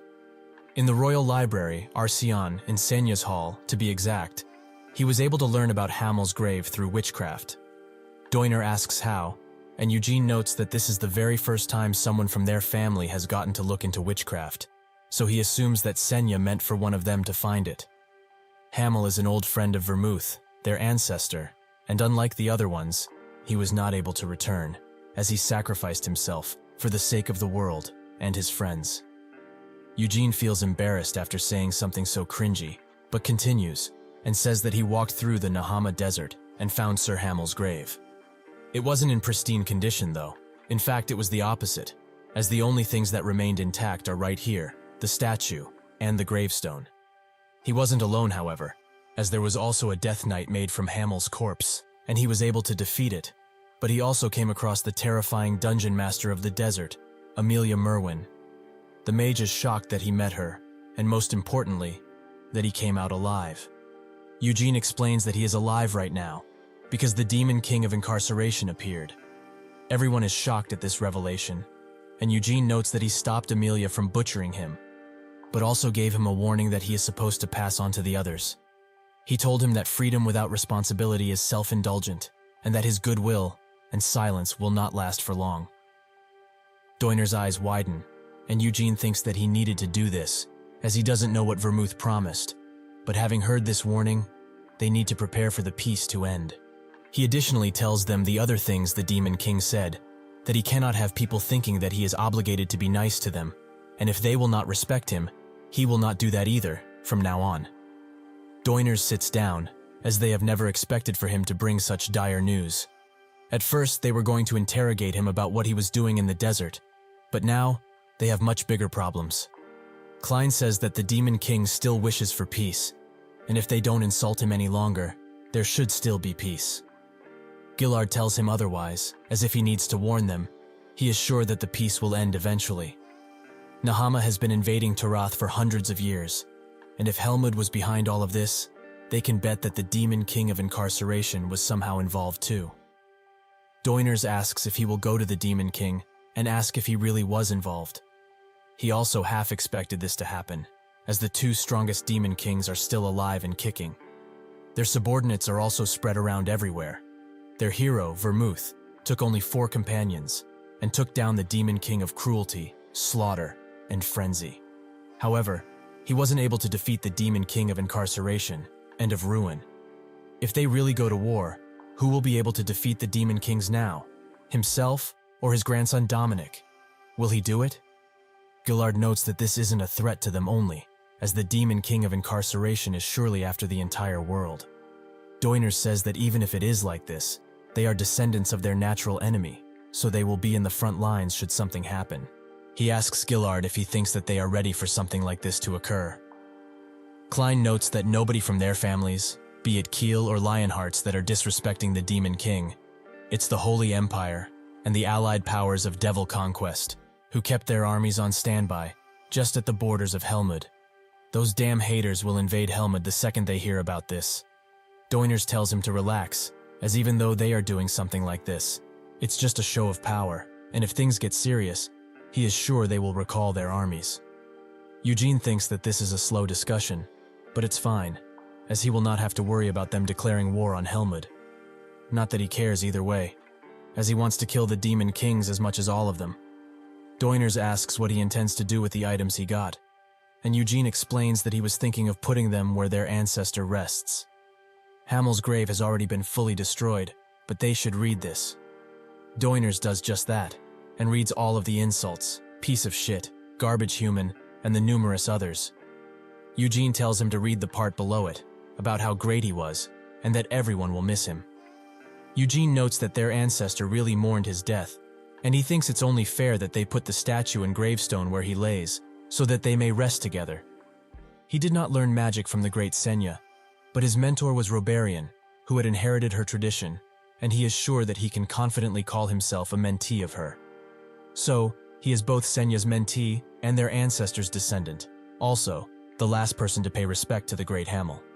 So he proposes that he should be the one to bring all of these feelings and items to the ancestor's grave. Doyners understands him, but is still rather reluctant, as it's not easy to get it. Gillard pushes him to let him, as Hamel deserves at least this, and Carmen also feels it's only fair that Eugene go there and place them, since he was the one to bring them. With that, Doyners accepts, and Eugene smiles widely. Finally, he will be able to go there.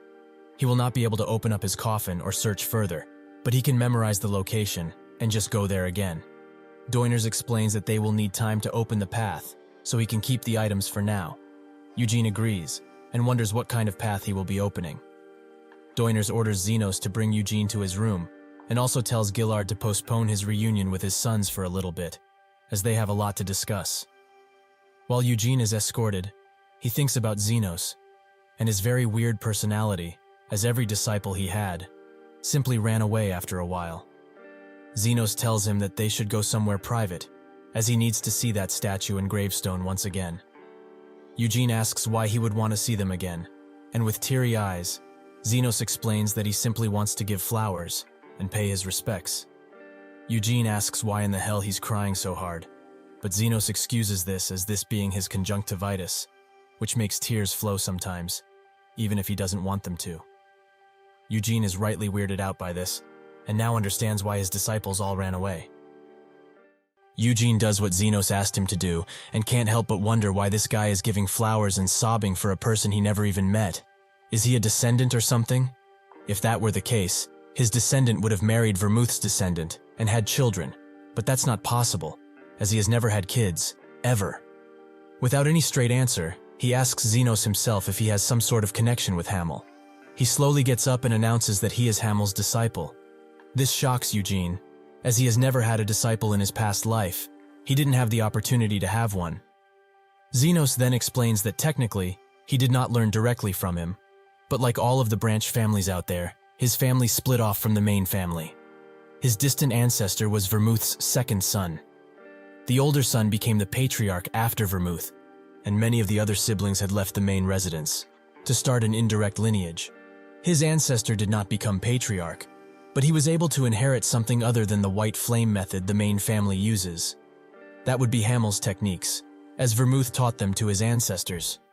Eugene's interest has now peaked, and Xenos asks him about something important. Did he, by any chance, find his secret technique next to the grave?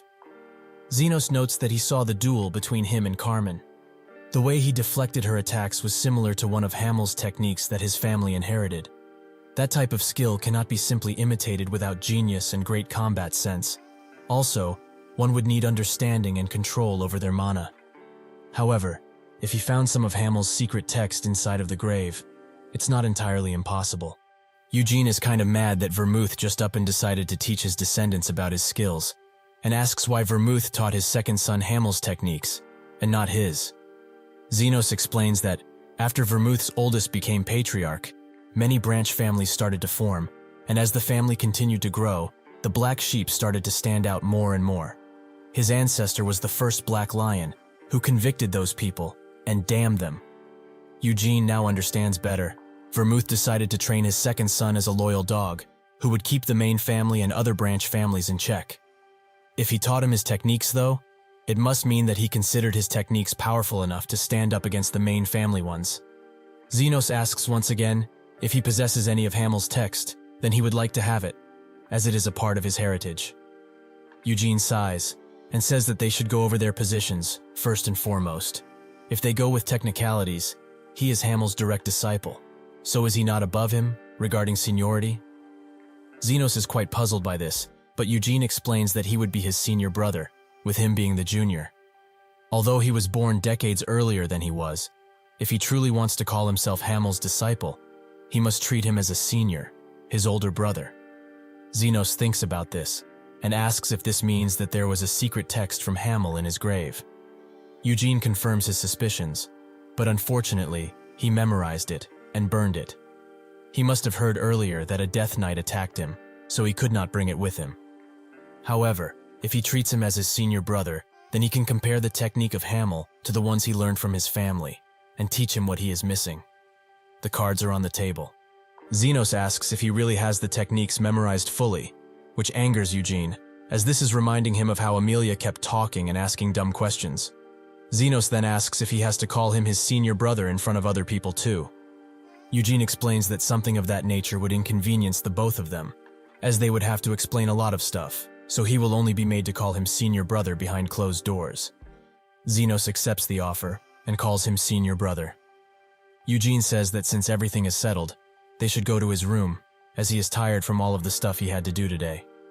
They do just that, and at a table, Xenos explains that Vermouth taught his second son 10 techniques in total. Eugene wonders if he had that many, as he only named one of the skills, ignition. The rest, he just used depending on the situation. He asks Xenos to describe them, and he does just that. The first Hamel method is called ignition. Eugene asks him to stop instantly, and asks if Vermouth named all of these himself. Xenos is not certain, but that's how they always learned them. Eugene is quite mad now, as this name is straight dookie. Couldn't he have thought of a better name? He reluctantly asks Xenos to continue, and he obliges. There is ignition, mana parrying, thousand thunders, lightning counter, asura rampage, dragon burst, cyclone, dead end, destructive divine key, and the eternal purgatory. After hearing all of these names, he starts to remember the memories he had erased, because he did not want to think about them at all. The memories of when he named his techniques, for example, asura rampage, which was just him swinging his swords around with extreme force. Senya recognized this as what it is, but Hamel counterattacked by saying that all she does is explode something, and call it fire blast or whatever. Senya explained that she had to do that, otherwise the spell wouldn't work. Hamel also got on Anissa's case, as this goes for her too. All she does is emit some light, and call it the Holy Cross or something. Anise told him that she at least had to shape it into a cross, and asked him if his skills get stronger if he shouts the name of the skill. Hamel confirmed, as he needs to shout and feel stronger. Moron thought it was pretty cool, as when he does shout it and attack, it really feels like he has become the Asura. Eugene is now extremely embarrassed, as he was too young back then. He only used these names for a couple years, then erased them from memory, after realizing how cringe they were. But Vermouth, that rat bastard, memorized them fully, and taught them as skills. Vermouth was smart, so he must have memorized them quite quickly, and 300 years down the line, these names, like eternal purgatory, are being screamed into the heavens. This makes Eugene rise to the higher echelons of cringe, where no man should be.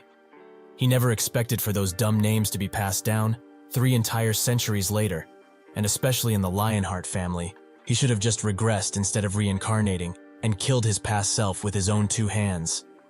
Xenos asks if these names were written in the hidden text he burned, and Eugene explains that the book he found did not have these cringe names. So those skill names must be the one Hamel made when he was still quite immature.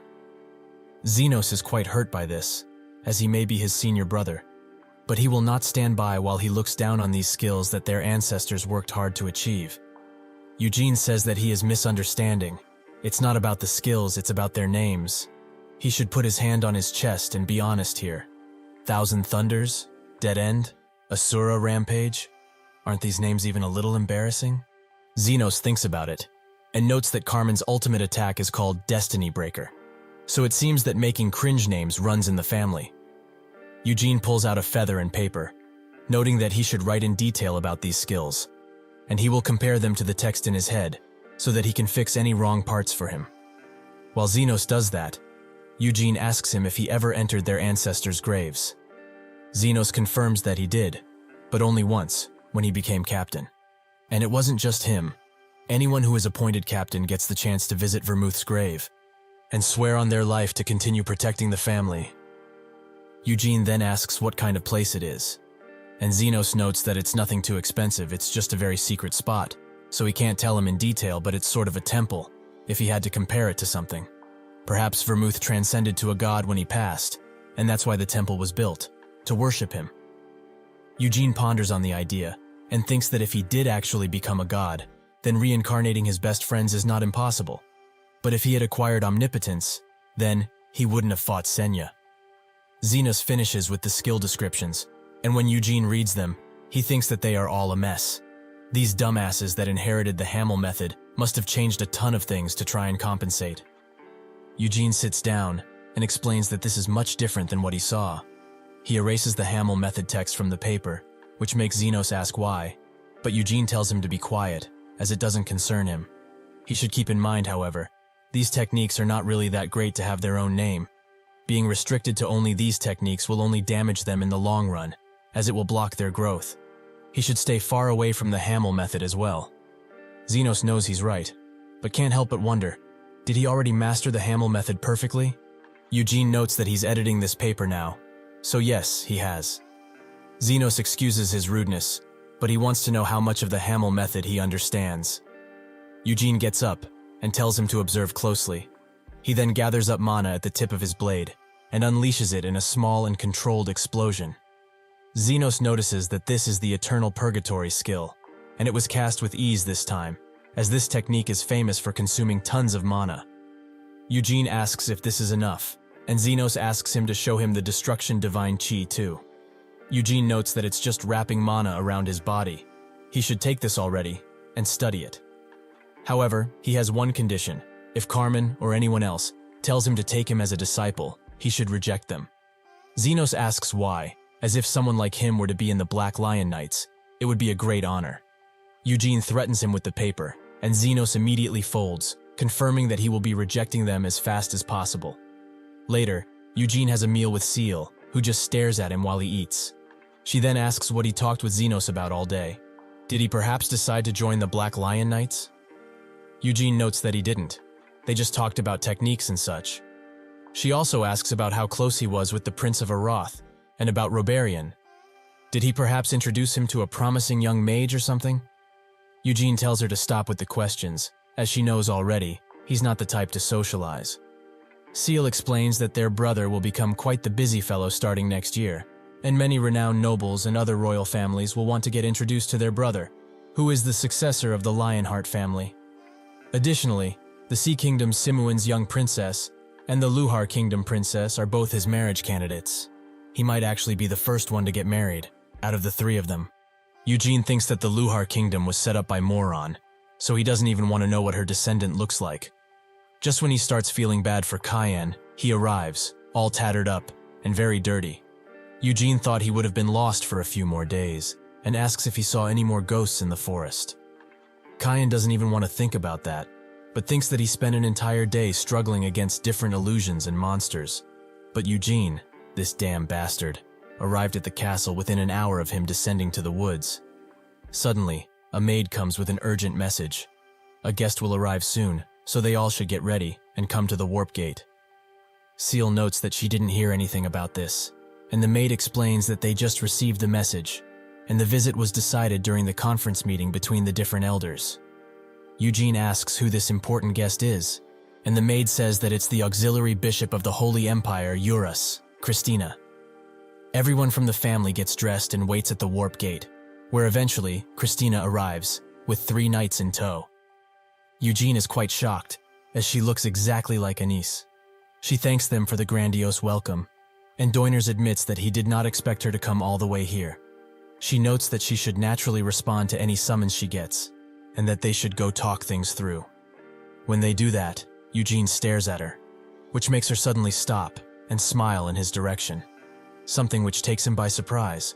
Seal asks if they ever met before, and Eugene denies this, as this is his first time seeing her. Seal then asks why she was smiling at him like that, something which Eugene cannot answer, as he doesn't know either. Later, while he is having some tea, Eugene thinks that Christina is an adopted daughter of one of the 3 cardinals of the Holy Empire, and also a saintess of a long line of successors after Anice's disappearance. She is not literally a saint at the moment, but she is the only candidate there is, so in a few years, she will surely become the saintess. The maid knocks at his door and announces that there is a guest here to see him, the bishop, Christina. He goes to meet her, and they both introduce each other. Eugene asks what brings her here, and she explains that she received a revelation from God, which makes Eugene ask what kind. She doesn't want to tell him, however, which makes Eugene wonder why he told him in the first place. Christina explains that this was just to let him know this meeting was guided by God. Additionally, the meeting with the elders has ended, and since the head of the Senate decided to open the doors to Hamel's grave, she will accompany him. Eugene is quite puzzled by this, but she says that this was her purpose for being here anyway, so he lets it go. While they walk the halls, Eugene notes that she is the sole candidate for the saintess position. Is this role passed down through bloodline, perhaps? Christina doesn't seem to get the question, and Eugene explains that he learned magic for 2 years in the Royal Library, Acreon, where Senya's hall resides. In there, paintings of her friends from 300 years ago can be found, and that includes Anise, the faithful. He doesn't know how she might react to this, but she looks a lot like Anise, eerily so. Christina keeps the same monotone smile and accepts this as a compliment, rather than anything. Eugene thought she would have been more surprised, but maybe the other priests said so as well, so she might have heard this quite often. She notes that he sees the great Anise in her. Perhaps this is another miracle from God. But how much does he know about her truly? Eugene says that she's the only saintess candidate currently, and also the adopted daughter of Cardinal Rogerus. Christina confirms that indeed, she was abandoned by her parents when she was just an infant. But she's not sad, as her parents surely wanted God to look after her, and abandoned her in front of the abbey. Thus, she knows nothing of where she came from, but since he says that she is similar to Anise, perhaps she is her ancestor. Eugene heard that she did not have any children, but Christina says that she was human too. Perhaps she just wanted a child. Eugene thinks that it's probable. Anise was always a snake, and very secretive, despite being a saint. When they get out, Eugene notes that it's cold, so he hands Christina a cloak, which she wears immediately. Eugene then asks if they're going to the round table, but Christina says that they aren't. They are going to the back of the castle, as that is where the grave is. While they walk on a steep hill, Christina notes that he must have quite a lot of interest in the heroes of old, which Eugene doesn't confirm or deny. She explains that Hogani is a part of the Nahama territory, but it is also appointed as the Holy Land of the Holy Empire. Every year, tons of believers choose to go there for their pilgrimage, and naturally, there are bound to be tons of eyes in the Holy Land. This might come out as offensive, but she knows why he was in Hogani. Eugene is not offended at all, as he also felt tons of people stare at him in Hogani. Is the Holy Empire watching him closely because of God's revelation? Christina still won't tell him, since he isn't a believer. So even if it's on his mind, she informed him for that purpose only. Eugene smiles, as her personality is bad, and with her looks, she is exactly like how Anise used to be. Even though they all shared stories of the past, Anis never talked about hers, and although she had not said it, he knew very well. Every time someone mentioned any cardinal of the Holy Empire, the ones who raised her, Anis's usual silence would be replaced with a crooked smile. She detested her past and what happened in it. They finally arrive at the location, and Christina notes that below is a path that will lead to Vermouth's grave. Eugene asks if they really have to jump off a cliff like this, and she says that they must, and she also knows that he can use flight magic, but he mustn't this time. All he needs to do is grab her hand and trust her. After Eugene does that, Christina immediately jumps off and pulls a rod out of her tools. She uses this rod to create a pair of wings, but Eugene sees something else, an angel with the hair and facial expression as Anis's. He snaps back to reality and tells Christina that he just saw an angel. This makes her look at him weirdly, as this is only a divine spell that has nothing to do with angels. It only protects the wearer from falling from a high place. Eugene shuts up, but he knows what he saw, as that face was the same as Anis's. He's positive. Christina notes that they have arrived, and when the yellow holy magic disappears, Eugene is stunned, as he is now in a beautiful green field. Christina picks up a grass leaf and says that even though it looks like grass, it's not, as it doesn't have any life energy inside. Eugene tells her that it's only spatial magic, and thinks that to create such a place would be impossible, with only common magic. So who did it, Senya or Vermouth? Alas, they continue forward and arrive at Vermouth's grave, where a statue of him stands. Suddenly, Doiners, accompanied by Gillard, appears, and Doiners expresses his wish for every Lionheart to see this place, but sadly, it must be protected. Putting the Hamel statue around here isn't a bad idea, as he was Vermouth's longtime friend, so it would hold some meaning for it to stand by him. However, in order to open a path to this place, one needs the Patriarch's and the Senate's acknowledgement. Those two titles were created by the founder, and it was said that besides the Patriarch's succession and appointment ceremony of the commander of the Black Lion Knights, nobody else can enter. Christina knows this is directed at her, but as long as she respects their traditions, she came here with an important reason. Gillard then explains that the timing was rather inappropriate, as she stubbornly decided to follow his son into this place.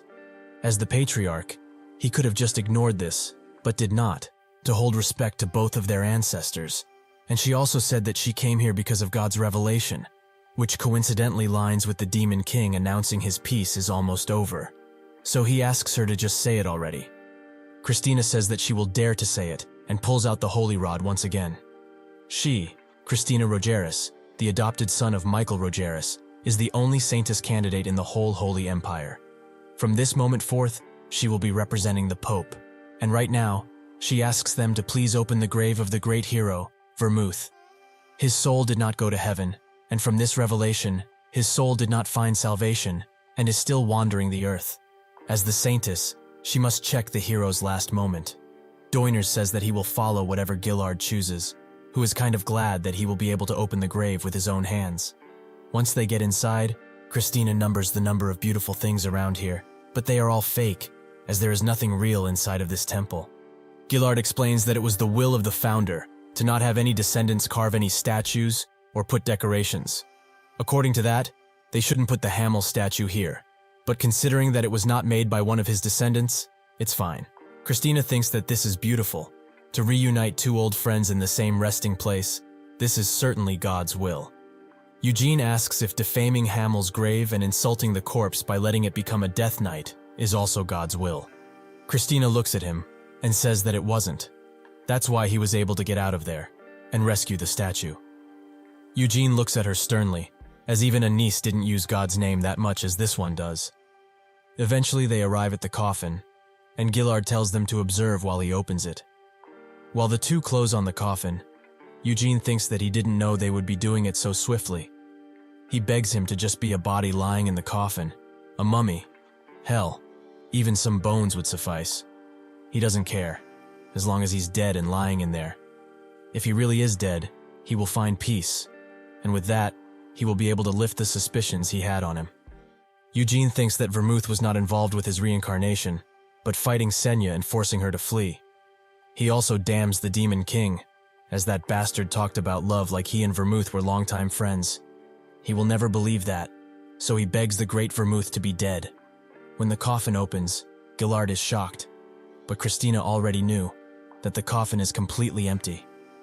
Eugene's entire body writhes, and his fist is clenched so hard his veins are about to pop. Gillard thinks that he's only concealing himself, but that doesn't matter now, as Christina announces she will tell them the revelation. From this moment forward, Eugene will be titled the next hero, the man that succeeds the great Vermouth. This is the will of God, and the Pope also acknowledges it. Until now, there have been no moves on the demon part, so they will not announce it just yet, but she will be with him, as the Holy Empire's witness. Gillard asks what she means, and Christina notes that this is not God's word, but she thinks that Eugene is a reincarnation of Vermouth. If that is true, then she can accept why his soul did not enter heaven, as in order to face the danger that would fall on the world, the hero's soul descended into a descendant's body. Eugene starts laughing, and asks if she got permission to do this from her little god. A fucking hero? What a joke. He is the reincarnation of Vermouth. How funny. But she should really cut the bullshit. Just how great is their god, that she is harassing him, who is doing nothing, and saying that he is the reincarnation of the hero. Christina apologizes, as that was only her thoughts, but she shouldn't blame her, or God's revelation for that matter. Eugene disagrees. He doesn't even believe in her god, and he doesn't plan to, so he will be doing whatever he wishes. He is only himself, Eugene Lionheart. So if she needs a hero, she should make one from their worshipper. Or better yet, beg her god to send one down. He looks at Gillard, who is flabbergasted, and apologizes for the harsh words. But he does not plan to be recognized as a damn hero, so he should understand him. While on the topic, he does not want to be patriarch, and will also not join the Black Lion Knights. Just because he will not do these things, it doesn't mean that he will disrespect the family, so he asks him to continue to support him just like before. Gillard, with a heavy expression, agrees, and respects his decision. Eugene smiles, and tells Christina that he also has a message for her almighty God. That is, to go fuck himself. That is all he wanted to say. Gillard is about to go into shock, but Christina just stares at him, and Eugene turns away, as he is tired, so he will be going to sleep. Gillard asks what will happen to Hamel's statue, and Eugene explains that Hamel would have not wanted to rest in a place where his comrade wasn't. With that, the tale of Hamel's reincarnation ends, for now at least. Stay tuned in the future.